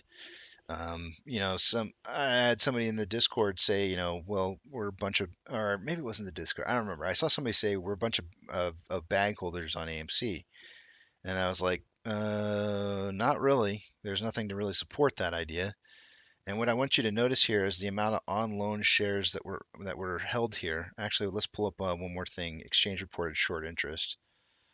And what I want you to notice here is that just before the January run up, those actually closed out. That short interest closed from 71.2 million shares reported, all the way down to, by the time the price had ran up, down to 21.41. So basically two-thirds of the positions had closed their positions prior to the run up, or as price was running up. And so this gives you an idea of how much drastically different the stock was trading afterwards. And I've mentioned before that when you take a look at this,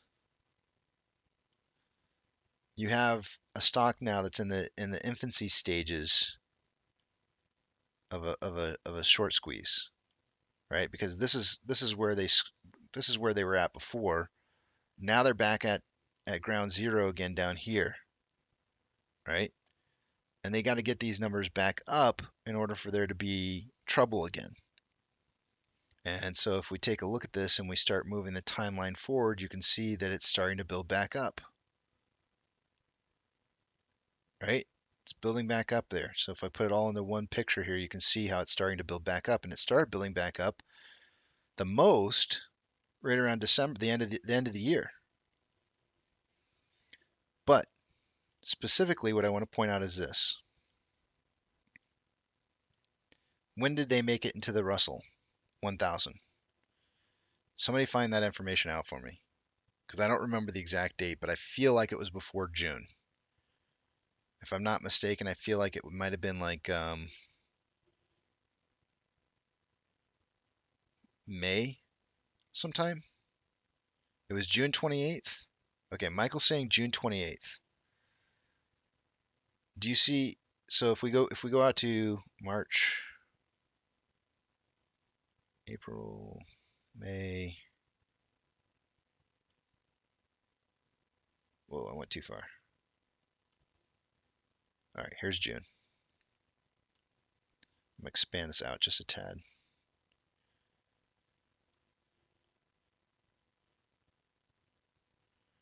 All right, so here's June 28th. So let me screenshot this so I don't get all that stuff popping up on the screen. Here's your 28th of June, right there. On loan amounts, we're already heading down prior to that. Same with exchange reported short interest, started dumping. Was there a significant change after that? Not really. I don't see any kind of significant change.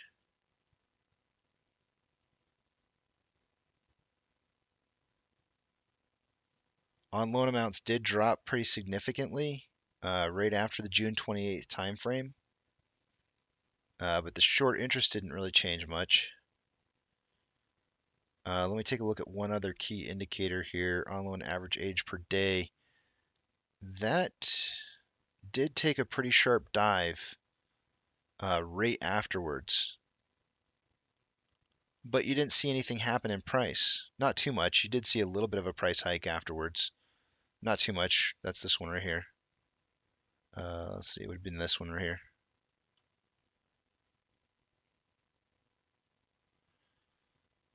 So I don't expect too much from this. However, remember, they weren't at their maximum capacity on tension in the market, which is back here prior to January.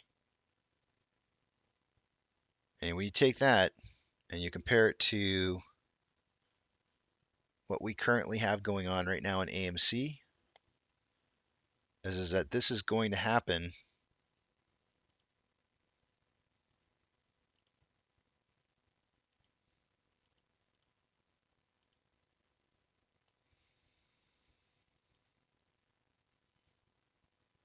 at one of the highest points that we've ever had an on loan amount and exchange reported short interest. Both of those are at highest levels we've ever had. So we're seeing a little bit of a different scenario. It could have a different impact on what's happening. Because for GME, they had already kind of decimated their short interest, and so it may have not played as much of a factor. But on our hand, we're at some of the highest levels we've seen since we've been in this play. So time will tell.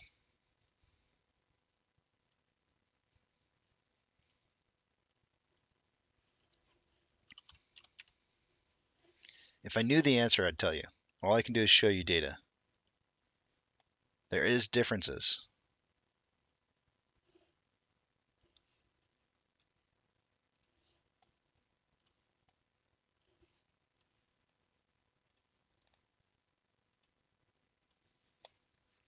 What you should be watching out for.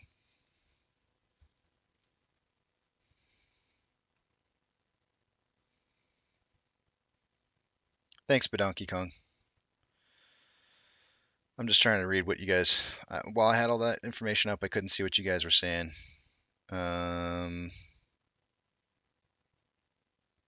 So I'm just going to continue on down here because I need to take a break here. But I just want to say this. Shoot, I forgot what I was going to say. Grr. There was something specifically I was going to say. Darn it, I forgot.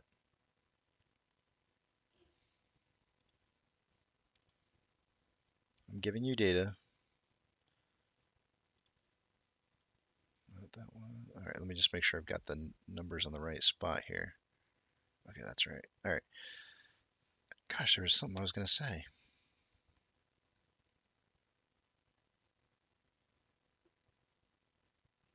I don't know. I forgot.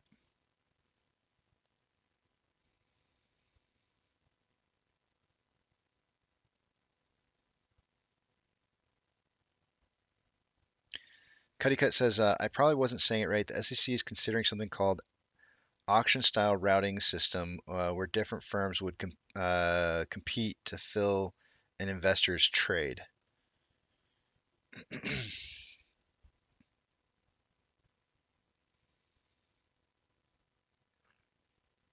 It sounds like a good thing to me,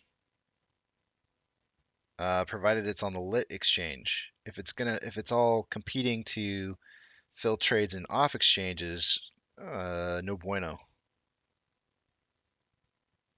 It just makes competition happen inside of the off exchanges. Ah, that's what it was, Thorbladed. Thank you. I knew there was something in May. They had to qualify by May 12th. Got it. Okay. I knew it was something that happened in May. Thank you. I appreciate that.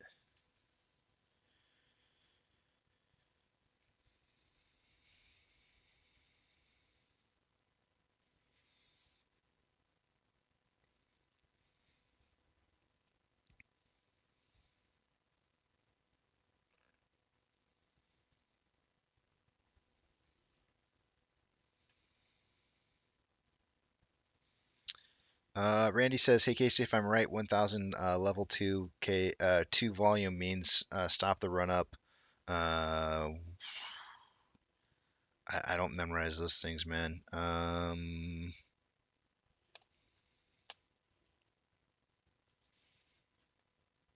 Don't let it run. Yep, that's 1,000. Don't let it run is 1,000s. But anytime I see like 1,000 and then you've got like a following number on the end, like for example, some are like 102 or 10 or 302. Just look at the second number, the 100s. So the 100s I need shares, and the 300s are take or I'm taking the stock down at least. Take or I'm taking the stock down at least 30% so I can load shares. You got some 100s, you got 200s in here. I need shares badly, but do not take the stock down. I would just look at that second number.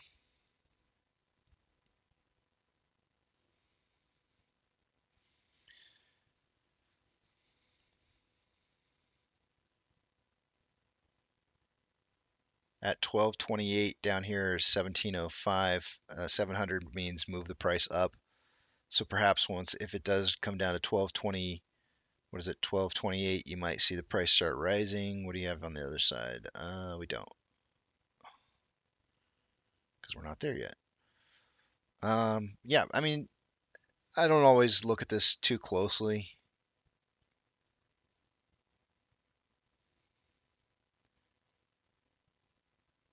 We could spend a lot of time spinning our wheels looking at this stuff. I actually kind of, before I started this live stream, I was paying attention to it quite a bit. It's, to me, it's fascinating. I absolutely love sitting there watching these numbers move. I could literally sit here all day long and just watch this. This is my. I love looking for patterns and um, you can find a lot of interesting stuff happening going on in the order books.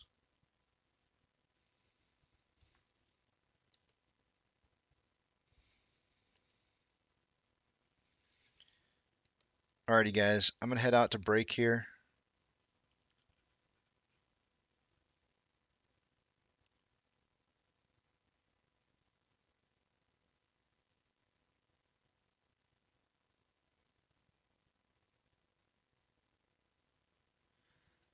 I probably will myself, so you can remind me.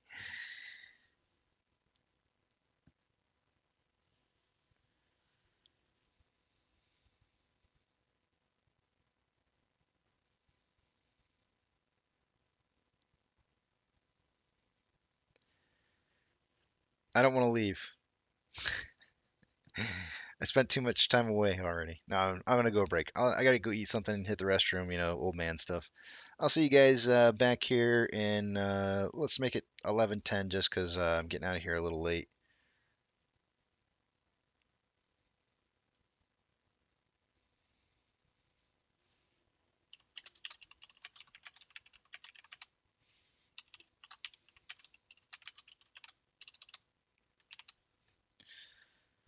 Alrighty, guys. See you in just a bit.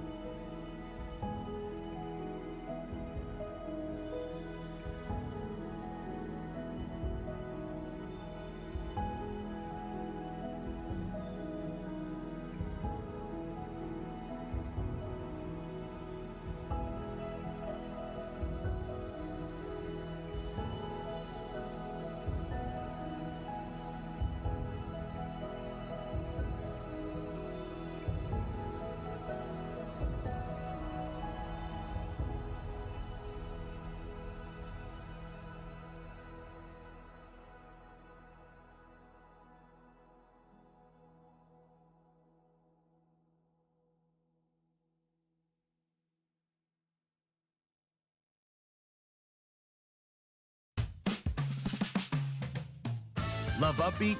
Upgrade to Premium for just $6.99 a month to get unlimited downloads, premium tracks, and whitelist your YouTube channel. Unleash your creativity with Upbeat Premium.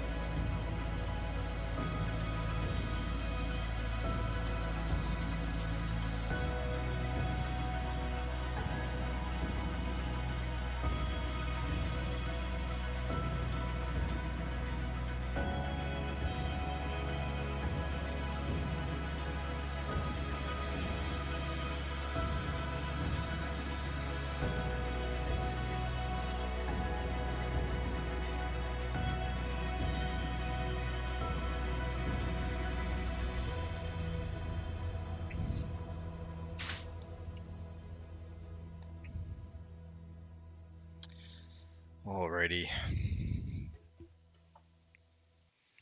I am back.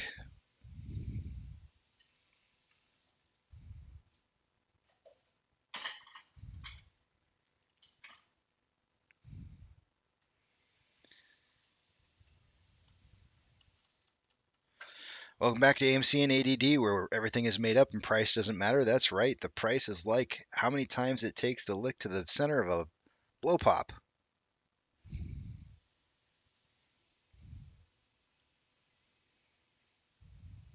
Did I say like or licks? I don't know. Whatever. All right, let's check out our numbers. I hate that I don't have like I really need like some kind of uh every time I tell a joke, just get them. Okay, well, the kids will come in. I'm sorry, kids. I'm sorry.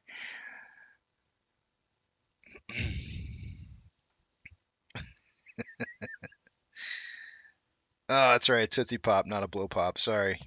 It was a Tootsie Pop. You're right.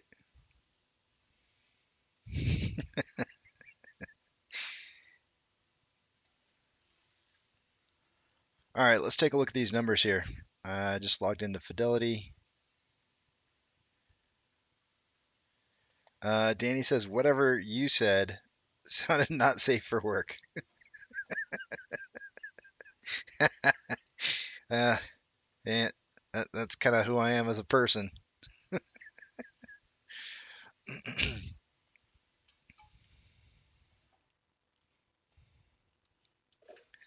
Not safe for work.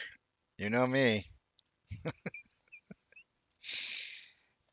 Alrighty. Let's take a look at what we got going on here.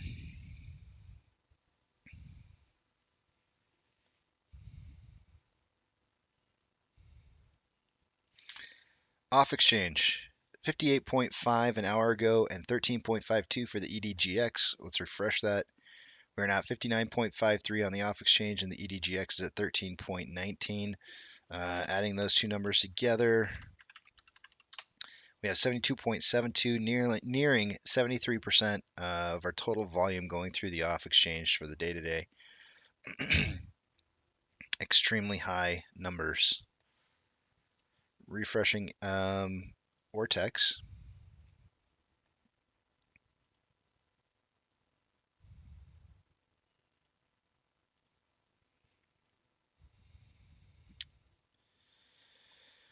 An hour ago, we had 916,000 shares having been borrowed. According to Ortex, it's now down to 358. That's going to lower the estimated current short share interest of the free float to 23.4%. Cost to borrow averages down to 15.01 from 15.04 as of an hour ago. So slight decreases in those numbers. Taking a look at the options.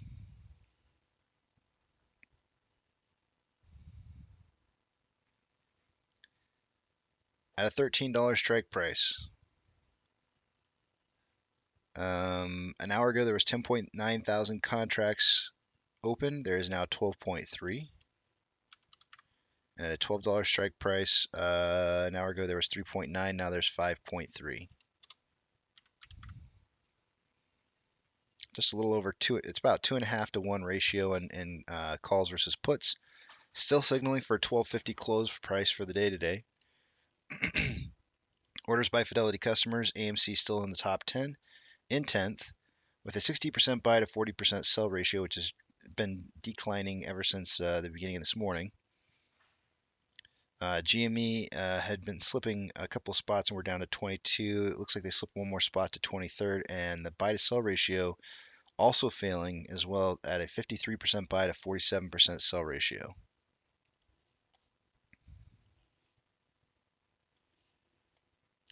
SSR triggers at $10.76. Shares borrowed in the last hour, none. So far for the day today, they've borrowed about 700,000 shares. 123.9 thousand contracts are out of the money on the calls versus 9.5 thousand contracts that are in the money. 31.1 thousand contracts are out of the money on the puts versus 13,000 contracts that are in the money.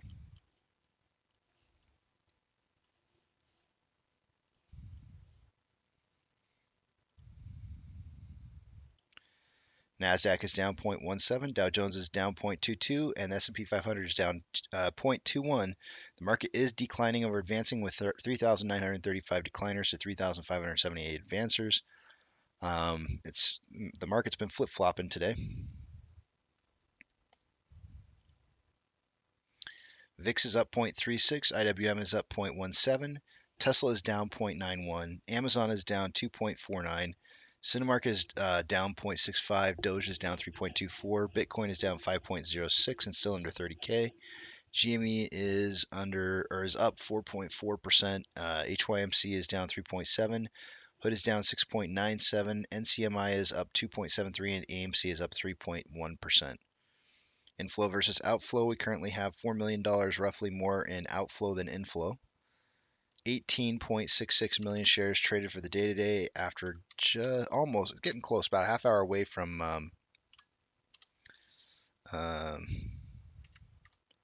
halfway through the day.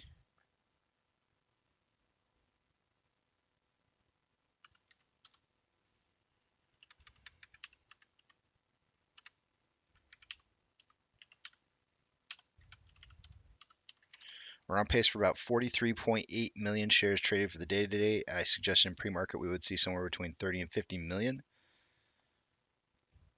On the weekly, there's more selling pressure than buying pressure with an RSI of 37.67, which is below average.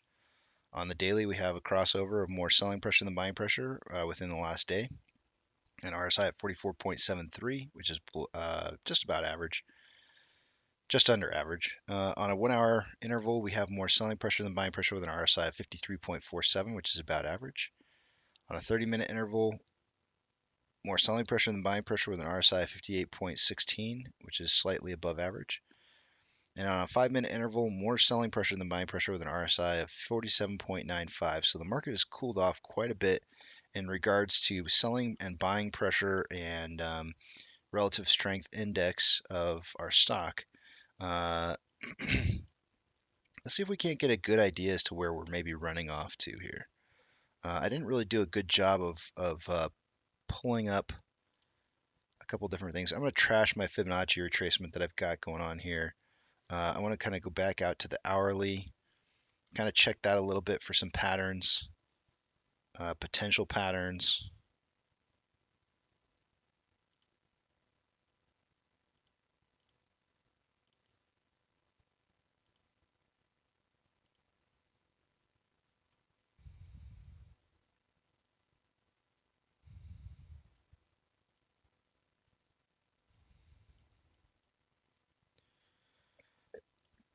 Excuse me.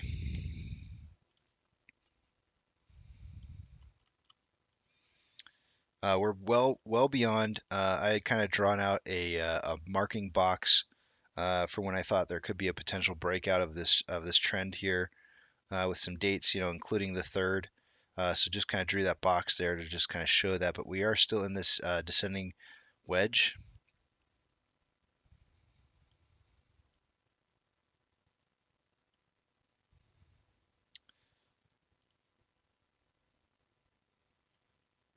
Where's this moving to?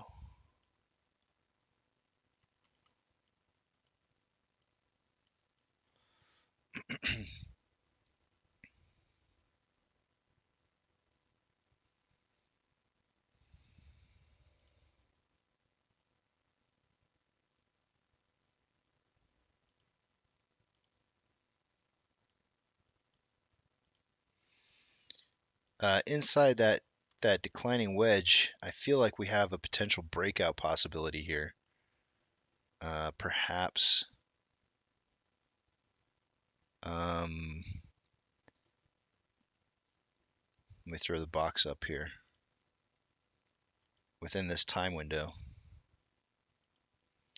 The breakout out of this would be between 7-8 and as late. I probably wouldn't put it much later than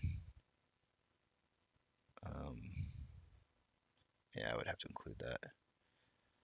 Potential breakout somewhere between 7.8 to 7.29. Doesn't mean it can't break out before though.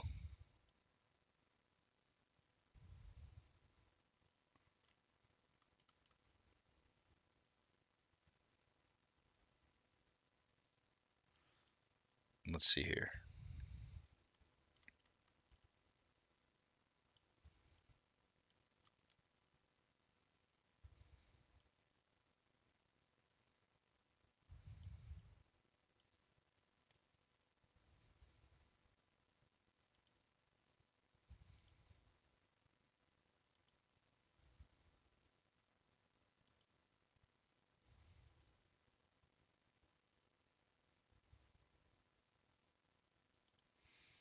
I do feel like we're on a descending parallel channel.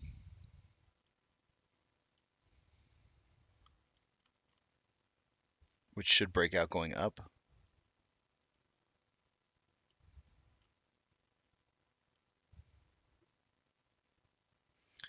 Let me get some Fibonacci retracements. I can't see what it is you guys are writing just yet. Let's see, what are we price ranged in at 12.24? Let's come back out to the hourly.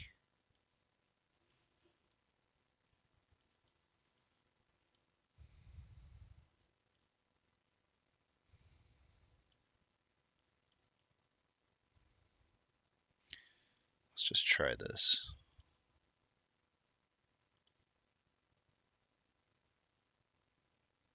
Yeah, that's not what I want.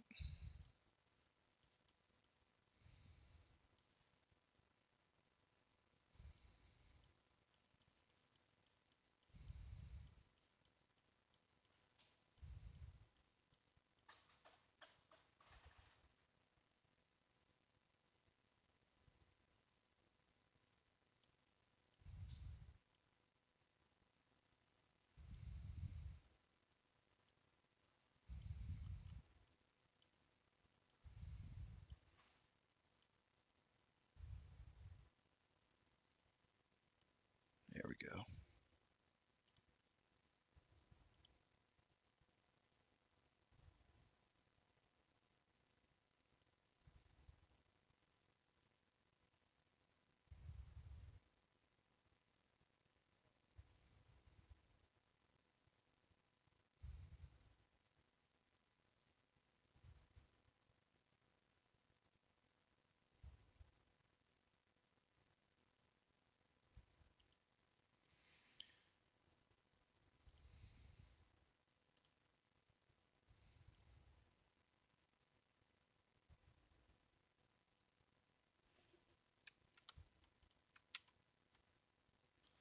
So we're going.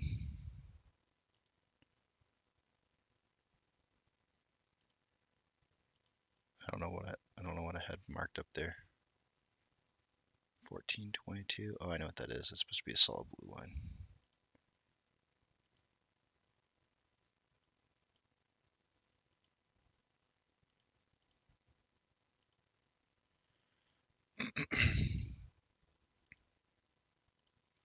Can't take me anywhere. All right, let's see how that looks.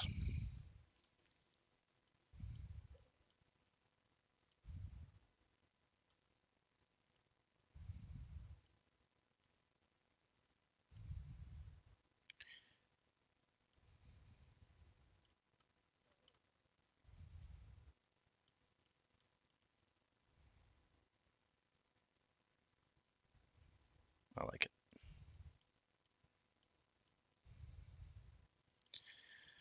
Very nice, very nice.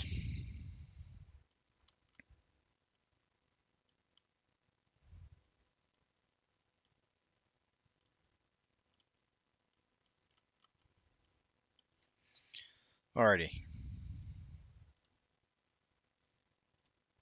Oh, I didn't realize I had all that information on the screen still.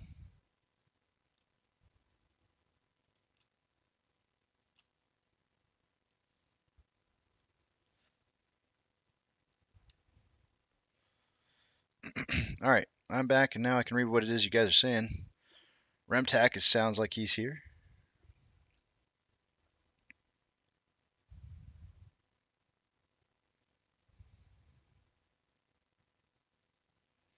Yeah, I saw that posted. Largest egg production farm went up in flames.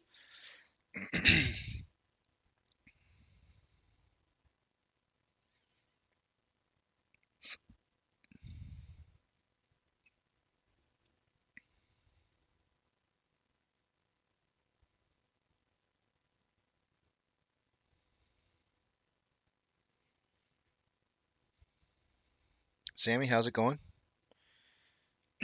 Good to see you. Thank you for welcoming me back. Good to be back.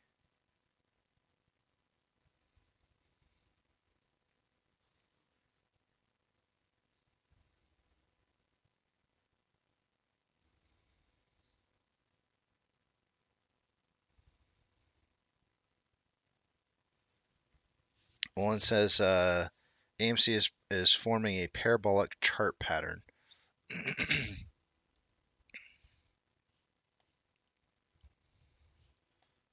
Let's see here.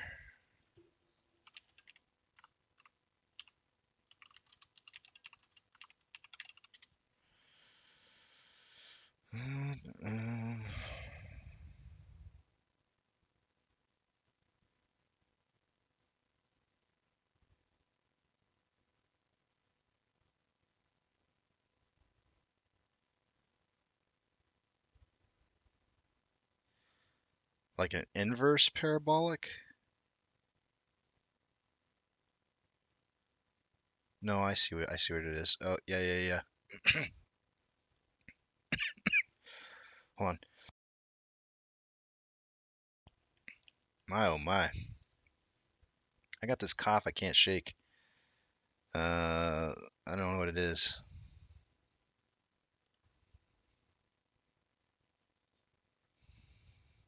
This is I can't even um let me see if I can pull this up here. How do I get this? Come on, pop up.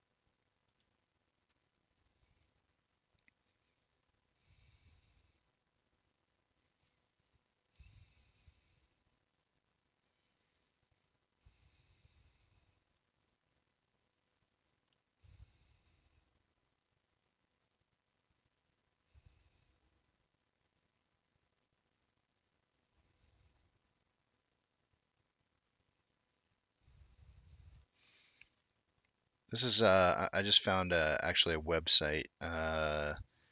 Frank Nez. Looks like he's talking about the parabolic arc. Let me see. This is essentially what he's copied and pasted here, and so I'm trying to give him a shout out here.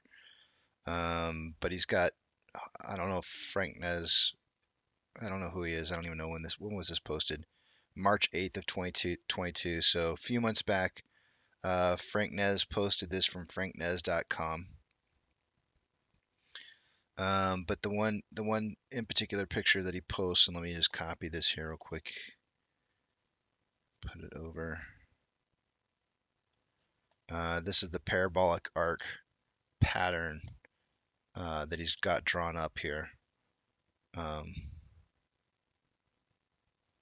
as an example. The only problem with that is that I think he was trying to state that this was the occurrence back here in this point in time, and that it should have continued on further. And if you look back at our charts, that's not exactly what happened. If we go back to the daily and take a look at all this junk here, we got this portion, and then that was the end of the parabolic arc right there. Um,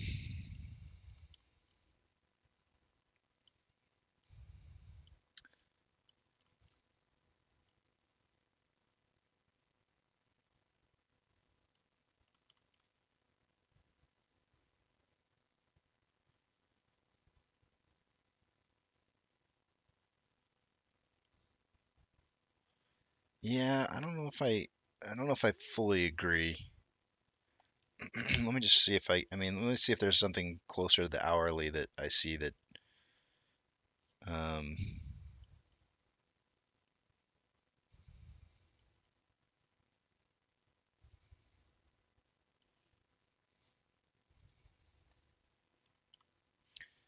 there's like, I need like a 4 hour. Let me try 4 hours. 2 hours. 2 hours works.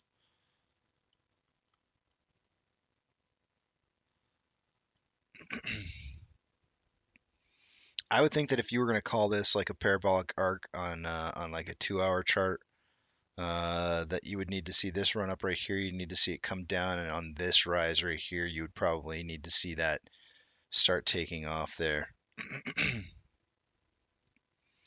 And in all honesty, like I really feel like this portion of price movement or activity that occurred right here is very, very similar to this activity that occurred right here. And if I were to do an analysis on this, I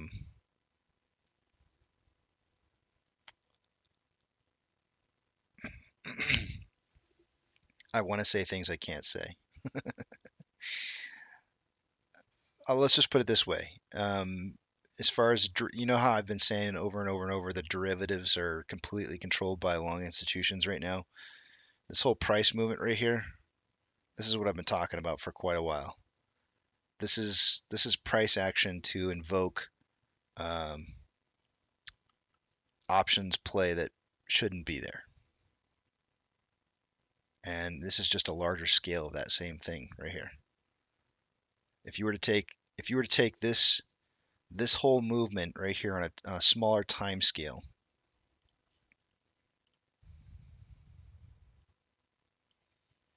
and blow it up,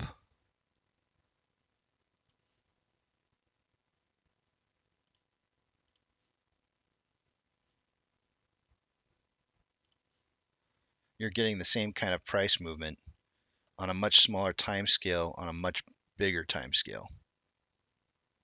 And it's this whole price movement that's trying to impact um, options trades.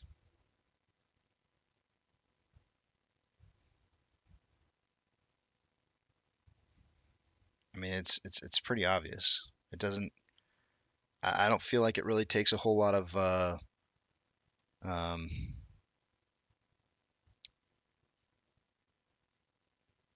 years of experience in trading to see what's going on here. It seems pretty obvious to me.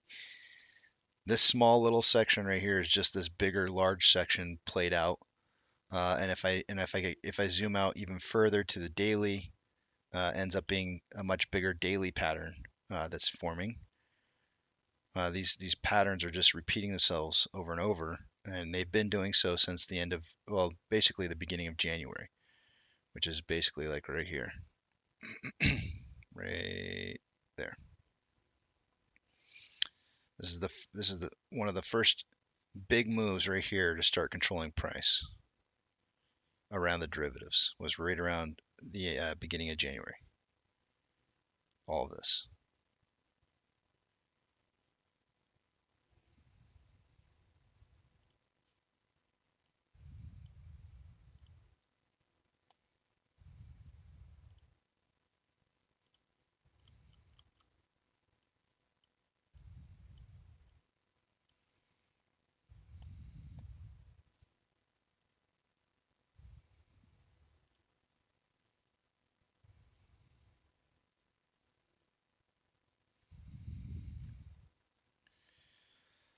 I did just a quick rough dirty one, Mellow, sorry, Doug. But all I did is I went back to um actually I don't remember the time date.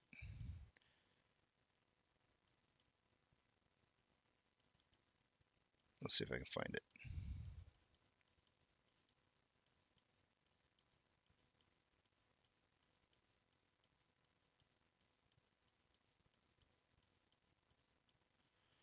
Where was it?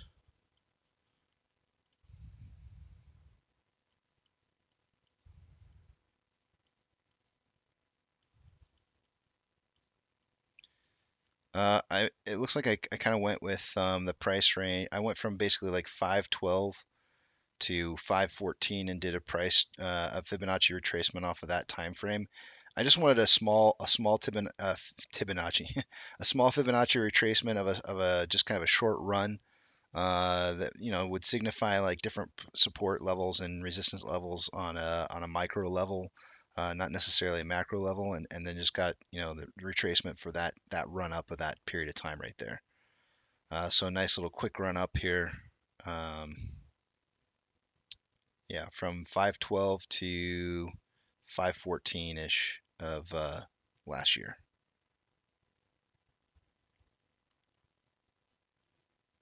That doesn't mean that that's where I think we are. I'm just saying that there was some good levels of trading that occurred during that period of time that are likely show examples of good support and resistance levels, price levels for how we trade on this stock.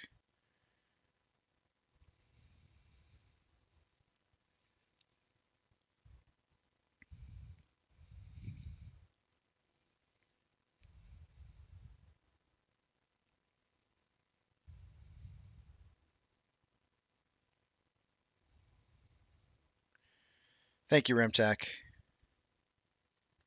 How you feeling? Are you feeling any better?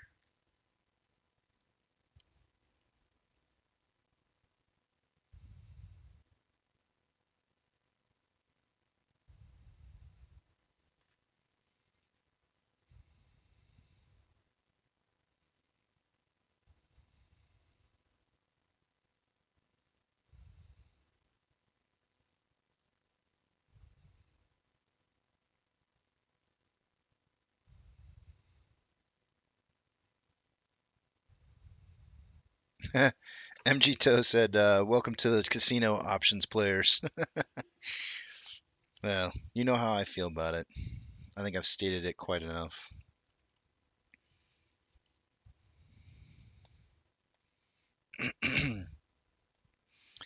Legitimately, there are some people who claim that they're actively making money on option plays on AMC. And all I would have to say about that is congratulations, you are a minority. Um, because everything else in here um, says exactly the opposite of that to be true. Majority of the people who are in options are losing money on AMC. Majority. And that's not on a week to week basis. That's not a small number. It's a very large number. I have a hard time believing that um, there's too many people who are making a whole lot week over week on AMC as a play, and which really kind of drives me nuts a little bit. When somebody says, I just want to help people try and make more money. Um, there's lots of ways to make money in this market besides trading options. You can just trade stocks normally. You don't have to trade options in order to make money in this market. I think the fool's gold. The fool's gold is to sit there and say that if you want to make real money, you need to do it in options. No. If you want to gamble high stakes and have more risk, then you trade options. If you want to make good, safe money,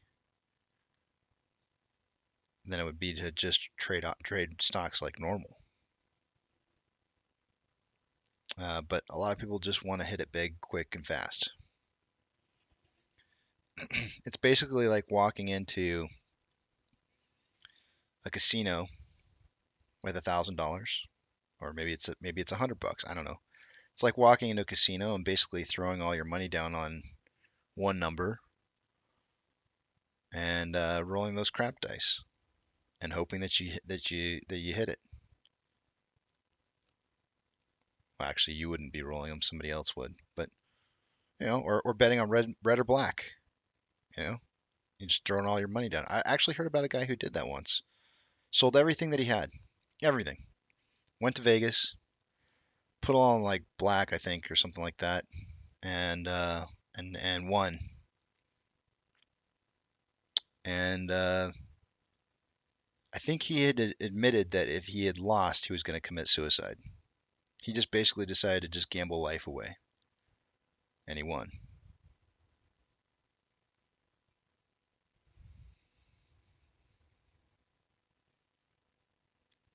That's right, Sammy. In regards to Amazon, as far as price goes, they had a 20-to-1 split um, starting on Monday. So if you took this number right here that they're at currently and multiplied it by 20, which is 121, we'll just say 72 times 20, that's $2,434. If we zoom back out a little bit on Amazon and take a look at the daily. Am I on the daily on Amazon? What's going on here?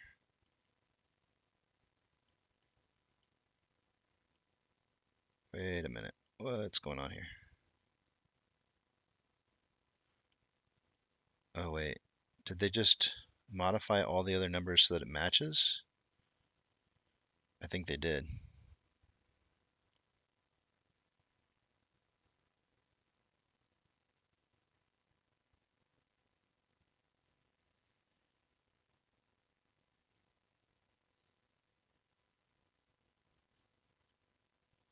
Hold on a second.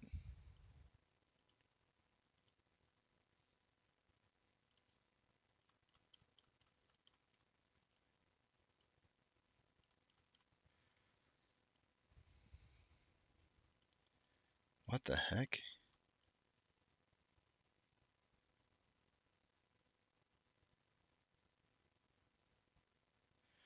This wasn't like this earlier this morning.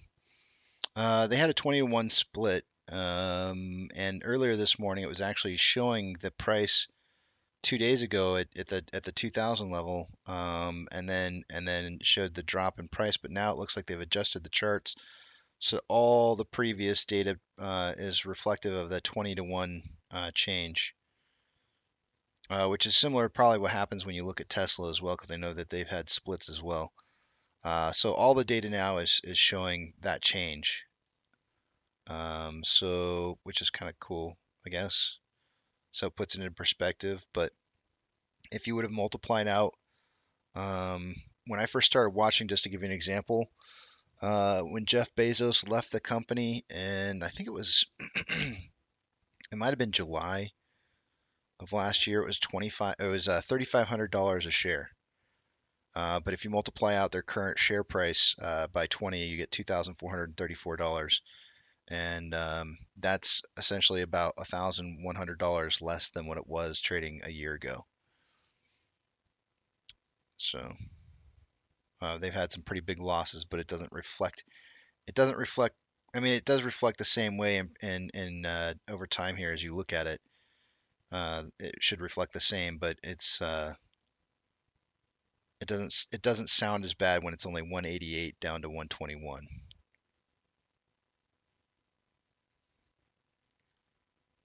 I feel like 3,500 down to 2,300 sounds way worse than 188 down to 121.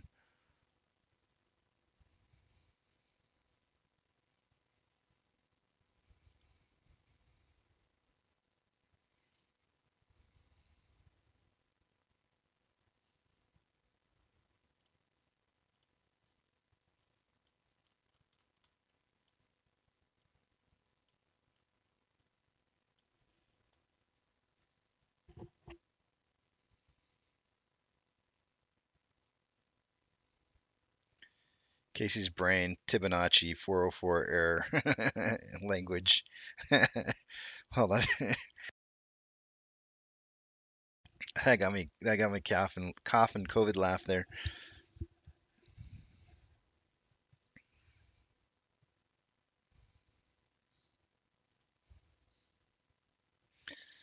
Keto says I doubt that's a true story since there's on those roulette tables they have limits of 5K. I think it makes a difference on whether or not you're playing in the high stakes or you're not playing in the high stakes. I read about it on in a news article. I don't know if it's true or not. You do have to kind of pick through your news.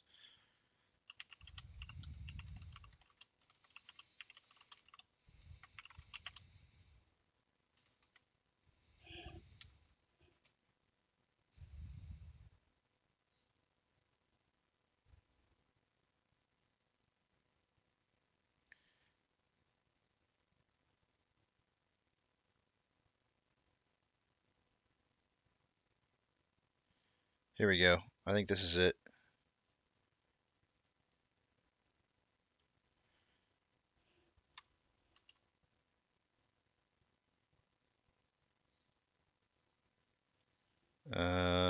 This might be the article right here.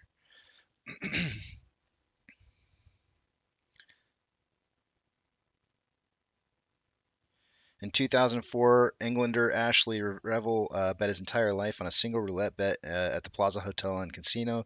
After selling all of his possessions and gathering his life savings, he put more than 135,000 all on red. The ball landed on red 7, winning Revel $270,600. He was 32 years old, and his entire world watched as his bet of a lifetime paid out big.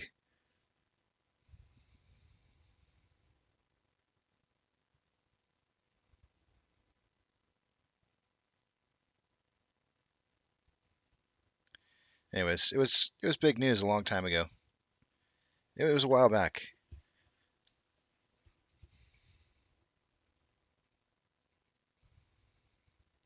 This is why I say, Keto, there are high stakes gambling tables for unusual people, and then there's regular tables for regular people like you and me. We should be playing on the regular tables unless we have years and years and years of experience and we know what it is we're doing and we have a big bankroll. This is why I say you shouldn't be playing options unless you have a very large bankroll and years of experience because they shouldn't even be available to you. 10 years ago, nobody had access to be able to trade options like they do now. Why? Because it wasn't seen as a place where just the average person went and invested money. It just wasn't. Now all of a sudden it's changed. Why has it changed? Because it's become like a casino. It needs your money. In order for this to continue to work, they have to take your money. So they've made it more accessible to the average everyday person.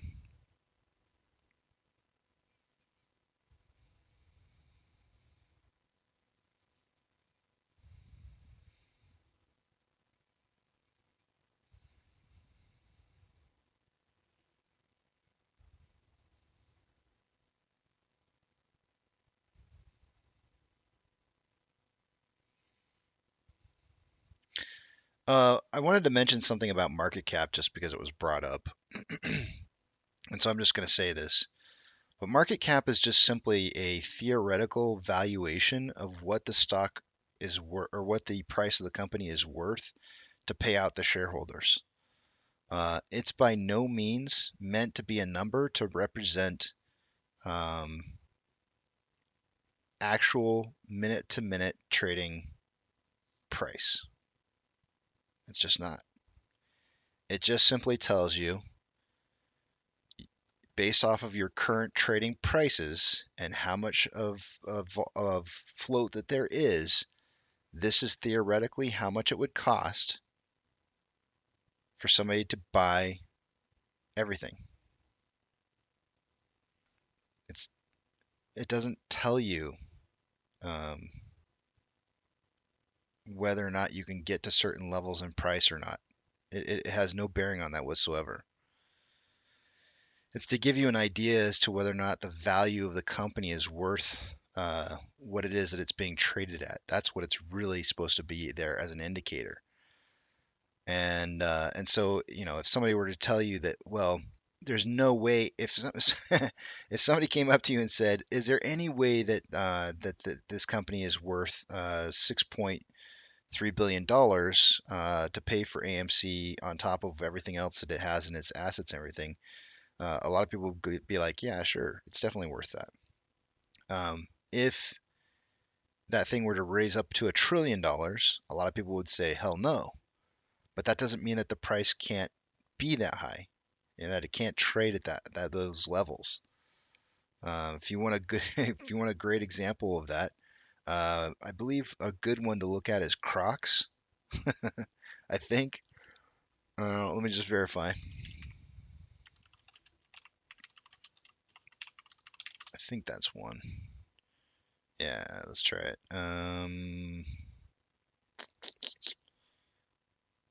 What is the ticker for it?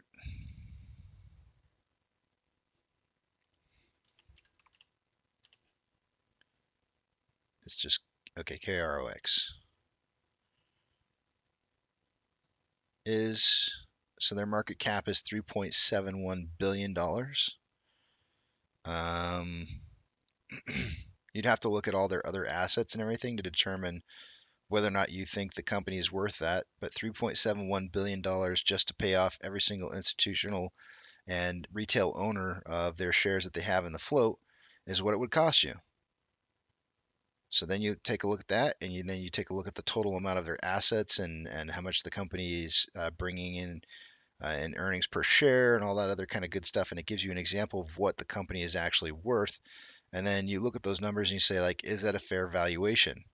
Their EPS is 11.13, which is very nice. That might be worth it. Chipotle. I always forget there it is, CMG. Excuse me, hold on a second.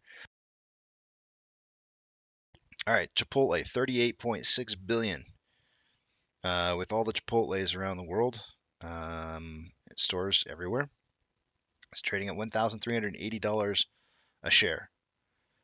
Their market cap is 38.6 billion. Their EPS at 24.05. They have great earnings per share. Is this company worth that much? Probably not. That's where it's trading. Look at this order book, though. Look at this order book. Bunch of 100s and 200s in here. It doesn't really look like anybody's massively buying this. There's a bunch of single-digit orders, small orders.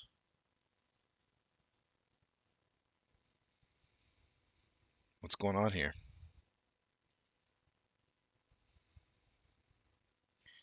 What is going on with Chipotle? Something stinky.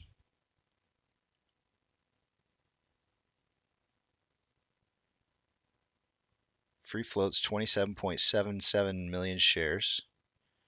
Their volume's only 59.95 thousand shares per day. It's not very heavily traded. Let's see what that comes out to calculated. Let's see, oh no, that's their 3-month average. I'm sorry, their average 3-month volume is 264 so a little over 250,000 shares a day. 0.26 divided by their free float of 2777.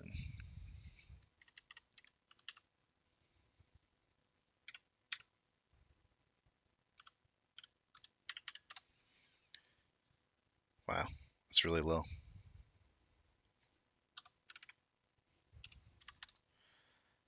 0.95% of their free floats traded daily, less than 1%.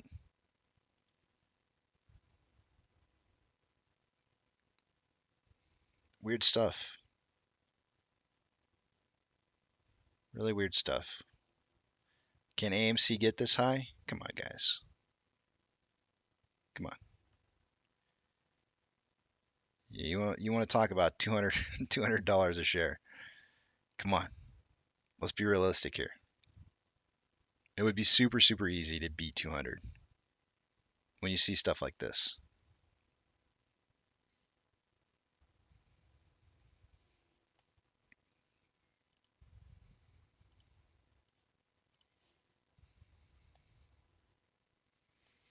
Looks like we beat through 1242 on the Fibonacci here, and it drove past it pretty good.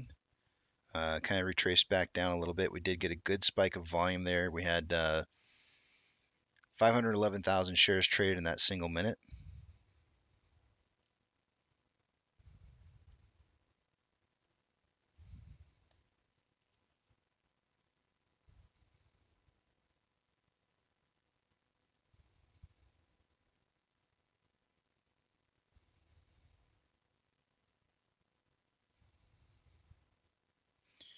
Hot car. Oh, did you guys? Wait. Thank you for reminding me, Danny. I completely forgot about that. Thank you. I've yet to edit that video. I did. Where did I post that at? I don't even remember where I posted it. Did I post it on Twitter? I think I did. Hold on a second. I feel like somebody dared me to. Don't ever dare me to do stuff, guys, because it always turns into a show. I don't have any problem. I'm one of those guys that like I depends on how much it's worth. If it seems like it's worth it to me, I might just do the dare. But I did. I went ahead and went out there and wrote hot koch in the sand, and then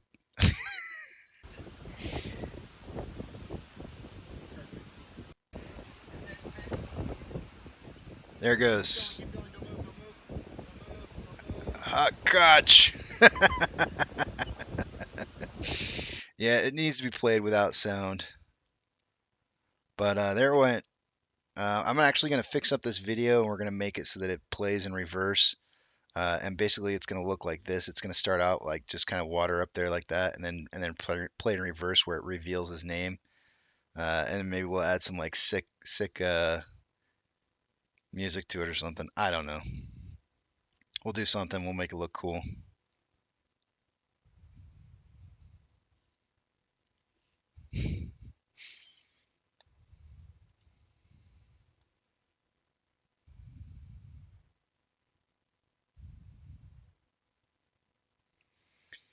Keto said in relative terms, Chipotle is trading at $69 if you compare to AMC.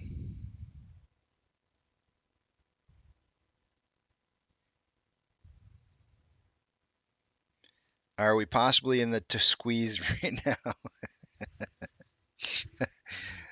Jana, I've been saying this for a long time. I think in my opinion, this is going to be strictly my opinion, and I think that it'll hold true historically uh, over time.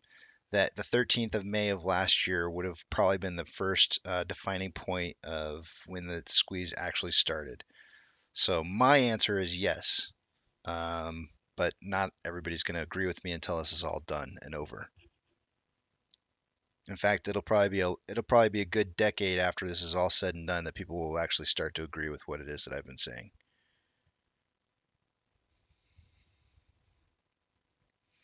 Oh, that's right. Dr. Zeno dared me. That's right. Thank you, Doctor. I couldn't remember who it was. I remember now that you said it was me.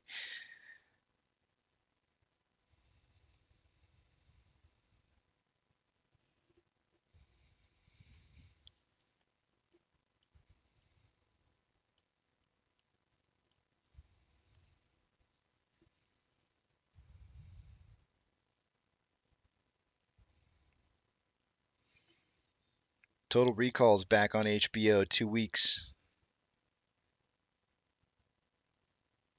You're just now seeing the hot koch in the sand, hot koch in the sand video. Oh man,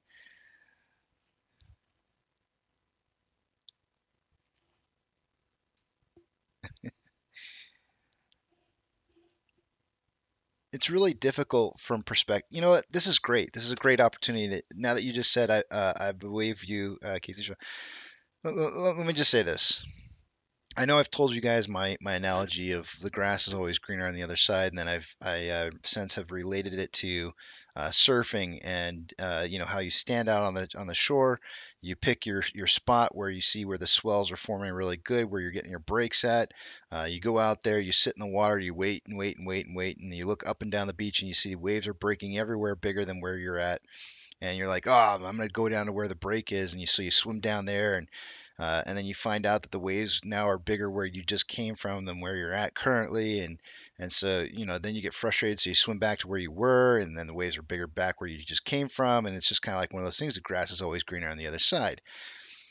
So you've heard that story from me, but I went out this weekend, obviously to the beach, and I had a different perspective. Because I was sitting out there waiting for some swells. I was doing a little bit of boogie boarding, some body surfing, and whatnot. And I was waiting for the swells to come in, some of the really big swells, and the undertow. was there. And my son brought it up. He actually said, "Dad, I can tell when the big waves are coming because you can really feel the undercurrent really kind of sweep really hard just beforehand." And he's right. He's not wrong. Smart kid, that guy. And what I want to tell you is that as I was sitting there just kind of admiring the waves, waiting for the next set to come, I couldn't help but think about a lot of our price movement and how it relates to waves. And if you want to know why the Fibonacci is such an amazing thing, it's because it is based off of natural forming numbers that occur repeatedly in historical patterns. But if you were to look at this and I were to tell you this is like a graph of waves that are rolling through, and each time if you look at it going from this direction, the waves are starting to get bigger and bigger, and now you're starting to get bigger waves that are coming in. You have sets, right? You have smaller kind of periods in between, but then you have a big set that rolls through and then it kind of subsides after a while, right? The waves get lower and lower. This is a very common repeating pattern that happens all the time in the marketplace. This is a very, very well-known pattern that's just kind of it's common, right? You see these big swells of price, and then the waves kind of subside a little bit until it kind of goes down to next to nothing, and then you have another big swell again, right? Sometimes they're bigger than the last one. We're in that. We're in that right now, and we're seeing these price swells. But the thing is we're sitting here going, when is this going to happen? When is this going to happen? Why hasn't it happened already? And the thing is that the next set's coming. It really is.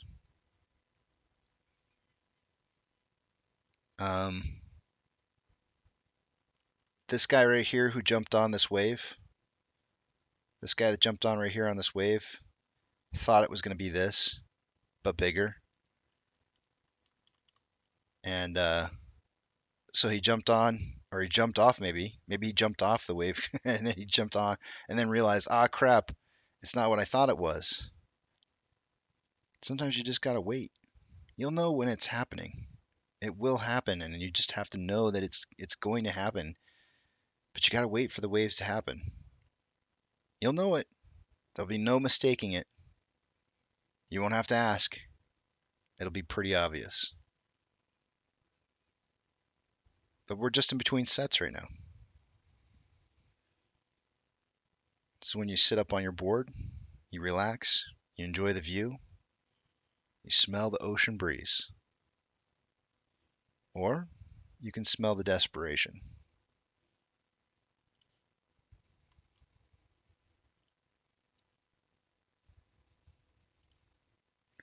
The choice is yours.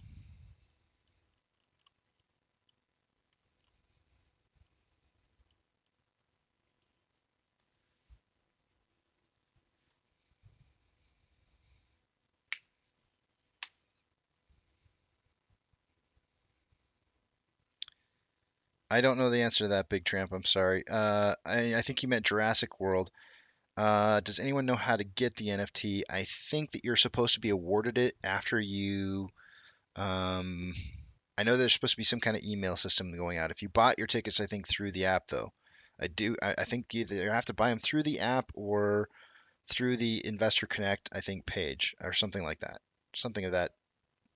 And then you're supposed to get an email.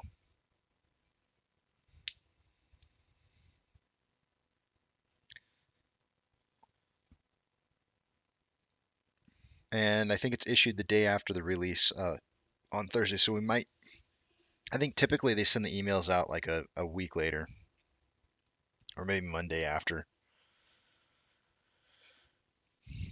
Pro Jeweler says, "Oh my God, I have the same thought, Casey."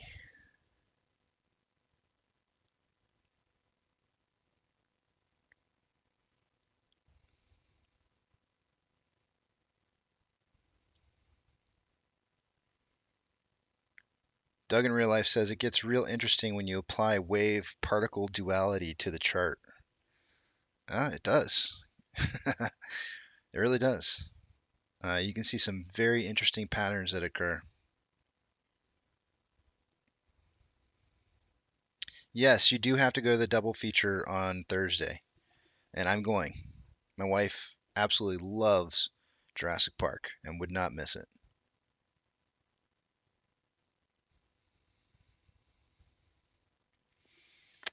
Yeah, I know, Dr. Zeno. I know. But a lot of people look at people who are sitting in the ocean on their boards as being crazy because they're just sitting there doing nothing. Um, some people think that golf players walking around a golf course hitting a little tiny ball into little tiny holes all over the place is kind of insane. Um, we sit around and we watch our favorite stock, which happens to be a movie theater that's making really good money on movies, very similarly. And a lot of people tend to think that we're crazy, but there really is something to it.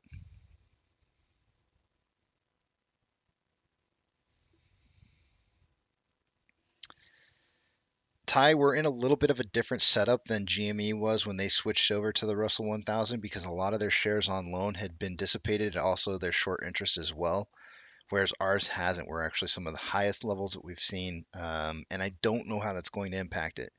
I suspect that it may impact it differently than what we saw happen with GME last year when they did it, when they switched over. I just don't know. I wish I had an answer for you.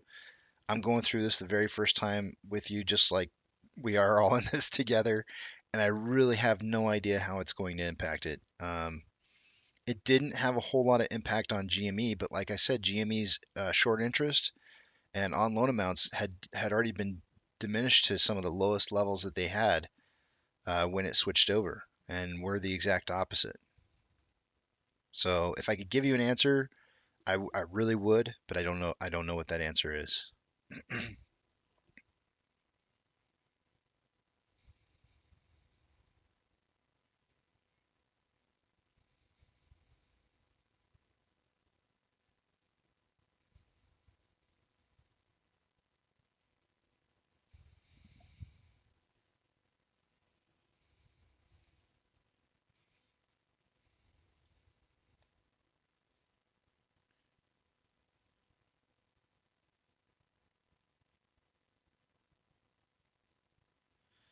You know, that Dr. Zeno, I posted that hot Koch video, and I tagged Ape Snow and CEO Adam.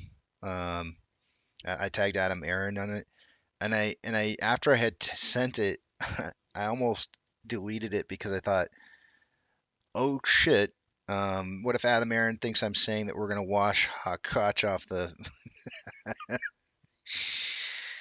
I'm probably gonna vote for Hot Koch, but the thing is I really that was not my intentions by putting that out there. Hopefully that was not ill received, and I'm gonna probably touch the video up and make sure that it plays it backwards, and then maybe put some cool music to it or something like that, or maybe I'll put something like bow chicka bow bow, the good old Hot Koch. I love that guy's name. I love it so much. I just want to shake his hand and have him here. I just want to hear him say his name. Casey, how's it going? Good to meet you. Shaking it real hard, like I can feel the flab in my arm shaking so hard because he's shaking it so hard. Casey, how's it meeting? Good to meet you. I'm Hawk Koch. Oh, it's good to meet you, Hawk. How's it going? Stop shaking my hand. It's too much.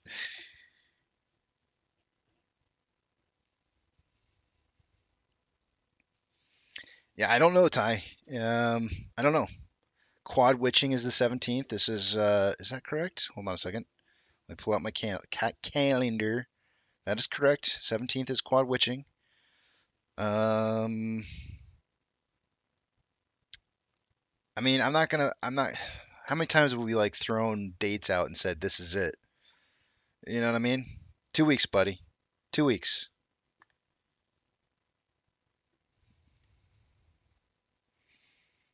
When they tell you box office numbers, what percentage of that is pure profit for AMC? I wish I knew the answer to that, Jabibs, but I don't. Shaw, the video is the best video I've seen in my whole life. It's all right. It could have been done better. I think we did a pretty good job. We actually spent maybe 10 or 15 minutes on it. Not long enough to get a sunburn.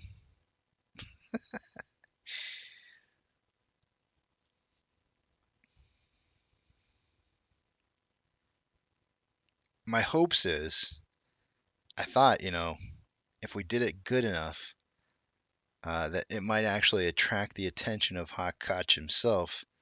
And, being the director that he is, maybe even do a little spin-off on his own on it.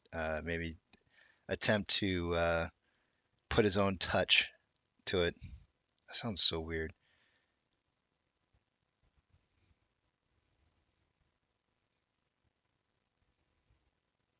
I posted on Twitter. I can share it. Hold on a second.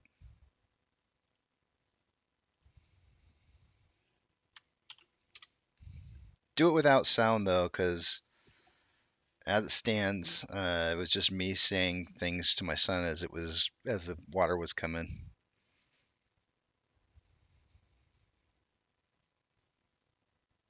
Super Steven says pure profit for AMC is dependent on the contract with Hollywood per movie, different contract. Don't they pay? I thought they paid a certain amount for each time they show the movie. I don't know. I'm not sure of the details. Rem says we're calling Adam Aaron to make it a feature film. Well, see, this is the interesting thing that I learned not too long ago, and I think I discussed it with you guys, I think last week, when Corey Feldman was doing his interview on a space call with Ape Radio. I decided to look up and see if Hawk Koch and Corey Feldman had any movies they had done together. And what I interestingly found out was is that Hawk Koch was actually trying to get when AMC was owned by Wanda, the Chinese firm. He was trying to get them to fund a movie that he had in mind. He was going to direct and feature a film sponsored by AMC. Which I thought was really interesting because Adam Aaron just talked about the idea that AMC may do its own movies as a possibility in the future. Um, that's where the funding may come from, AMC itself, for Hawk Koch to direct a movie. So that's really kind of cool. I knew you, myself, I knew you were going to say that.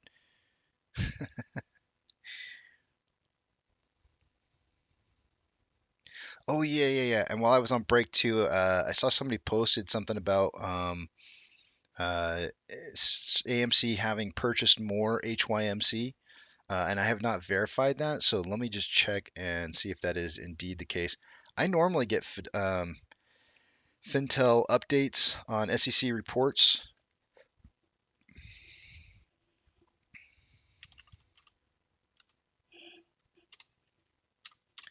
And I didn't get one.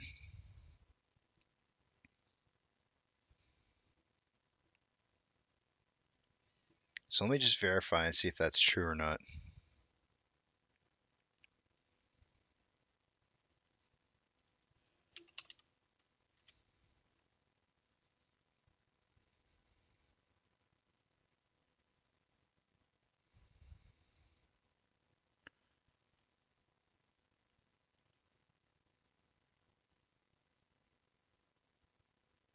Yep. When was this issued? 6/7. Oh, today. It was issued at today, 8:55 in the morning. It looks like they bought more HYMC in the amounts of. Give me a second while I open it up and find out.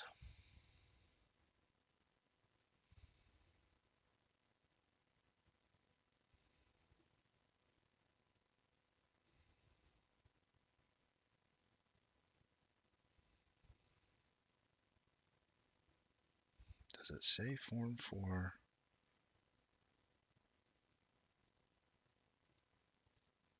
That's not going to help me any.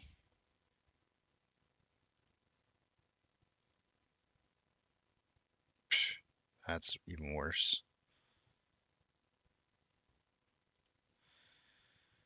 Ooh.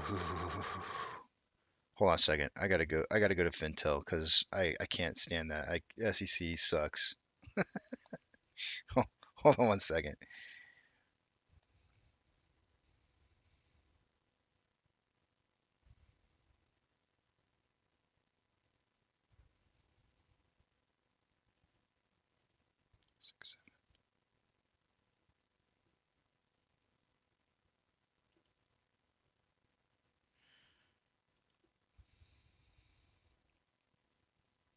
Hmm,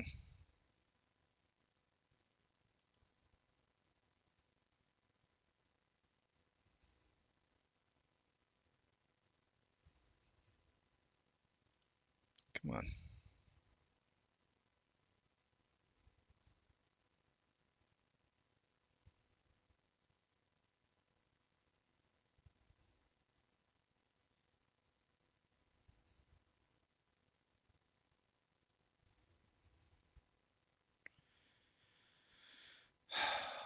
Fintel's not being very helpful.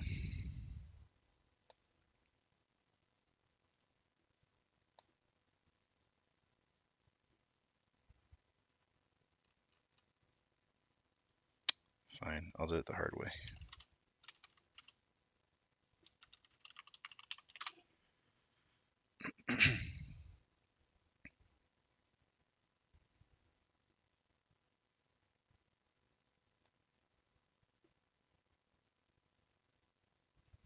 It's not there either. Weird. So it seems like the only place I can find it.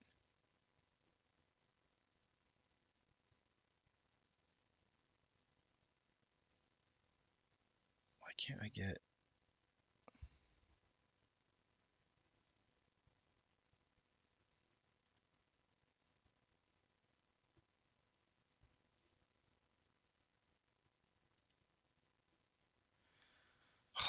All right, well, I can read this. I just didn't want to because it's all, I'll show you what it looks like. It looks like this, and I have to like basically like read in here.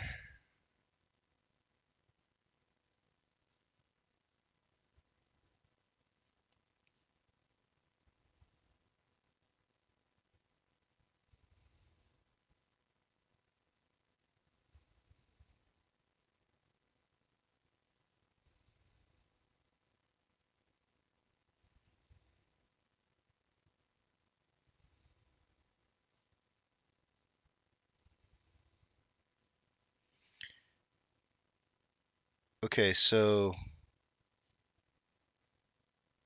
second. Okay, so it looks to me like what they're saying is that Sean Goodman, who's now on the board of directors for HYMC, is getting issued for his work. He's being issued shares of HYMC, which are um, which will vest in June of 2023, 24, and 25.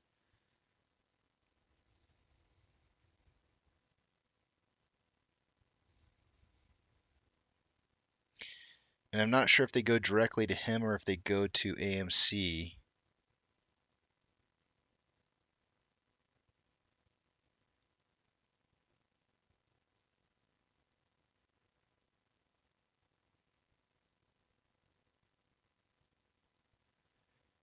Granted by the issuer to AMC Entertainment Holdings on June 2nd in connection with Sean Goodman's service on the issuer's board of directors, which, okay, so, yeah. Somebody was trying to say that they purchased more shares, and that doesn't seem to be the case. What it really looks like is they're just shares that were awarded due to his service on the board of directors. Um,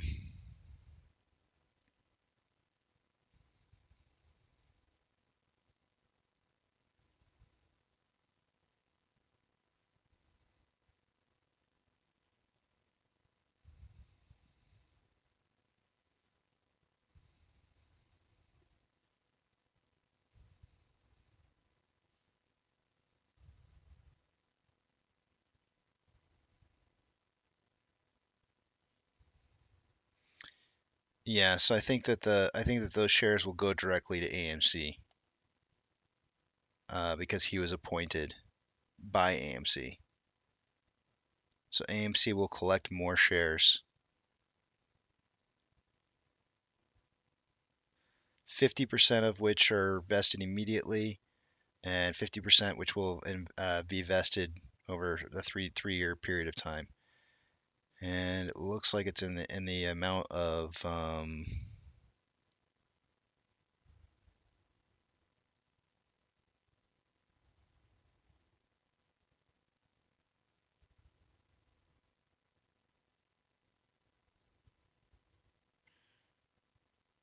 52,448.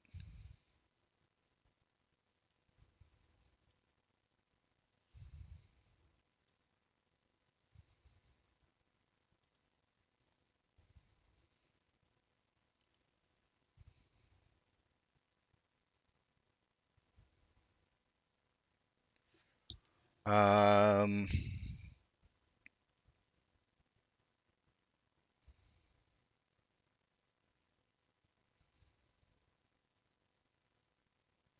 Bananasaurus says if we close green today, I think the next 2 to 4 days will be green according to something I found. I don't think AA pounced. Dr. Zena says my only real complaint with you is that for the rest of my life, I'll never hear the word weak in a normal way again. Stop being so weak.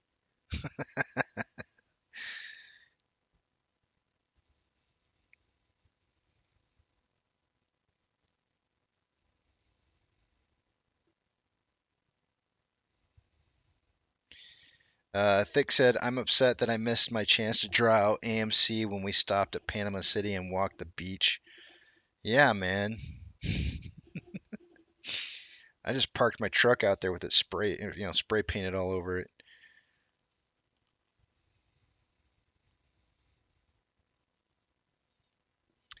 Richard wants to know if AMC will finally be profitable the second quarter with their numbers. I'd like to think so. Um, I'd like to think so. That almost sounds like something Adam Aaron would say almost verbatim. I don't know.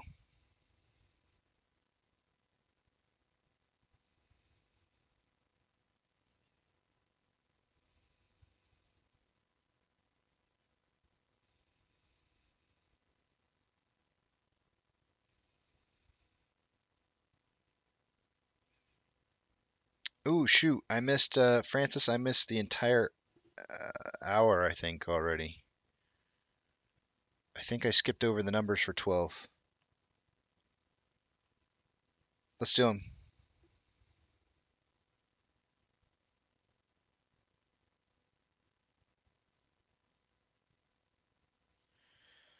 Janet under pressure, maybe resigned for underestimate of the inflation.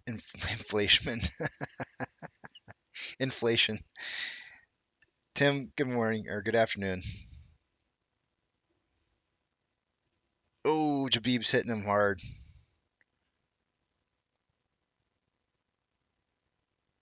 I put it in your Discord. What are you talking about, BioLife?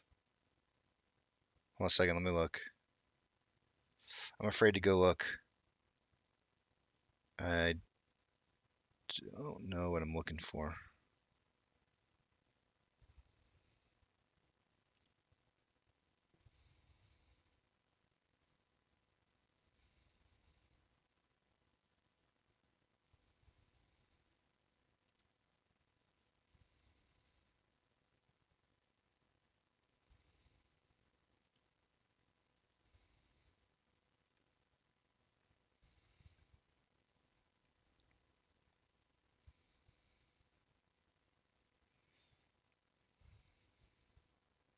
Oh, ownership submission.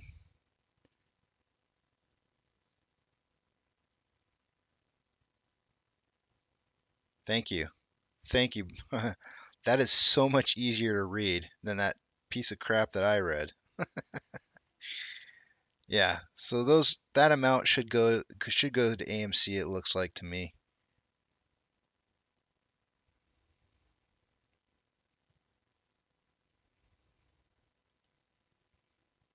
Thank you.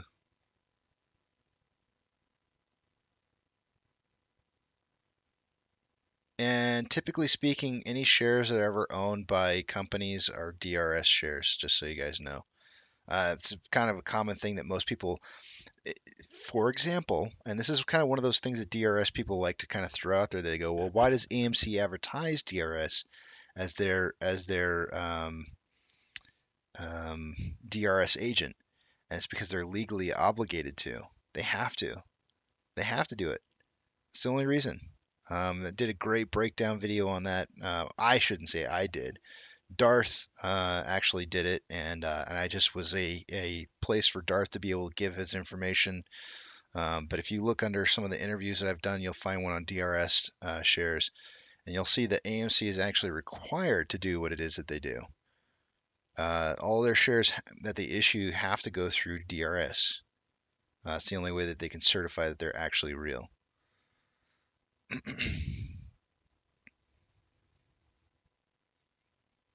Hey, congratulations on the anniversary, Tim. I have not gone over the numbers yet, guys, so let's go over the numbers real quick here. At least I don't recall having gone over the numbers. If I did and I just forgot, well, we'll do it again.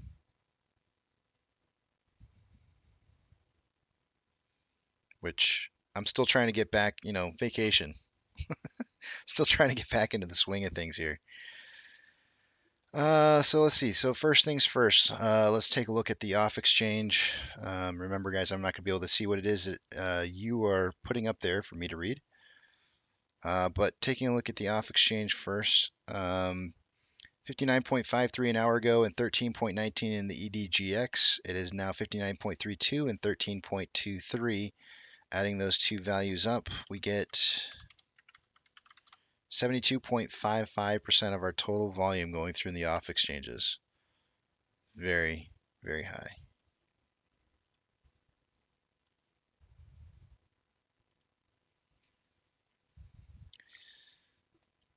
As of an hour ago, there was 358,000 shares having been borrowed. It is now up to 917. Back up, I should say, to 917. That's going to raise the estimated current short share interest of the free float to, wait a minute, strike that. I'm looking at the wrong page. My bad. An hour ago it was what I said. It's 395 now. Hold on a second. Let me see what it was. Undo. It was 358 an hour ago. It's now 395. So slight increase. It's going to raise the estimated short share interest of the free float to 23.4 and the cost to borrow average to 14.97. I know I probably just gave like crap ton of heart attacks over here. Sorry about that. It happens. Make mistakes.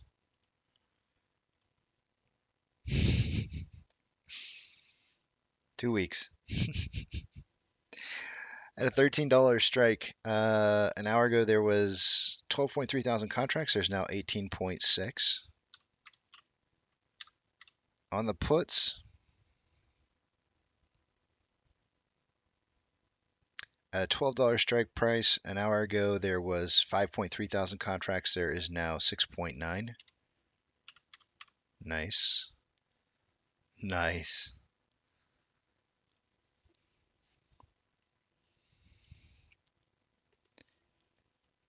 If you guys didn't see that Beavis and Butthead thing, I'm gonna play here in just a minute because I don't think I've played it yet on the live stream. I'm freaking Nostradamus. If you guys didn't know, I'm Nostradamus. I predicted the future a year ago. I'll show you in a minute. You'll see. You'll see here. Hold on a second. Orders by Fidelity customers. AMC has slipped off the list, so we have lower volume occurring. We're probably in like 11th now. Yep, 11th. Our buy to sell ratio has dropped under 60-40. We're at 58-42, so not as good as it was. GME has fallen 22nd. I think that's about what it was. They were an hour ago. They have a 52% buy to 48% sell ratio.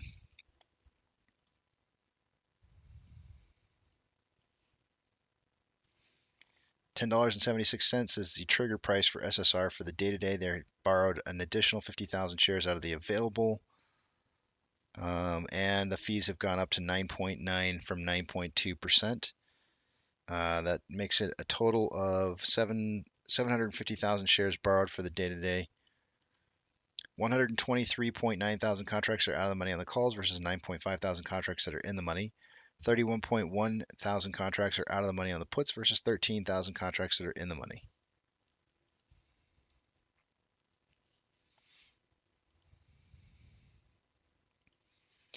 The Nasdaq is up 0.38, the Dow Jones is up 0.38, and the S&P 500 is up 0.4. The market is currently advancing with 4,010 advancers to 3,528 decliners.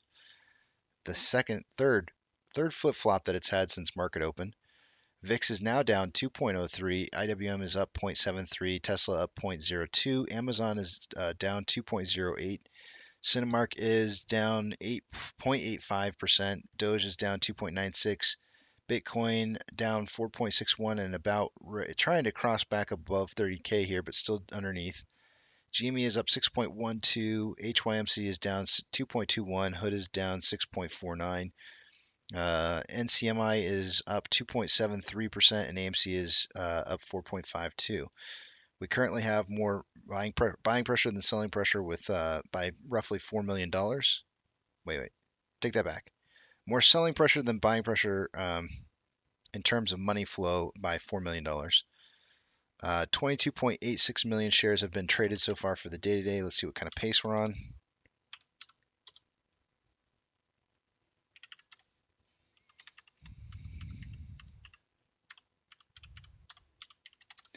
We're on pace for about 36.84 million shares traded for the day-to-day. I suggested 30 to 50 million shares traded, so we're getting close to the bottom side of my range.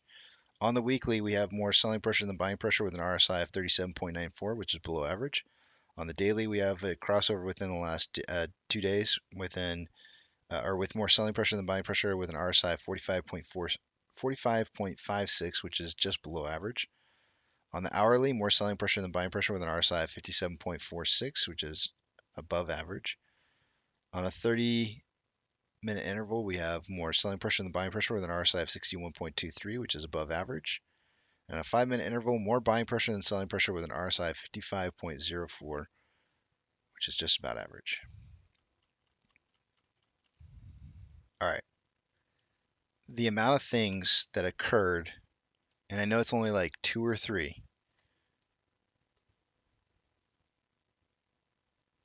Check this out.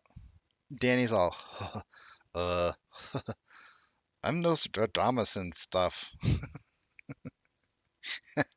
Nostradamus. Oh man. So check this out. This is crazy. I don't even remember who sent this to me. Yeah, I do. It was War Dog. War Dog sent it to me, and I was just like, "Are you kidding me?" I saw this, and I was just like, "This is nuts." Where did it go? One second. If you're part of the Discord, you've already seen it. You already know what's going on here. But when I saw this, though, I just about lost it. T-minus 10, 9. Like legit, like this is gonna be, and I know this is not AMC related, and it's not related to movie theater chain at all. But you just got to see this. This is insane. Wait, where'd it go? Come back over here.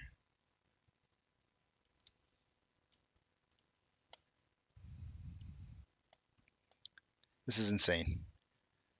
They start off this video the same way that I start off my video every single day.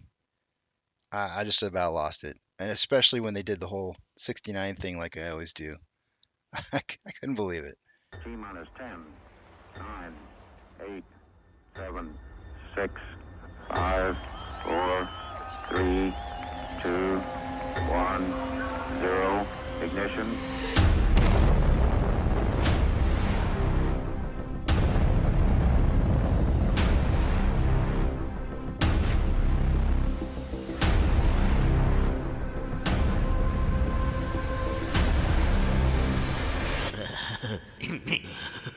The Earth sucks.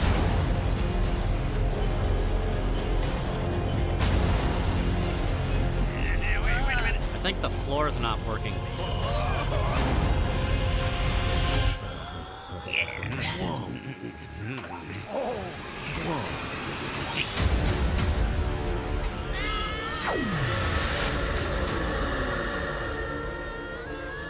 Look at that number up there on the billboard.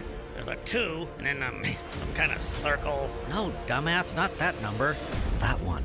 69. This show sucks. It's like just these fat people standing there. I am Cornholio! I need TV for my bunker! Who are you, fart knockers? Amusing, yes. Humorous, yes. Satirical comment on the time. Yes, amusing.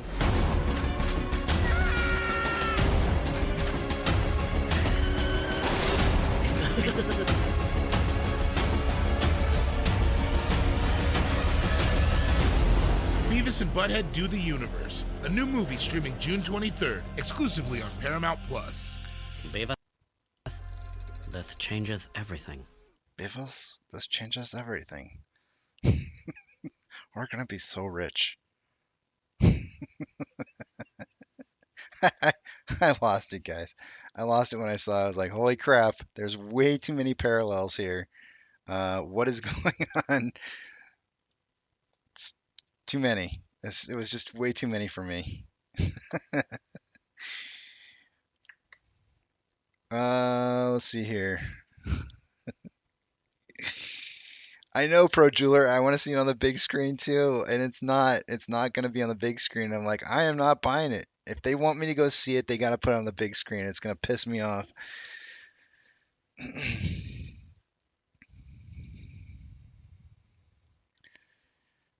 Ken's asking Casey, is there a limit on the free float loan percentage? Is there a ceiling? I don't know the answer to that, and I would assume this is going to make an ass out of you and me, because that's what assuming does. I would assume that they can go over the amount that the institutions own, and the reason I say that is because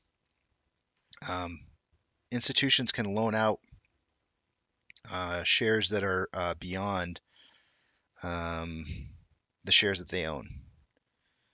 So I think there is probably a theoretical limit, but it's not. I don't know what it is.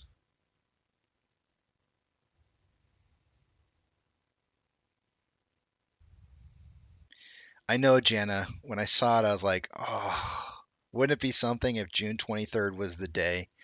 I was like, man, no, come on. There's no way Beavis and Butthead predict the future.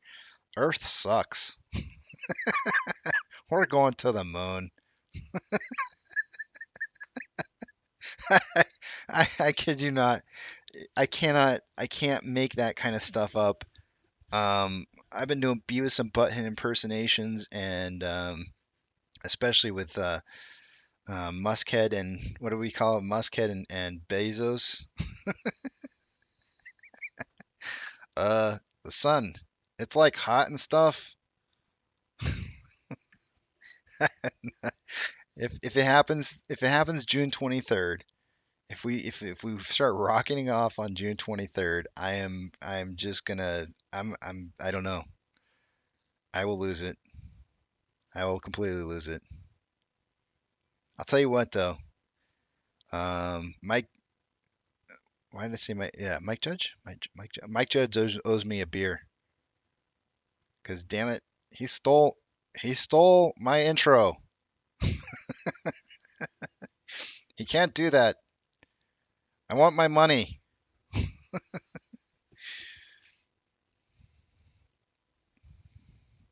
Nosa says, Casey, have you mentioned already the news about the SEC restricting payment for order flow?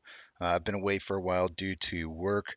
I have not heard. I've only heard news clips about that. I have not actually heard that it's a thing yet. I don't know much about it yet, Nosa, so you're gonna have to give me a chance to read up on it.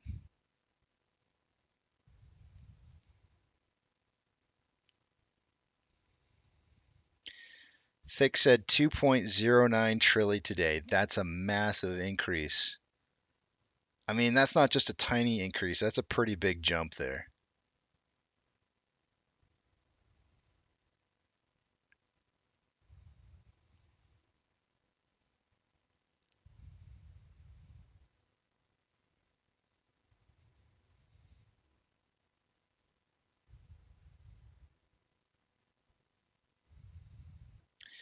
Thank you, Maggie, for reminding me about that not being any more saves on the mortgages. To be honest with you, we have seen a separation on those.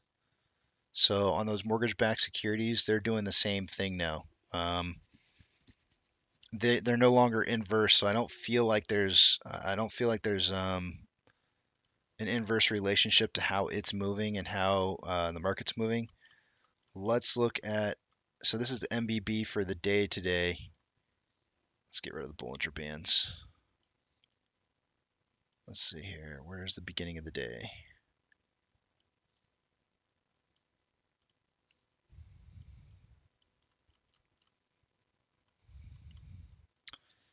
So there's been a pretty big dump. He said dump. There's been a pretty big dump in the yeah, dump.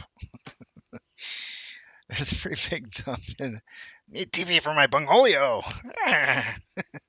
97.81. It started out earlier this morning, right around 98. It dumped off most of the day today and then rose back up afterwards.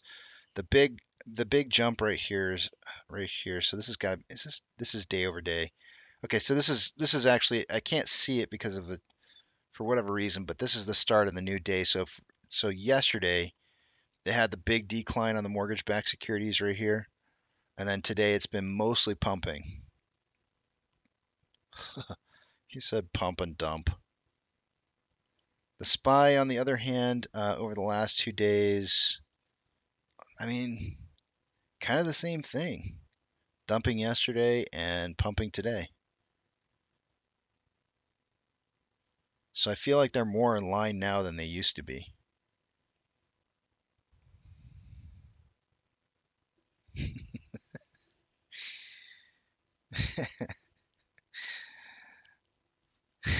I'm sorry, guys.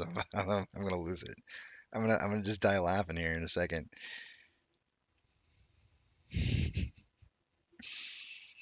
Francis says cost of borrow max high. Hopefully, cost of borrow average will keep going in that direction as it seems to be following it. Let's check it out here. I'm not looking at it. 26.21. Holy crap. That is really high.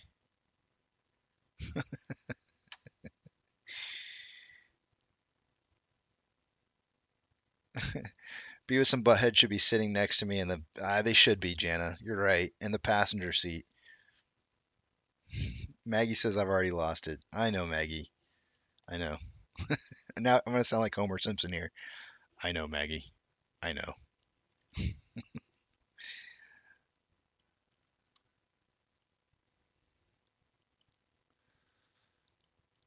We did break out of that descending parallel channel. Got ourselves in a little bit of a wedge, what appears to be a wedge right now. He said wedgie. Let's see here.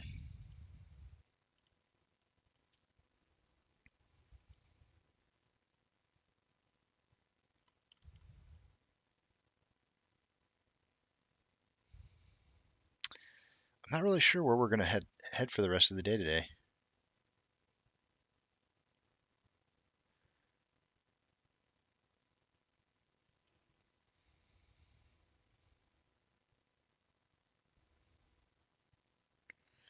Myself said, talking about the sea, my ex had a tattoo of a seashell on the inside of her thigh. When you put your ear on it, you.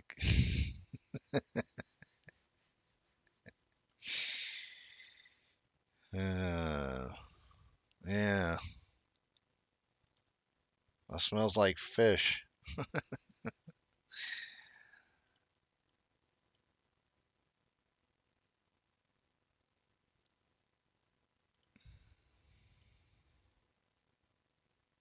This is bad TA, guys. I'm not doing anything. I'm not doing this any service here.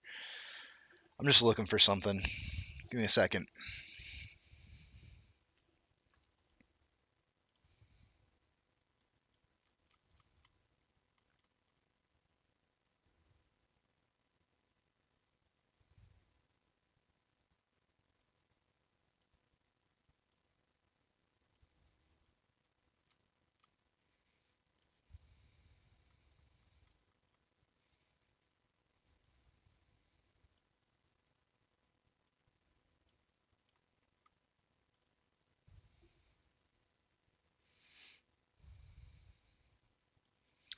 If I had to guess, we'll probably close somewhere right in between these two numbers here, which just so happens to put us right about 20 or $12.50.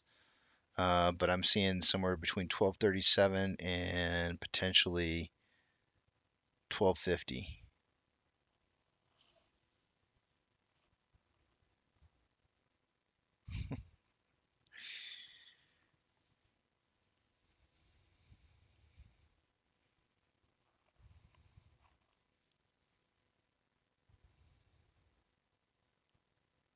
Nosa says playing the guitar, painting, games, impersonating cartoons, people, interviews, and you have the big tramp. You definitely have a talk show. And interviews. Oh, you said interviews. Yes. Yes. That's what it really is kind of painting it out to be as a talk show. Hmm. I don't know if I want to change it though. I like it. It's fun. It's what we need. It's healthy. It's healthy for our psyche.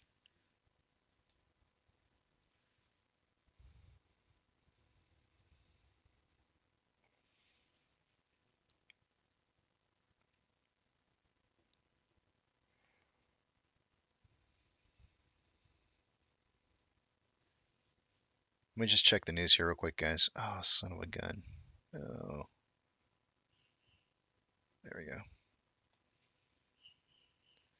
Let's see what we got here.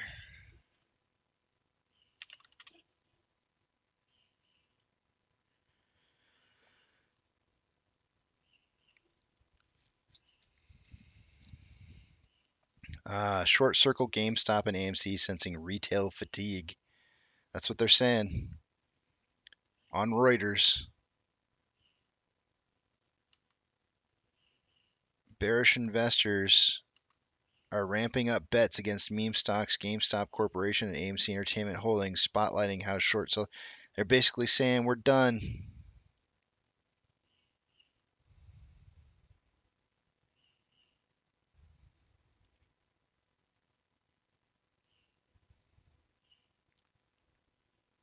What you guys think? Are we done?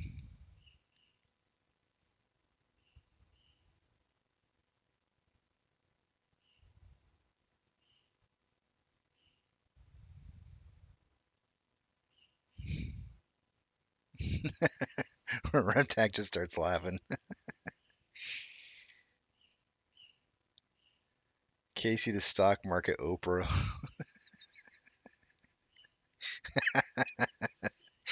Yeah, that's terrible.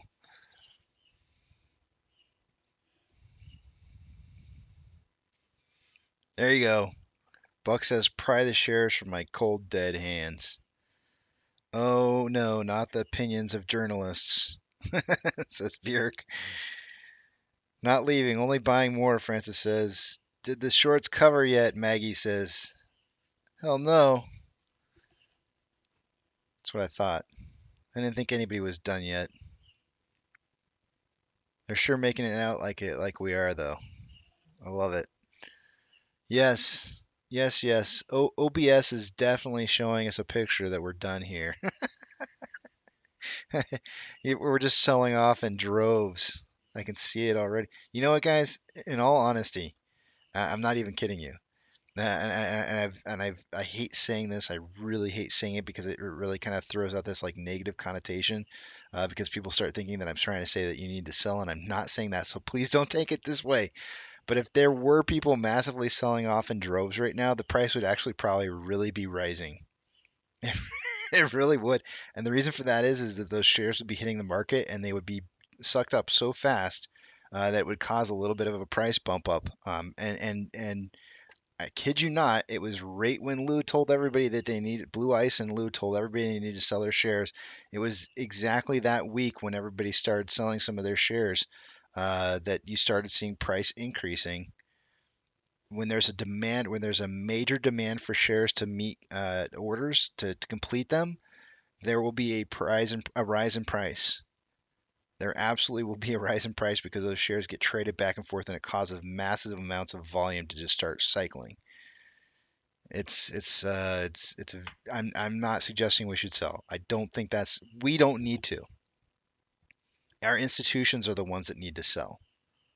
They're the ones that need to do the dirty work. We don't need to do it. We're going to make them do the dirty work because they're the ones that are doing the dirty work.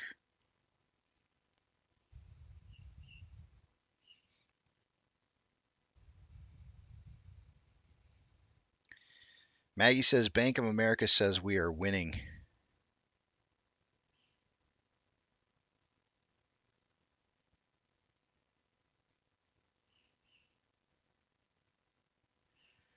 Every time I speak to someone getting a journalism degree, I feel bad for them. Oof. As Rule says, sell what? I don't know I don't know what selling looks like. Do you remember where the sell button is? Because let me tell you, it's been a long time since I've seen it. I can only imagine.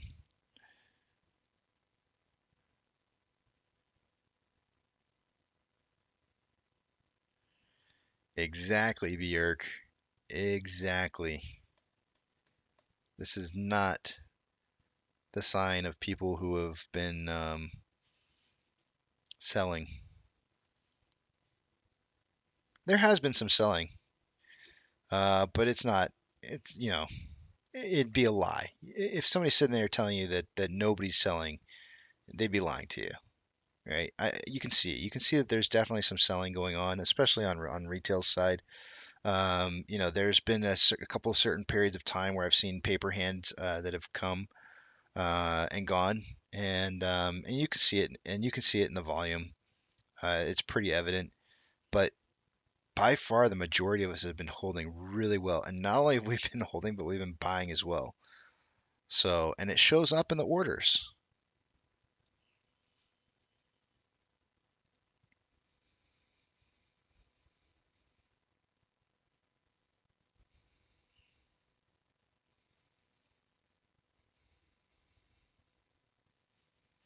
Francis says, I will soon have 50% more than I did last year.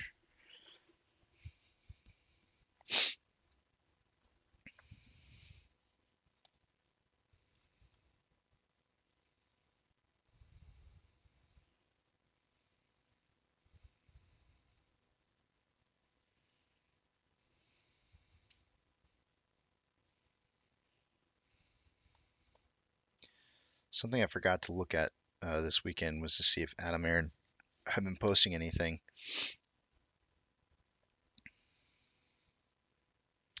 5 hours ago, Adam Aaron posted, he said, AMC Investor Connect now has 700 plus thousand members. And another exclusive early U.S. screening on 6/15, an AMC Thrills and Chills flick. Universal's The Black Phone, Ethan Hawke in a horror thriller. Blumhouse Productions scares you yet again as only it can. The Black Phone, every call is a lifeline. Never Talk to Strangers, official movie site for The Black Phone from Blumhouse. Watch the trailer here in theaters June 24th. That's a day after the June 23rd release of Beavis and Butthead Do the Galaxy or whatever it is. Earth sucks. Earth sucks. We're going to the moon.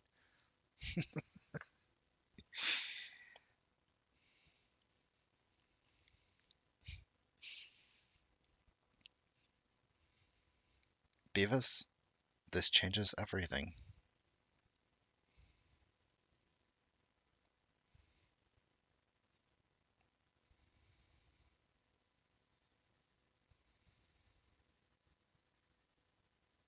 I think we're looking pretty good here, Captain. You know what? Actually, to be honest with you, our buy to sell ratio today is a little low. Typically speaking, we tend to see that hurt us the most within 1 to 2 days afterwards. Typically the second day, because it'll take a lot of the sell orders and compile them over a 2-day span and really hit us hard with those sell orders all in one day. So, you could potentially see that, happening on perhaps Thursday.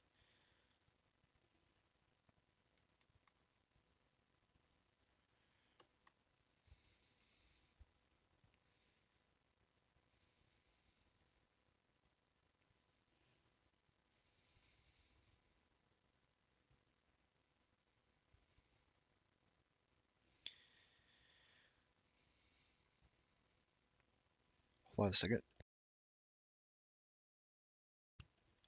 Hold on, I got a cough. Oh, okay. We'll take a look at our numbers here in about 4 minutes.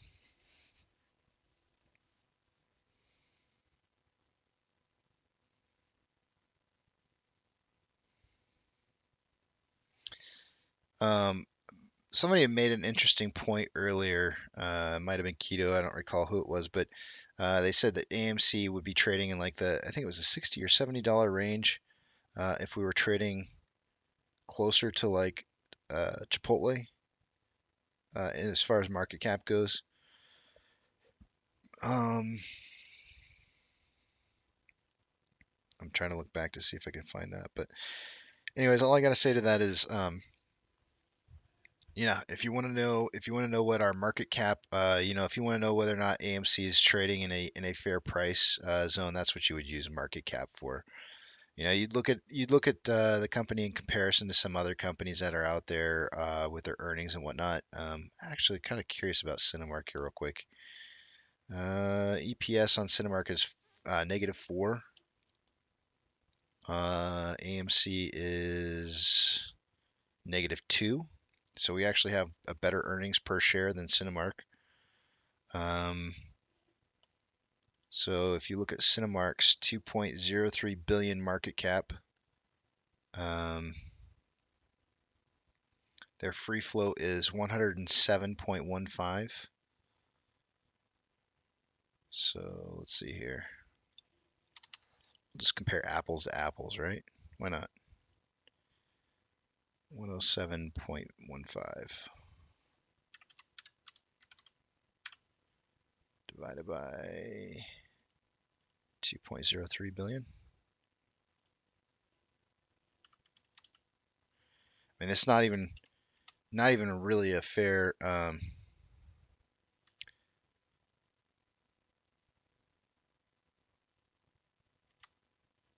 comparison because it's the company's smaller. Cinemark is smaller than AMC, and so therefore probably is worth less. But we'll just to make it fair.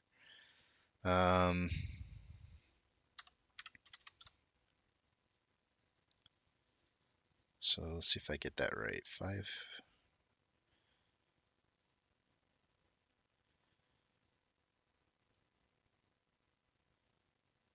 Let me see if I can figure this right here.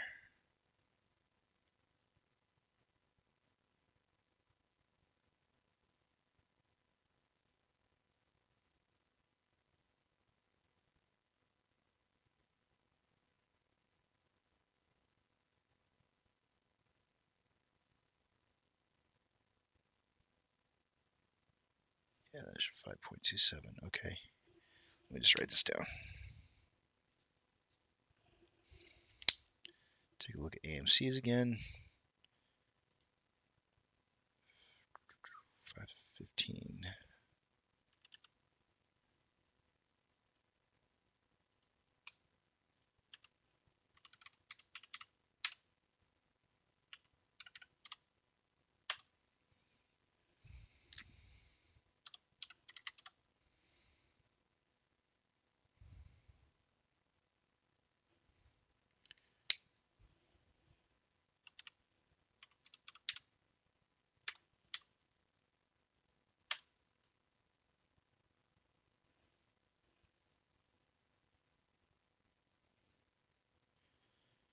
.65.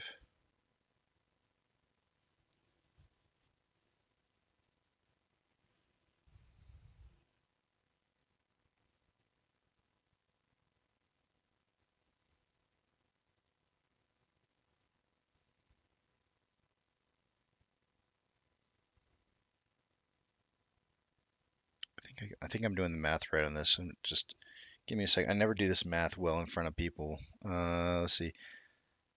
0.65.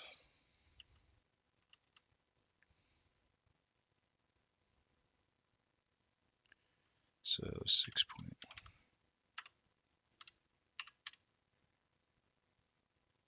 I think I'm doing it the wrong way, but okay. So our market cap should be 4.19 if we were to compare, I think, apples to apples, meaning that wait, is that right? 4.19 billion. And so if you reverse math that, it would have to be on a similar, I'd have to do market cap. Shoot. Give me a second here. That's not going to be right. 4.19. Ah, I can't do this in front of you guys.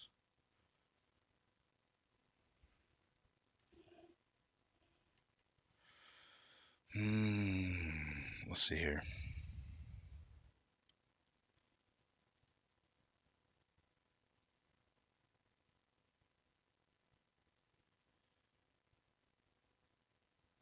It's that multiplied by that, giving that number.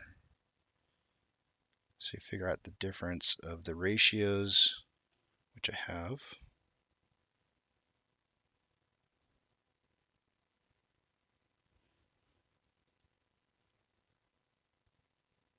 I have no idea, Francis. Give me 1 second here. I'm trying to math. Trying.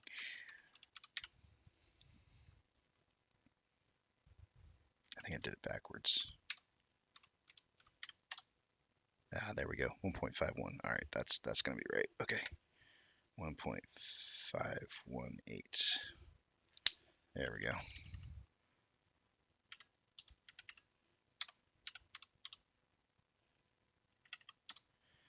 9.8. Okay, so our market cap should be 9.8 billion. If we were trading apples to apples to Cinemark, our market cap should be 9.8 billion. And if you wanted to reverse math that, then you would simply take the float divided by, you would take the float of 515 million, 515, right? So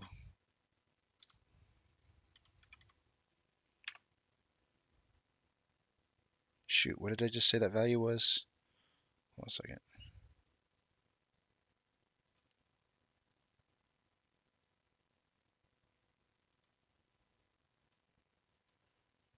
9.8.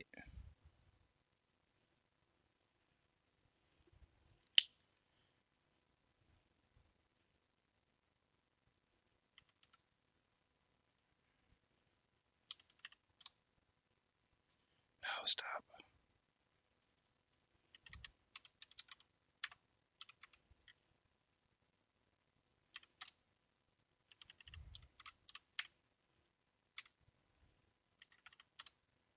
Yeah, that would put us at a total price per share at $19.02. Is that what Cinemark is trading? They're trading at 16.85. So if you reverse math this, right, and you were to compare apples to apples, and we had a market cap that was similar to, even though our earnings per share is better than Cinemark's, and we're trading at a market cap of 6.46 billion, if we were trading at a market cap that was equal to the same market cap that Cinemark had, we would be trading at $19.02, roughly, is what it comes down to. Because our market cap would be at 9.8 billion, not 6.4.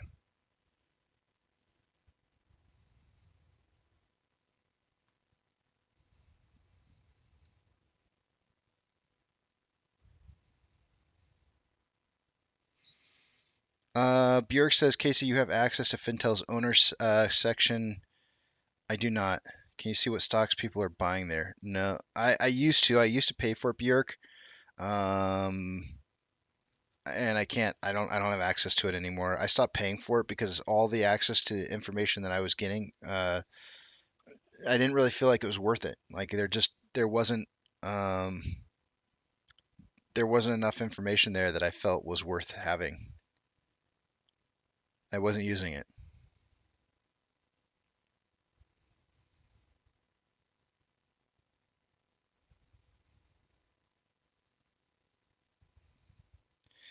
Yeah, that's what it comes down to. $19.02 is what we would be trading like if we had a market cap comparable to Cinemark. And yet our earnings per share is actually better than theirs, right? They're over here with an EPS of -4, and we're over here with an EPS of -2.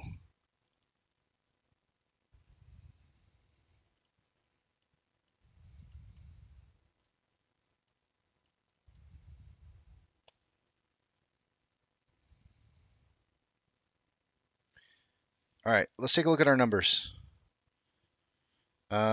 Short interest on Cinemark. Hold on a second. It's actually gone up since last time I checked it. Let me just check real quick. CNK. Theirs is 20.48. I know we were gonna go with this. Don't do it. Don't do it. I know there's gonna be people who are tempted. Don't do it. They're gonna suck you into it. I know they are. They're gonna try and suck you into this. That there's a short squeeze going on Cinemark. Um, what's the first thing you do when you want to check out a stock? Check out its institutional ownership. 98.21% of the total stock is owned by institutions. I just looked at it. It's bait. It's total bait. I guarantee you it's total, like Captain Awesome just said, it's total bait, guys.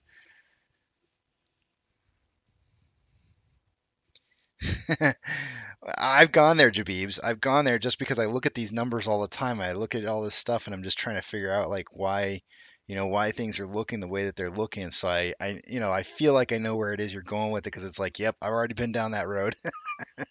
I know exactly where you're going with that because it's the same thing I kind of wondered. It's almost like it's a stepping stones. Everybody keeps stepping on the same stepping stones all the time. And when I see the gears working, when I see you stepping on the stepping stone, I know it's the next stepping stone is.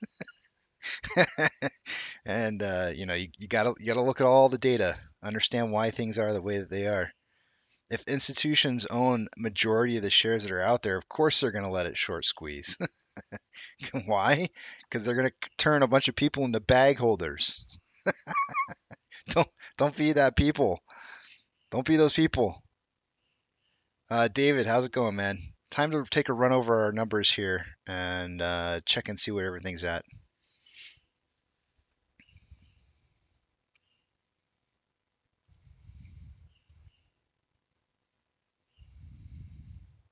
Cow patties. They're all cow patties.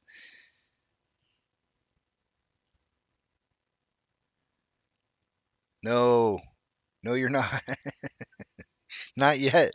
Not yet, Big Tramp. Not yet. All right, let's take a look at our numbers. I'm going to move some screens real quick and off exchange. As of an hour ago, 59.32 and the EDGX was 13.23. It is now 59.31 and 13.24. It doesn't seem like much of a change. 72.55. It is a little bit of an increase, but not much. That's really high numbers, though. Wow, my beard keeps getting in my nose and it's itchy. Ugh. I hate this beard. I hate it with a passion. Taking a look at Ortex data. I'm not a beard guy.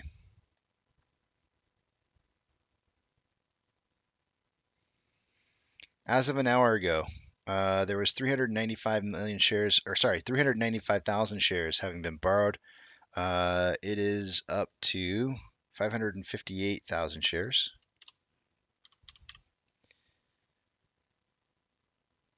That's going to have the effect of raising the estimated current short share interest of the free float to 23.41%.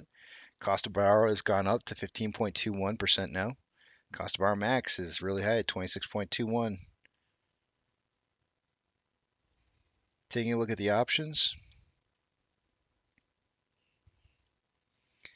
As of an hour ago, at a $13 strike price, there was 18.6 thousand contracts. There's now 19.1. And on the puts, an hour ago, the highest amount of volume was at a $12 strike price. It's now 11. No, it's still 12. I take that back. It was 6.9 thousand contracts at 12 an hour ago. It's now 7.2. Almost a 3-to-1 ratio and more calls than puts, and still signaling for a 12.50 close for the day today.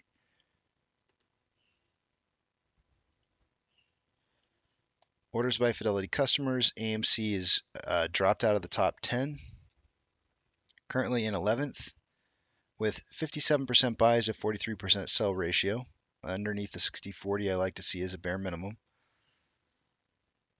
GME is at a 50-50 buy to sell ratio in 22nd on the list.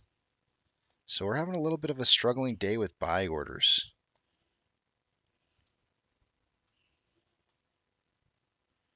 $10.76 is the SSR trigger price for SSR. No new shares having been borrowed in the last hour. 117.6 thousand contracts are out of the money on the calls. 15.7 thousand contracts are in the money. 34,000 contracts are out of the money on the puts versus 10.1 thousand contracts that are in the money. In regards to shares borrowed so far for the day today, we've seen about 750,000, which is pretty low.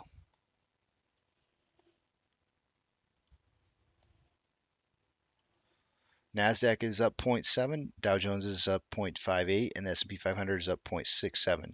There's currently 4,254 advancers to 3,311 decliners. The VIX is down 2.83, IWM is up 1.06, Tesla is up 0.39, Amazon is down 1.71, Cinemark is down 0.73, Doge is down 2.57, Bitcoin finally broke 30K again and is down 3.88. GME is down 6.48. HYMC is down 2.22. GME is up 6.48. HYMC is down 2.22. Hood is down 6.53. NCMI is down or up rather 3.52, and AMC is up 5.2%. Inflow versus outflow. There's currently a $3 million spread with more outflow than inflow. Volume for the day so far is at about 24.29 million shares having been traded so far, with almost 2 hours left to go in trading. Let's see here.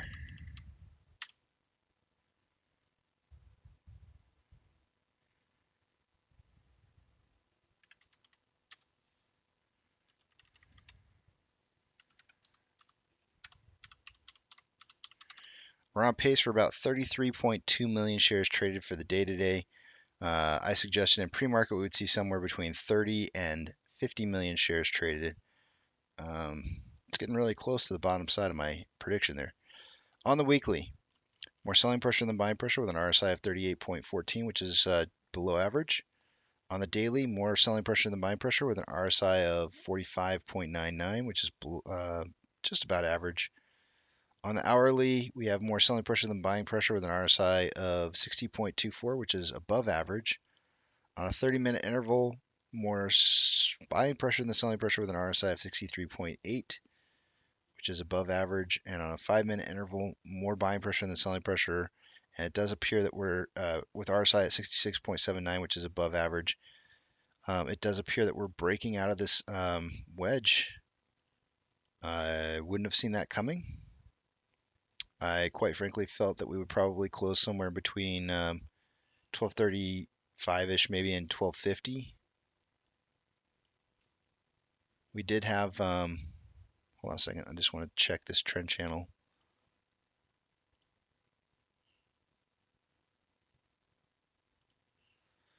Yeah, we had declining price and falling volume, which is bullish. So the breakout going up is, and the trend line was pointing towards the bottom.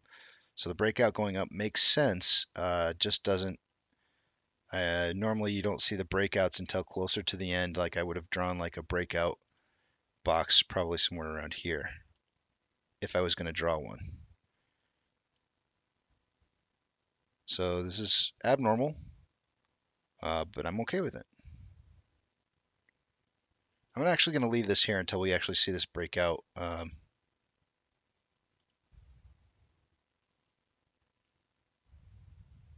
In the next 2 minutes.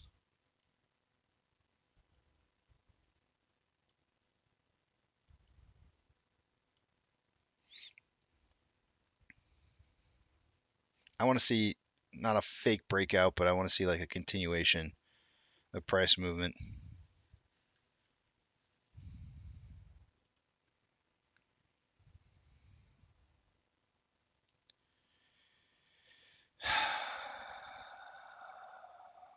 I'll just stop complaining, Aaron. I'll just stop complaining. It just annoys the shit out of me. I'm done. Thank you very much.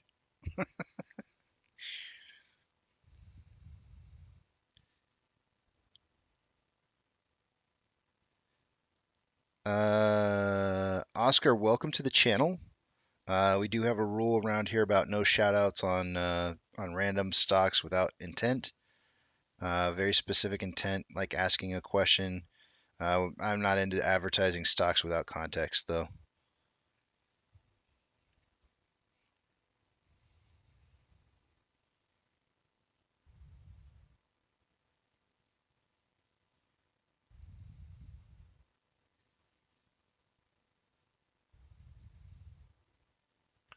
Electric Boogie says, I can smell it.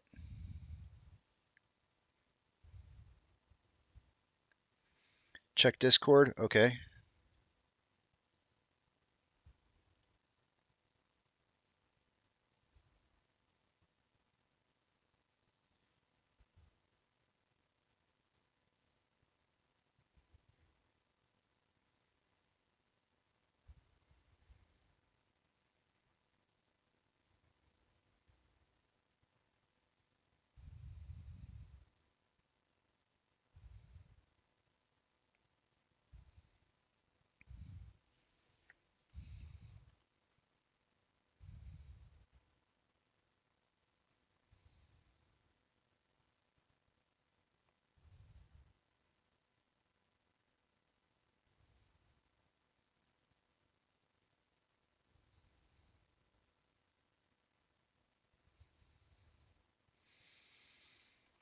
AMC breaking. AMC Aaron gets withhold recommendation from ISS in board vote. What is an ISS report? When a say on pay proposal receives less than 70% support of votes cast for and against, ISS will conduct a qualitative review of the compensation.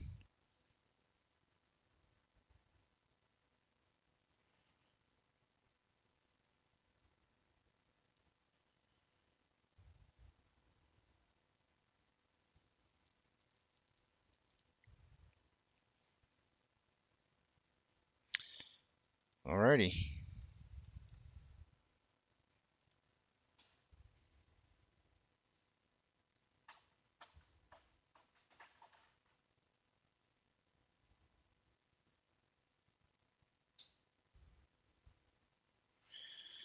Hold on a second. Let me look into this.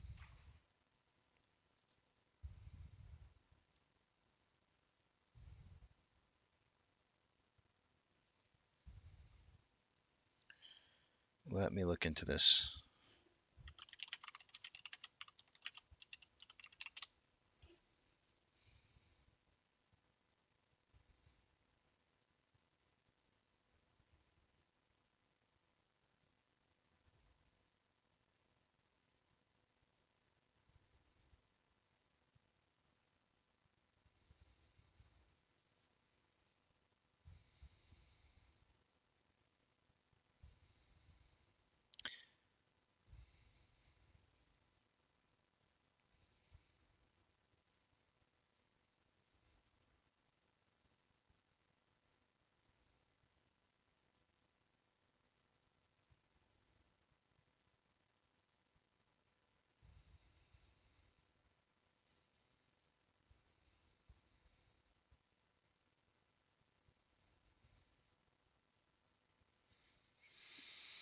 Hmm.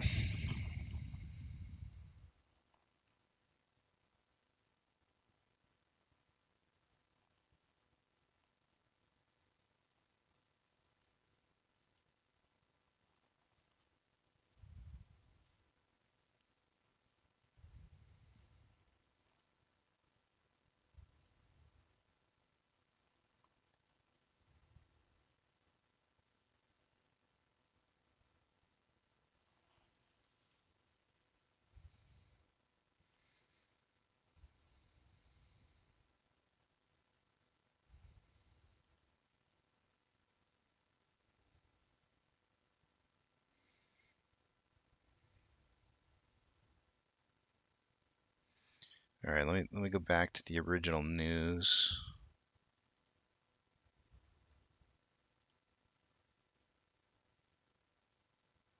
Okay, hold on a second here.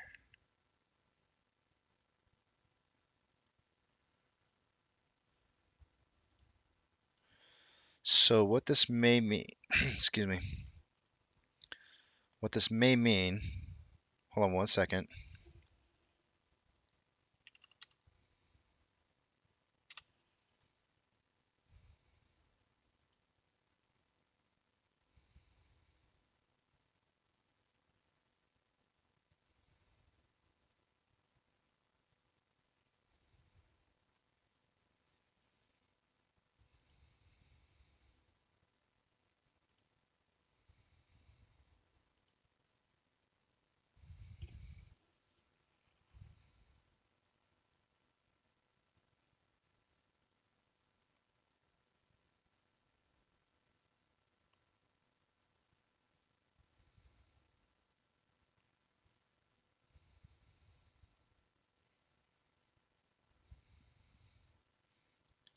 Not seeing that there.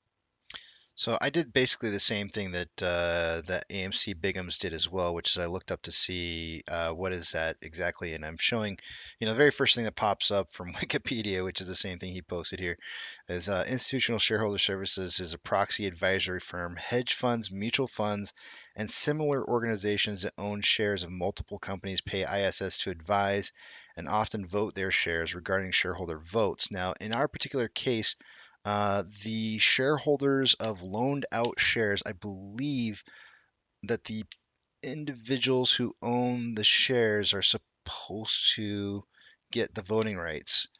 In this case, whether or not it's a mutual fund or a hedge fund that's doing this, I have no idea. It says here is the largest such ISS is the largest such firm with over 61% of business. In response to ISS's recommendations to vote against free shifting provisions in the event of securities fraud litigation, corporate interests have criticized ISS and suggested that it needs to be regulated. Um, if the current amount of votes that are already put in place exceed enough to state that there's already a 70% failing amount of support for the review of the compensation, then it could trigger something like this within institutions to be able to have this um, have ISS look into whether or not their pay compensation is warranted. I already kind of did this a little bit when we kind of broke down the information, and I was kind of looking at everything on as far as the proxy goes. And I'll just kind of pull this over here for just a second so you guys can see my breakdown on it. Um, there were just kind of a few things that I thought were kind of interesting in regards in regards. And one of them really kind of stood out the most to me, and I was trying to compare, like salaries and whatnot. But one of the things that really stood out to me that I thought was odd was the not necessarily relating to pay, but how much was being paid for, and in our taxes and to EY. So there's some shady stuff going on there because if you look at Cinemark and how much they pay, and in contrast to how much we pay, and some of the differences in the fees and the proxies, because I pulled their proxy, there's some really strange stuff going on there. For example, the tax fees. Now, some of that may be in relationship to the fact that we have international tax returns that I can't account for, and maybe perhaps Cinemark is not internationally used, and so they don't have as many fees and taxes, which certainly could be part of the problem. But there was just some abnormal tax structuring that was really strange. And then also audit related fees had some very odd stuff going on in there too as well. Because at first I was like, audit related fees in 2020 versus 2021, it would drop by $1 million. Yay! Good job, AMC. We saved $1 million on our audit related fees. But you come down here and you look at audit related fees for Cinemark, it went from $179,000 to zero. And it's just kind of like, wait, why are we paying $484,000 in audit related fees again? What's going on here? Why is there additional fees on top of their regular fees? Now, of course, I know this has nothing to do with the payment structure. There were some things that I saw in the payment structure that were kind of abnormally high, um, but nothing that I wanted to key in on because I just kind of I mean, the one that really stood out in my mind the most was Goodman's position and keeping him on board. That was probably the one I had the biggest problem with. Is they did a retainer fee of basically, like, I think it was $15 million, which was going to get paid out over a 3-year period of time or something like that. Um, maybe it wasn't $15 million. Maybe it was $5 million. I don't remember what it was. Well, let's see. Hold on a second. I think I've got it in my notes. Let's see here.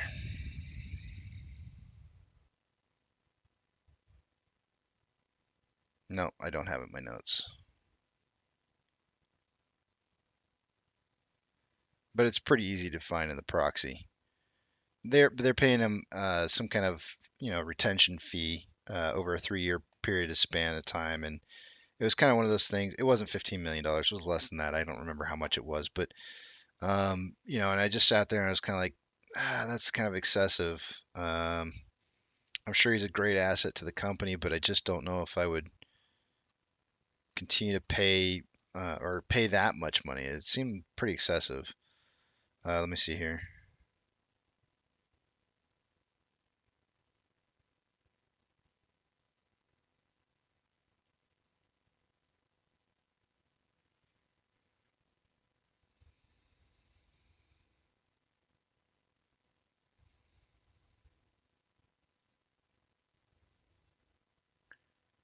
I should be able to find it pretty quick.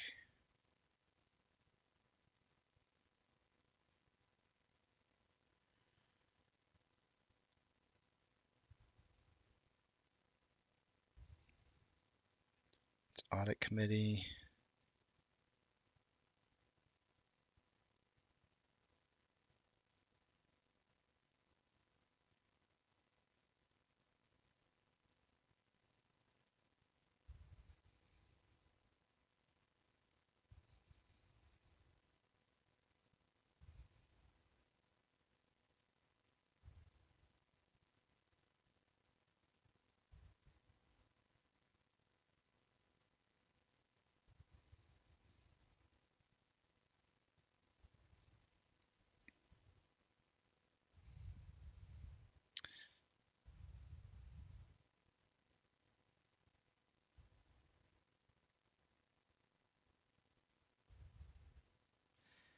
I would think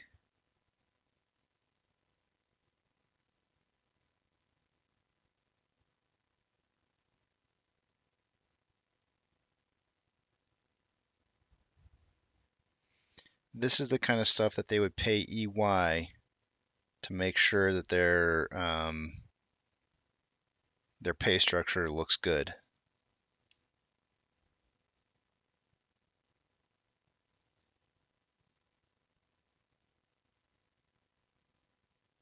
And that's the whole reason they're there. Here's the audit fees. Why can't I find the...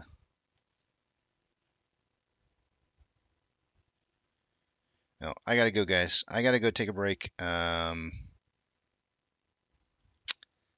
gotta take my son somewhere real quick here. I can't find it real quick. The amount that was paid to keep him on here. I'm kind of trying to find it really fast, but it's not as easy as I thought it was.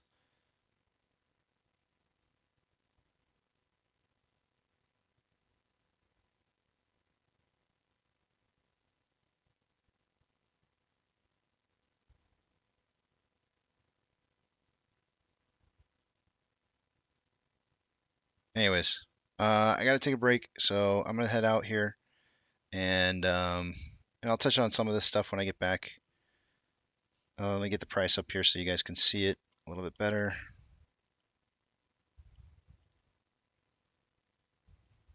Remember, 1351 is the number we're trying to break past through in a violent kind of way.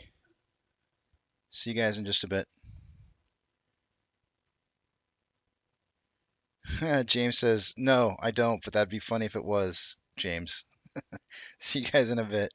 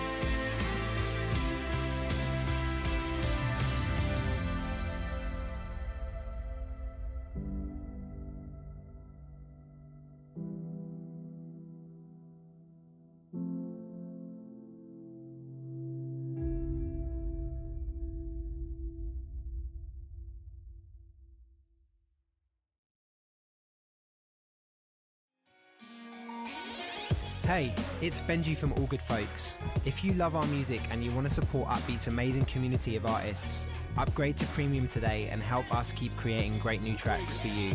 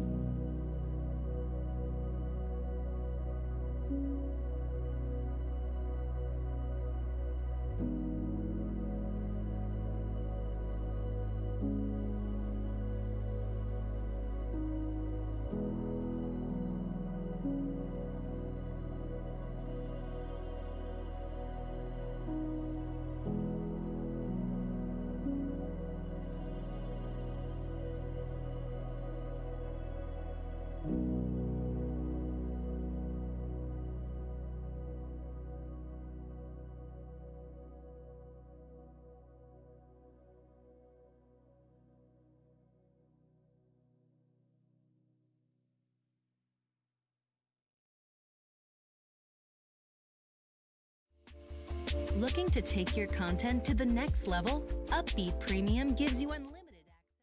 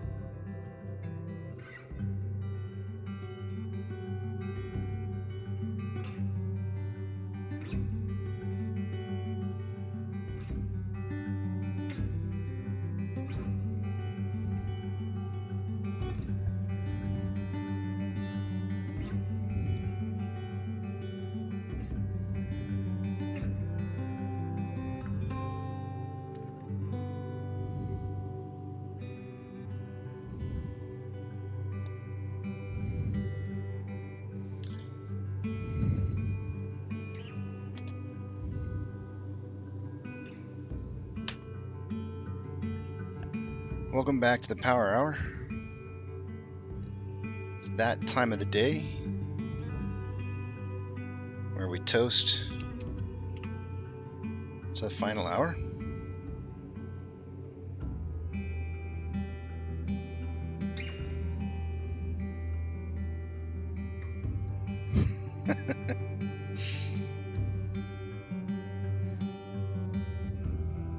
So a couple things I want to toast to.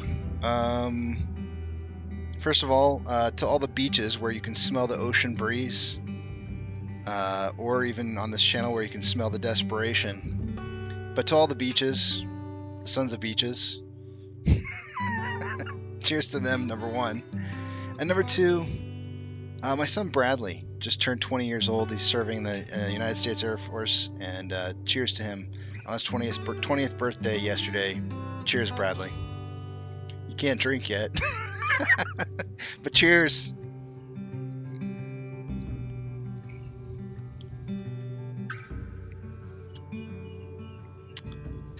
Sons of beaches. Smell that desperation.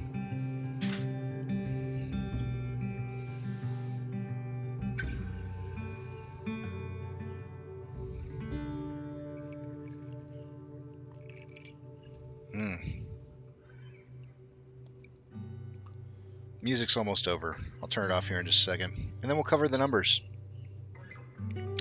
Let's see what you guys are saying. Casey, we have a run.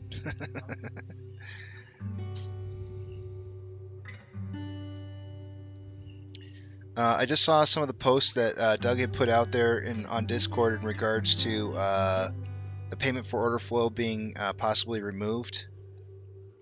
We'll see if that happens. I'm not going to hold my breath. But it would definitely be a win, I think, on retail's part. Kathy, how's it going?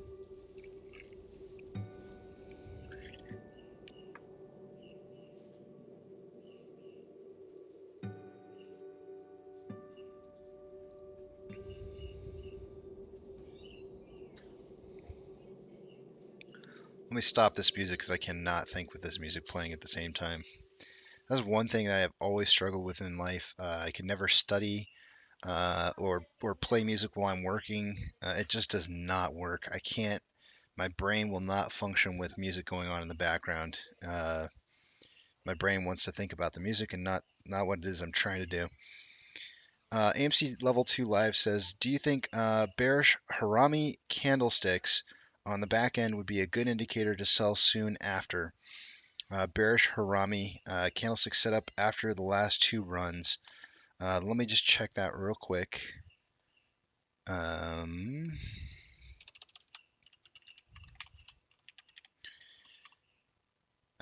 gotta see what that pattern looks like. I'm not familiar with it.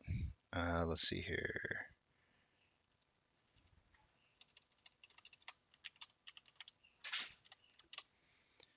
Let's see.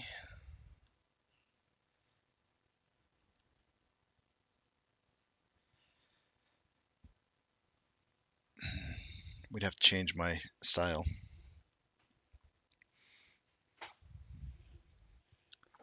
My candlestick style to this one. And my guess is you're probably looking at the daily.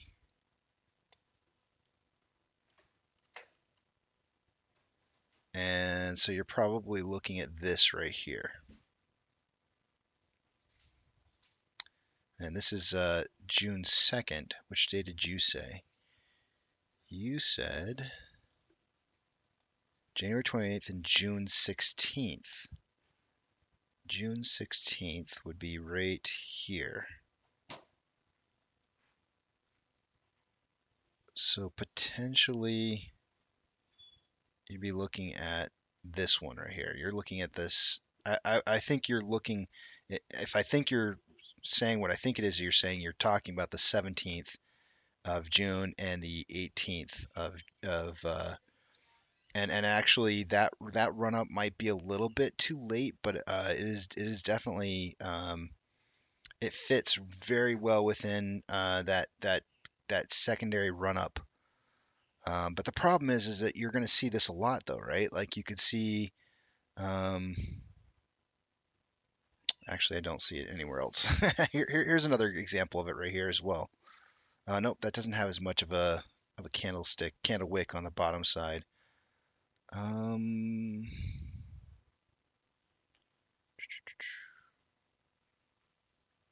Maybe I think this is supposed to be. I don't think this meets the definition. I don't think anything right here meets that definition on the 16th, quite honestly, because this should be a little bit lower in price. And that might actually be a good selling point in that time frame in there. While that would be correct, this doesn't meet that definition of a harami. Let me just check the other date though that you have listed. Give me 1 second.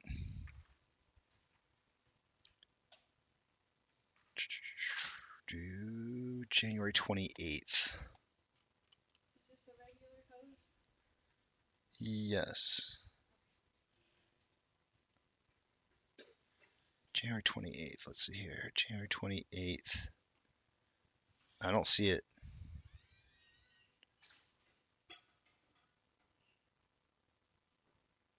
I'm not seeing it.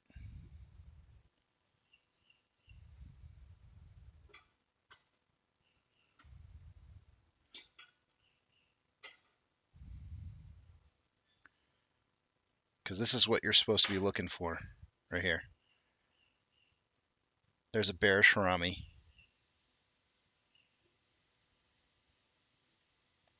That doesn't look like this.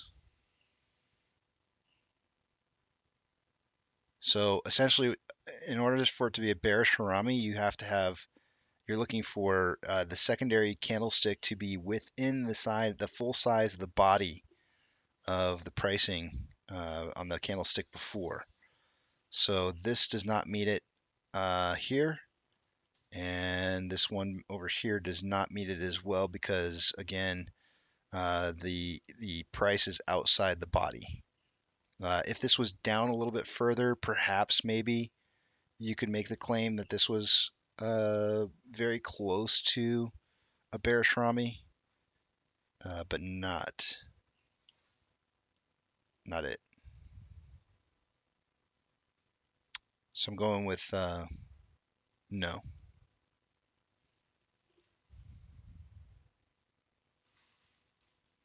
Where am I at? There we go.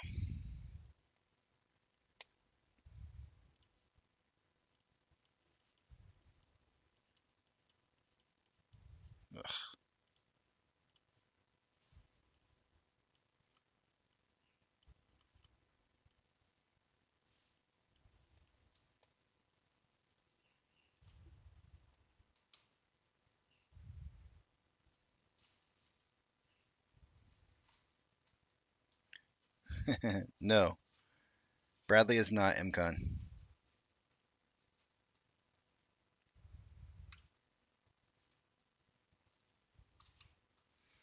No, you can't drink if you're in the military.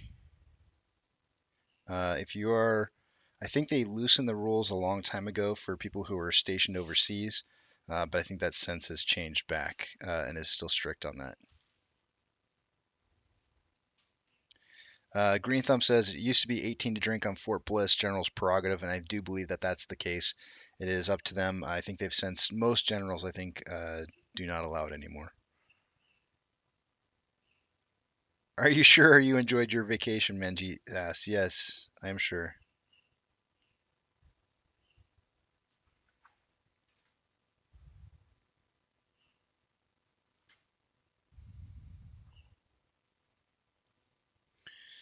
Forget the auction crap, dark exchange and must go. Duncan said 2 weeks.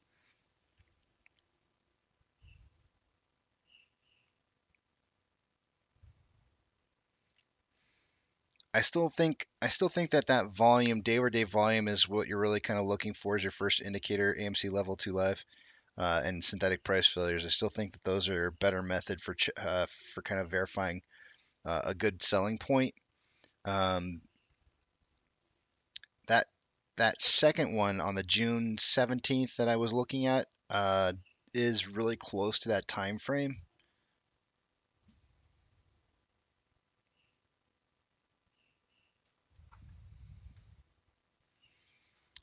Let's go ahead and take a look at our numbers real quick here.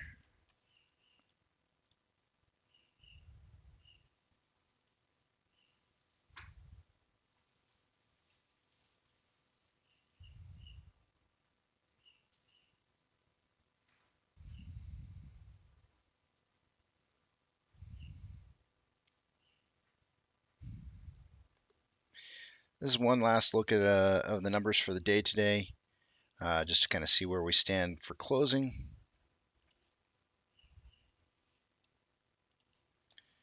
And starting with off exchange, 59.31 in the off exchange and 13.24 in the EDGX. Let's give that was an hour ago. It's now 58.88 and 13.04. These numbers tend to trail off the last hour of the day every day. Usually we're down like 2%, so we've been holding close to almost 73% most of the day in the off exchange. So we'll probably see somewhere between 70 and 71% by the end of the end of post market hours.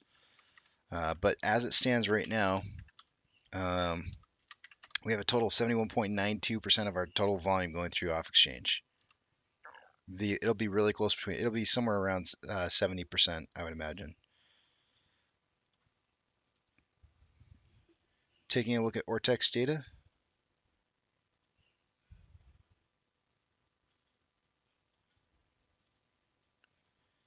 An hour ago, there was 558,000 shares having been borrowed. It is now up to 1.48 million.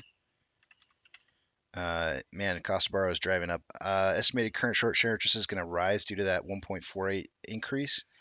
23.49% is that value. Cost to borrow is driven way up from 15% to 17.23, and that cost to borrow max is really high. Min is 9.25. Big numbers. Big whammy. On the calls, as of an hour ago, at a $13 strike price, there was 19.1 thousand contracts. There's now 26. At a $12 strike price, there was 7.2 thousand contracts. There's now 9,000. Really close to a 3-to-1. Still signaling the same price range, around $12.50 for a closing price. But as it stands, we're around 13. Orders by Fidelity customers. We did not move up into the top 10. We are indeed still in 11th position. We have a 56% buy to 44% sell ratio. And GME coming in at 19th. They've improved a little bit, but they've suffered on their buy to sell ratio with 48% buys to 52% sell ratio. Definitely some selling going on in there by retail.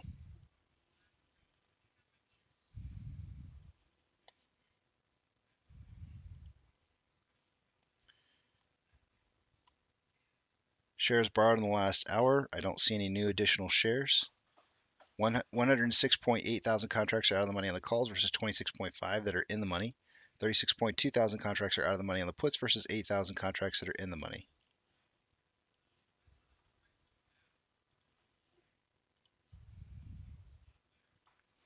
NASDAQ is up 0.74, Dow Jones is up 0.62, and the S&P 500 is up 0.75. The market is currently advancing with 4,529 advancers to 3,029 decliners. The VIX is down 3.83, IWM is up 1.29, Tesla is up 0.27, Amazon is down 1.85, Cinemark is up 0.21, Doge is down 2.11, Bitcoin is up past 30K now, it's almost 30.4K, 3.03% down for the day though. It had like a quick burst run up and then it dropped back down. GME is up 13.02%. HYMC is up 2.96. Hood is up 4.72. NCMI is up 3.52. AMC is up 9.03%. Inflow versus outflow, we have about $4 million more dollars roughly in outflow than inflow. 32 million shares have been traded so far for the day today. I suggested in pre-market we'd have somewhere between 30 and 50 million. Let's see what kind of pace we're on here for the end of the day.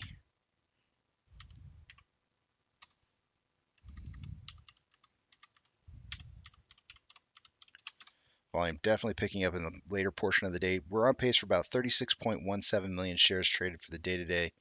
That's going to be right in that target range. I suggested quite early on that we'd see something very similar to probably yesterday, maybe just a slight bit more, and that's what it's looking like. On the weekly, more selling pressure than buying pressure with an RSI of 39.06, which is below average.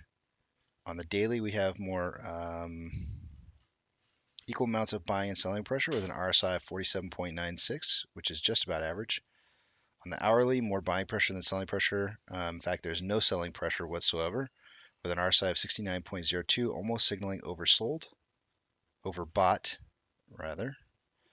And on the 30-minute interval, more buying pressure than selling pressure with an RSI of 74.23, which is signaling overbought.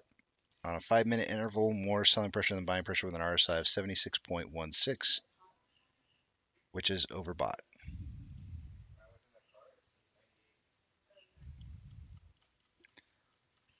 Suggested earlier this morning that not earlier, but a while ago, that we were on a wedge, and I thought that we would close somewhere between that 1238 range and 1250. We broke out of that wedge right about 1417, which is much earlier than I would have anticipated, which I really didn't think we would break out of at all. So late run up here, and you can see that volume definitely increased during that period of time. Starting with about 182,000 shares a minute and averaging that or more ever since. 1307 is not the number we're looking at. That's actually the original synthetic price failure number that we had when we went down 21.5% down from 1665.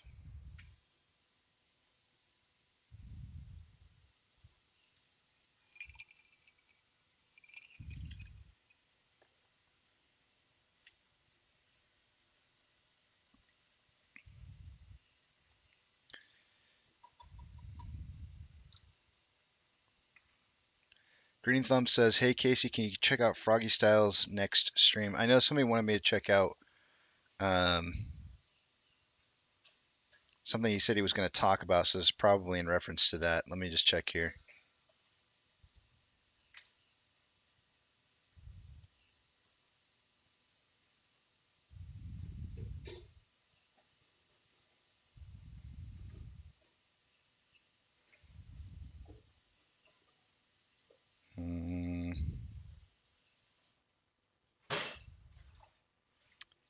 I don't know where that's.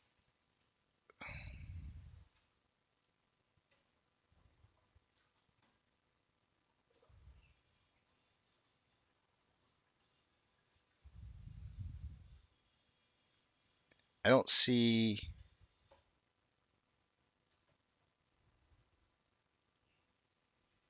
I don't see where it doesn't show me on my page what he's doing next.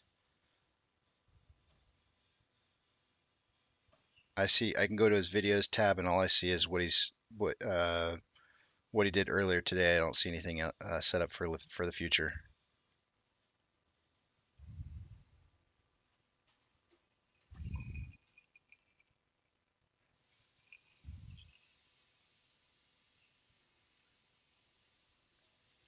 Someone is smoking weed and screaming in his mic.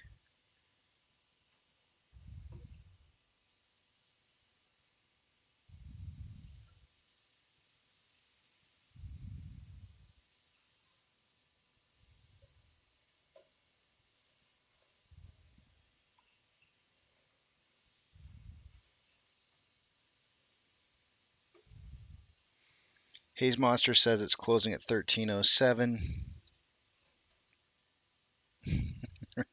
Trust me, bro says 272. Here we come. DRS plans. Yeah. That's fine. He can do what he wants with his shares. I know what my plan is with my shares, and it has nothing to do with DRS.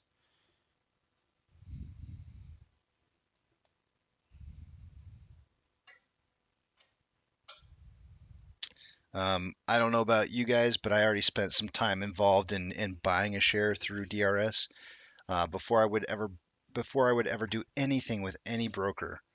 I would always verify the information that I know about them first and what I think of their user interface or UI. And what does that entail? That entails buying something through them first, right? So what did I do? A long time ago, I did a presentation on where I bought a single share of AMC share through DRS, and then I sold the single share just so we could see what the whole process was like, how long it took, what their user interface was.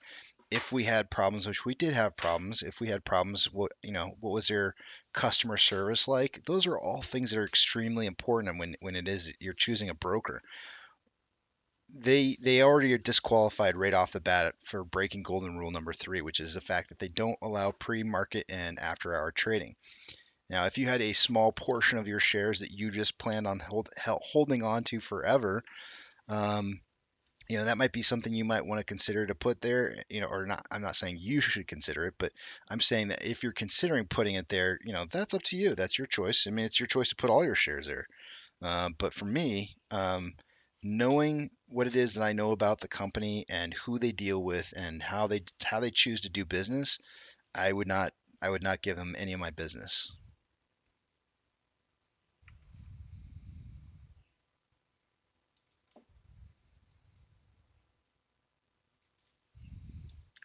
You don't, yeah, it doesn't take very long to research into DRS to figure out that it's not something. It didn't take me very long to figure out that it wasn't something for me.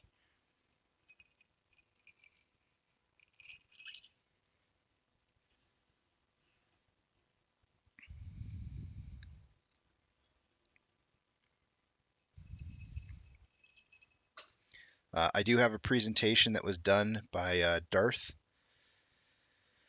I'm not really sure what he wants me to call him, because I know he's changed his name a few times. If you go to my interview and presentation list of videos, you'll see one in there, deep dive with DRS with computer share. That was done. Oh, do I have a description in there? I can link it to you guys. It's a great watch. Computer share is just not right for me, honestly. And I'll link you guys to that in case you want to see it. Let's see here.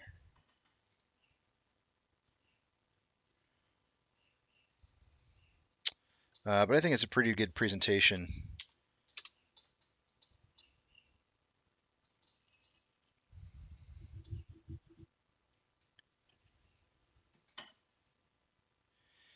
That is a great question. Whether or not Fidelity can loan out your shares, even if you have a cash account with them. If so, how can I find out?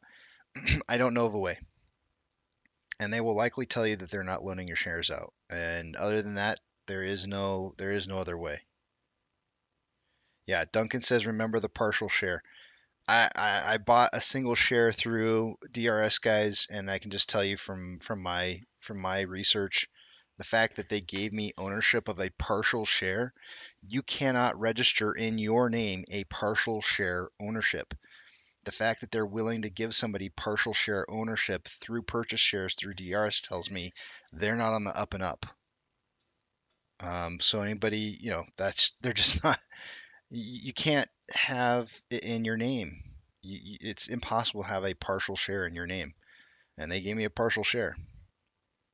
So they're not on the up and up, in my opinion.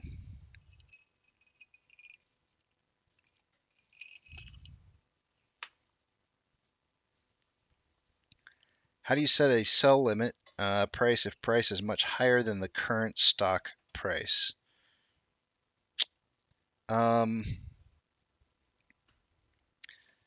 MCon, what I will probably say to that is I think you're looking at sell limits as in the wrong way. You want to use limit orders in a situation like this as a limit. You want to set those limits. Buy high and sell low. In other words, your limit sells for a limit order should be lower than the current price. And the reason for that is what it means is that you're going to get whatever best price they can give you, but nothing lower than your sell limit. So setting a limit higher, I mean, all you have to do is set it higher. Some brokerages only allow you to go above a certain amount, percentage wise, or there is usually some kind of rules or restrictions on how high they'll allow you to set higher than your current price. But in terms of successfully using a limit order, you should be thinking them in the exact opposite way of the way that you're describing. You want to set a sell limit lower than what the current price is, because that means you'll get something better or at that value. You have to completely think about things differently when you're going in to do this MOASS, guys. These orders are going to be moving really quick, super quick, and you do not want to miss your price targets. So if you're setting up limits above what it is that you want, you're gonna screw yourself, and you won't be able to insure yourself more than what it is that you want.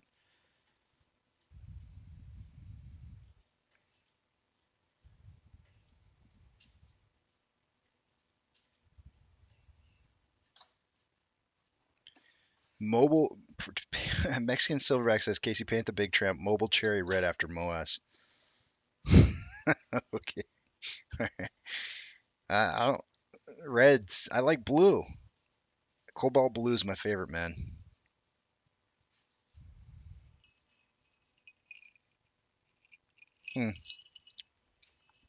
Do note, guys, that some of the brokers do change their limits on how much you can go over or under if the stock that you're trading becomes more volatile.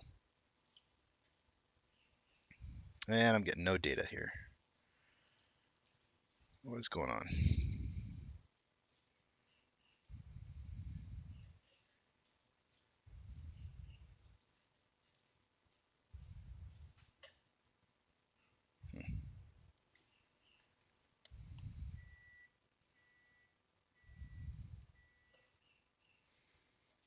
Extreme 101, welcome to the channel.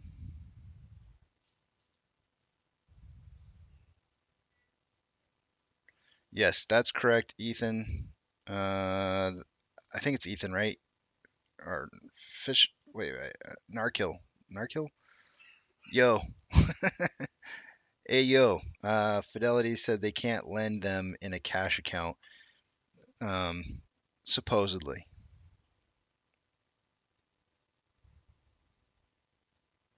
It's not a stop loss, Haze Monster. It's a limit. I'm talking about limit orders, not stop loss orders. I know it sounds like it, but it's not. I am talking about limit orders.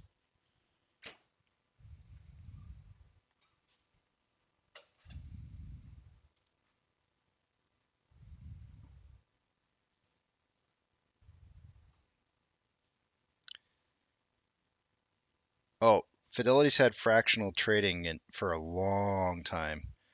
But Green Thumb, I bought the share through Computer Share. I didn't buy it through anybody else. I didn't transfer it. I bought it through Computer Share.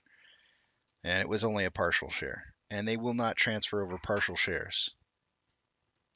Sharma, you're welcome.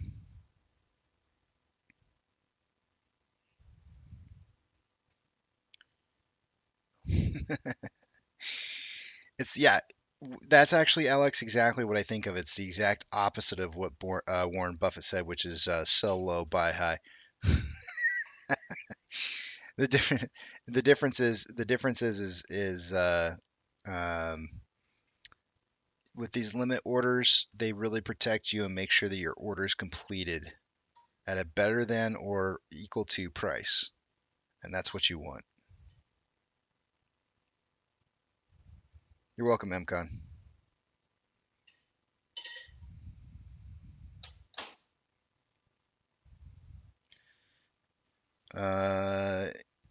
Ayo said took 4 weeks and 2 days to get 1,000 shares out of Fidelity to DRS. Yes, said call broker. Broker said they're outbound for a month. I think somebody, cough, Fidelity was selling us IOUs. It's usually the case.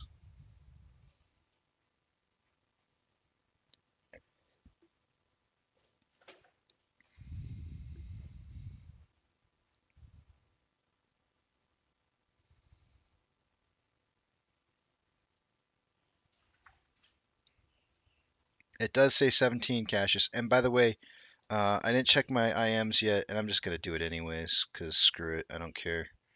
Hold on a second.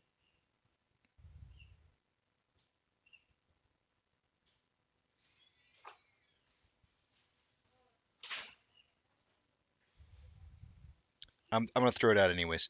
You said I didn't have to. You didn't say I couldn't. So Cassius, I just want to thank Cassius earlier. You know, he was one of the first ones to post me on the petition for no dark pool trading for a 2 week period of time. So thank you for that. I appreciate that. That was good. That was good information.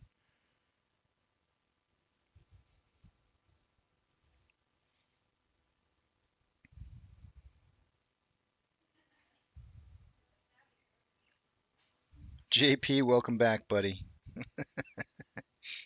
Ain't it a bitch? 23.49.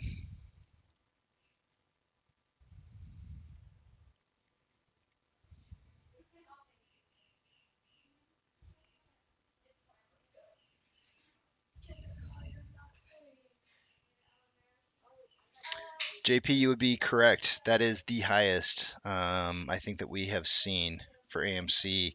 I can pull it up here just to verify, I think, eventually.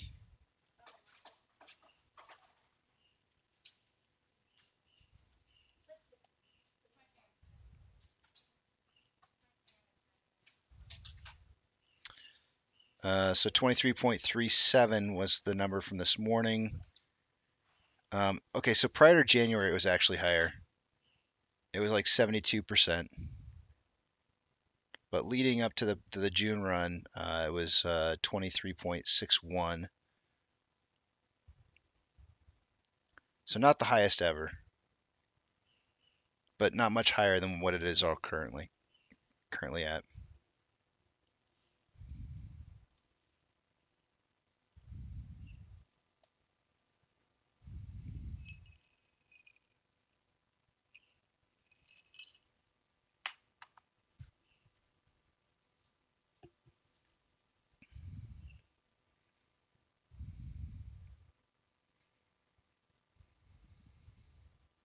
2 weeks, Maggie. Uh, Earth sucks. We're going to the moon. Whoa.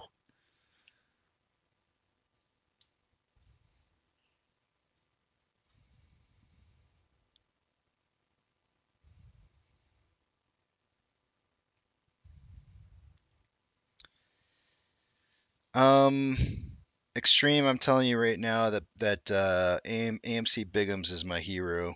That guy gets on top of more information so fast. He's a bit of my hero a little bit here, so not gonna lie. But you know, I'm here just documenting history, and I would never claim to be um, at the forefront of finding information. In fact, I rely on you guys to find information, and then we talk about it. So I don't think anybody here is going to ever sit there and say. In fact, actually, one of the only things my only claim to fame on information that I found was that whole TSP bull crap that happened. And that was only because I was talking to somebody, you know, on a live stream, and they mentioned it to me, and I started doing some digging into the TSP plan and found out what I did, and then started kind of pushing it out there that for people we needed to be in the know about what was going on. But as far as like being on the forefront of being ahead of everybody on getting information, it's not going to be me. I see it. I see it when you guys shout it out. Sometimes I see stuff first. Um, I do have some of my own contributions of certain things that I do, but as far as information goes, I get it from you guys, from the community.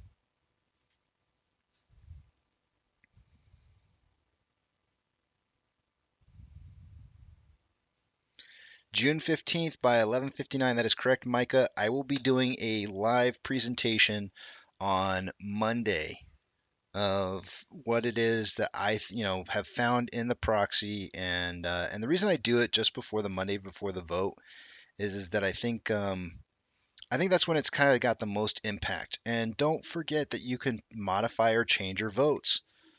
You do not have to just stick with what it is you put in the first time. So if you decide to go back in and change your votes, you can. But I like to do the presentation the Monday before the voting occurs because it's fresh on people's minds. I hate doing it way in advance. I know so many things are going to be said before then, and so I just kind of let it go for a little while and wait until kind of the last minute to put out my research. And if it causes you to have to re-vote, well, you didn't have to vote early. You didn't, because guess what? You're holding all the cards, and you don't need to show your hand before it's time to show your hand. And guess what? Adam Aaron made some of his decisions in the past based off of what we were voting on because we were voting on it early. And he knows what the results are. He absolutely knows what those results are on a daily basis. So don't give away your hand too early. You don't need to vote a month out or 2 weeks out. You can wait for a few. You can wait till 2 days before.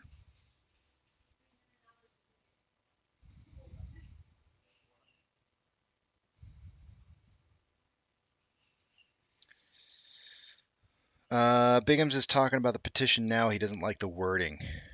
Okay.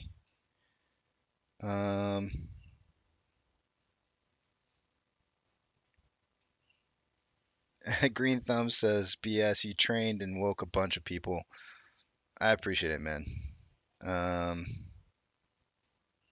don't know what to say. Thank you. I don't. Now, you're woke already. You just were listening. Do they have bungholes on the moon? Well, they better not have fart knockers.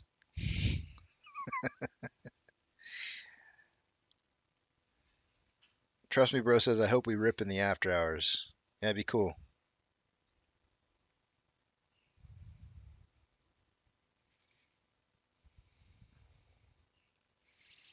What do you call this shape on the spy on the 1 minute?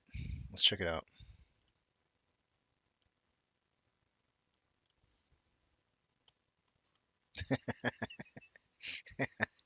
The hockey stick. It's a hockey stick. Let's see here.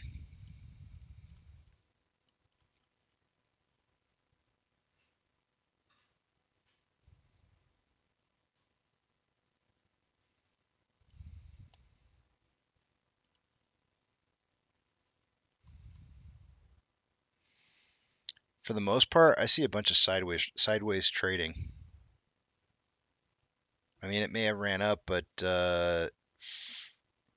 I mean, it looks like we're trading between some ranges, almost as if the market's been put on halt to trade up and down for at least like the last week. 6 trading days now of market, 6, 7, almost 7 trading days of market price remaining somewhere between 407 and 416. I say it goes down tomorrow.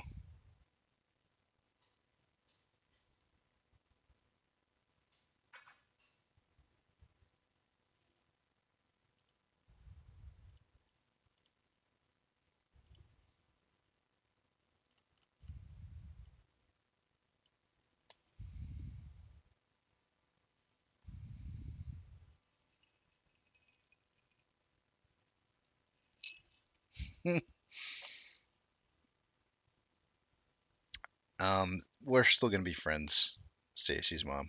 Don't you worry.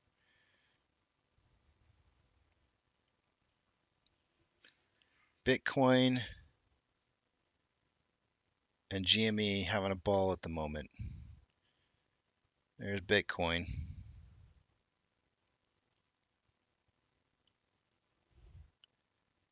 There's GME. Still in my window for a breakout on this. It is so close. It is so close to the breakout, and I have only 2 days left to meet within inside my box that I drew back on the 24th of January. But it sure looks like a breakout.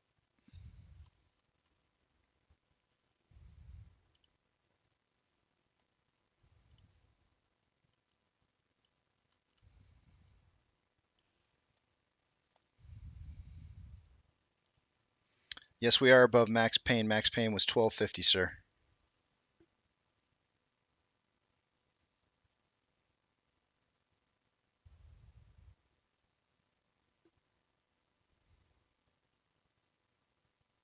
No, Buck. It's 2-1.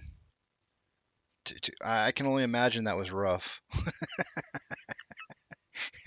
You didn't do an adventurous ape. You did an insane ape. To drink an adventurous ape, Buck, it's 2-1. 2 shots of tequila, 1 shot of Kahlua. You went one too many. You went with the insane ape.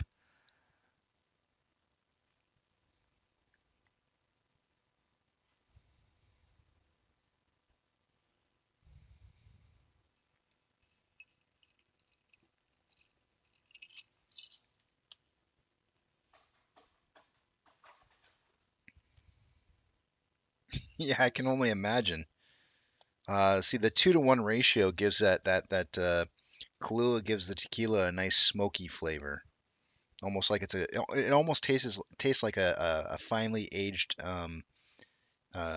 whiskey when you drink it with a 2-1. I can't. A 3-1 would be too much. No smoke.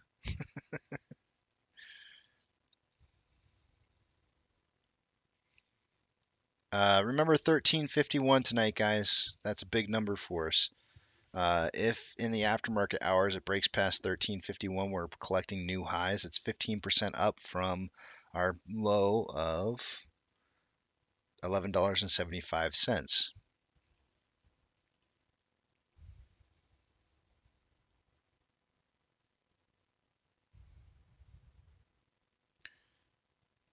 Yeah, 1351. Let me just make sure I'm right on that number.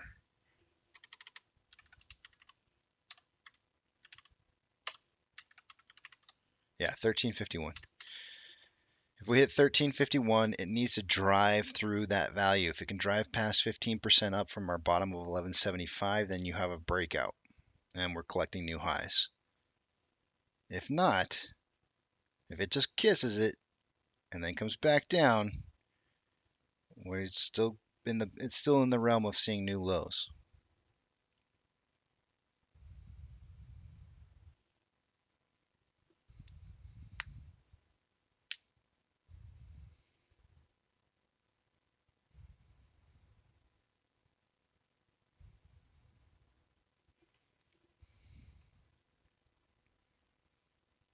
This may be the beginning of that next price run that I was talking about. We could be on the beginning stages of that, of seeing the next big price hike. I don't even know what mezcal is. I'm probably not even saying it right.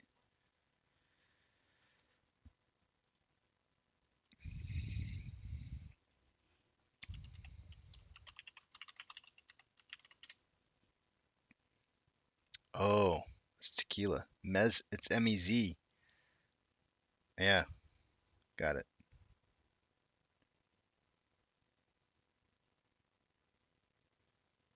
Oven cooked agave. I've never had it before.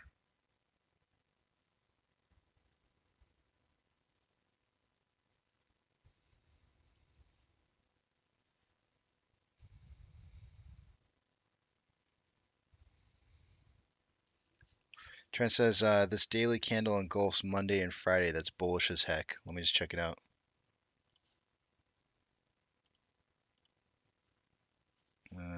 Where's my stuff? Sure does.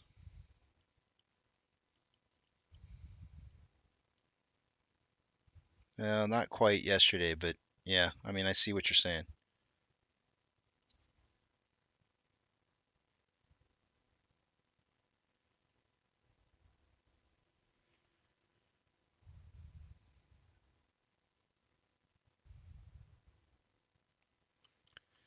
Also, really quickly, I don't have much time left here, but I just want to look at the Ichimoto real quick. We are inside the cloud. Conversion lines crossing the baseline. Lagging line is above this. Tomorrow morning, if we open up at the price where we're at right now at 1309, we'll be in a buy territory. On a 4-hour, we're getting up there. Doesn't look as good, but yeah.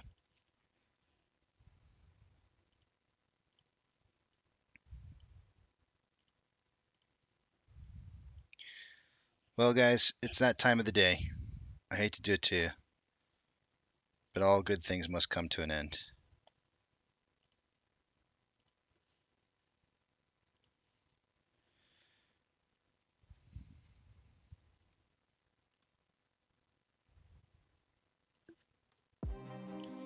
Eat, sleep, drink, get plenty of rest. Tomorrow's another trading day.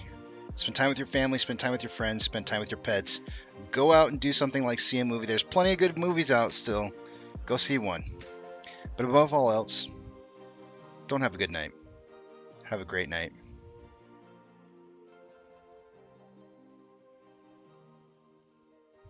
I almost forgot.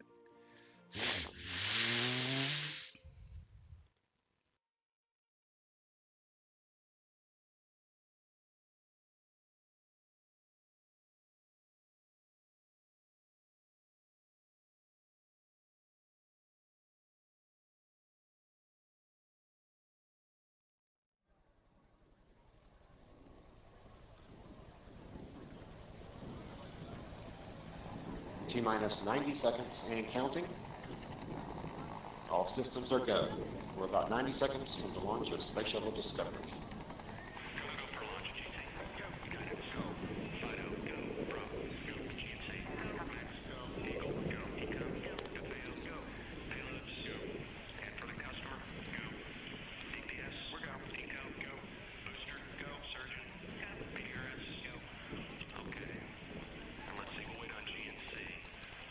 T-minus 60 seconds and counting.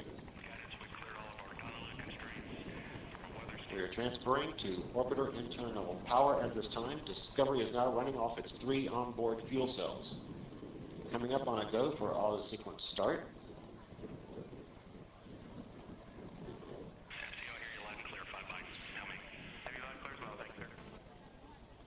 Go for auto sequence start. And we have a go for auto sequence start.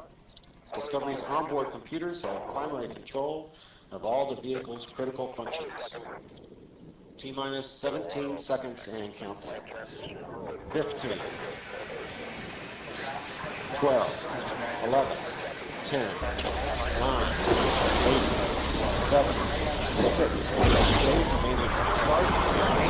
start, 2, 1, booster ignition, and liftoff of the Space Shuttle Discovery, returning to the space station, paving the way for future missions beyond.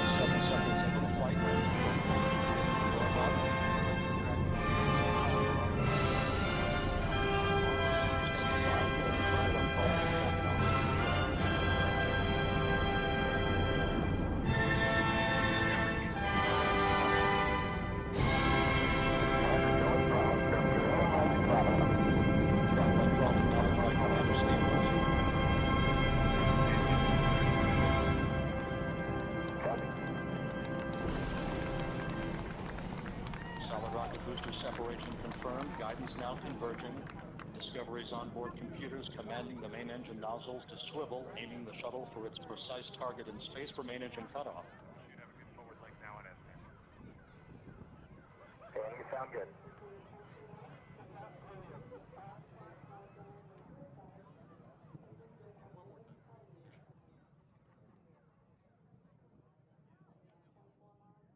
Discovery Houston, negative return.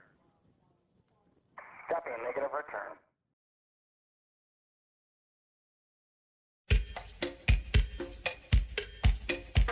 Aruba, Jamaica, ooh, I wanna take you. Bermuda, Bahama, come on, pretty mama. Key Largo, Montego, baby, why don't we go? Jamaica, off the Florida Keys. There's a place called Kokomo. That's where you wanna go to get away from it all. Bodies in the sand, tropical drink melting in your hand. We'll be falling in love to the rhythm of a steel drum band. Down in Kokomo, Aruba, Jamaica, ooh, I wanna take you to Bermuda, Bahama, come on, pretty mama, Key Largo, Montego, baby, why don't we go down to Kokomo? You can play fast and then we'll take it slow. That's where we wanna go. We gotta go. Martinique, that Montserrat mystique. We'll put out to sea, and we'll perfect our chemistry. By and by we'll defy a little bit of gravity. Afternoon delight, cocktails and moonlit nights. That dreamy look in your eye, give me a tropical contact high. Way down in Kokomo, Aruba, Jamaica, ooh, I wanna take you to Bermuda, Bahama, come on, pretty mama, Key Largo, Montego, baby, why don't we go down to Kokomo? You can play fast and then we'll take it slow. That's where we wanna go. We gotta go. Your prince, I wanna catch a glimpse.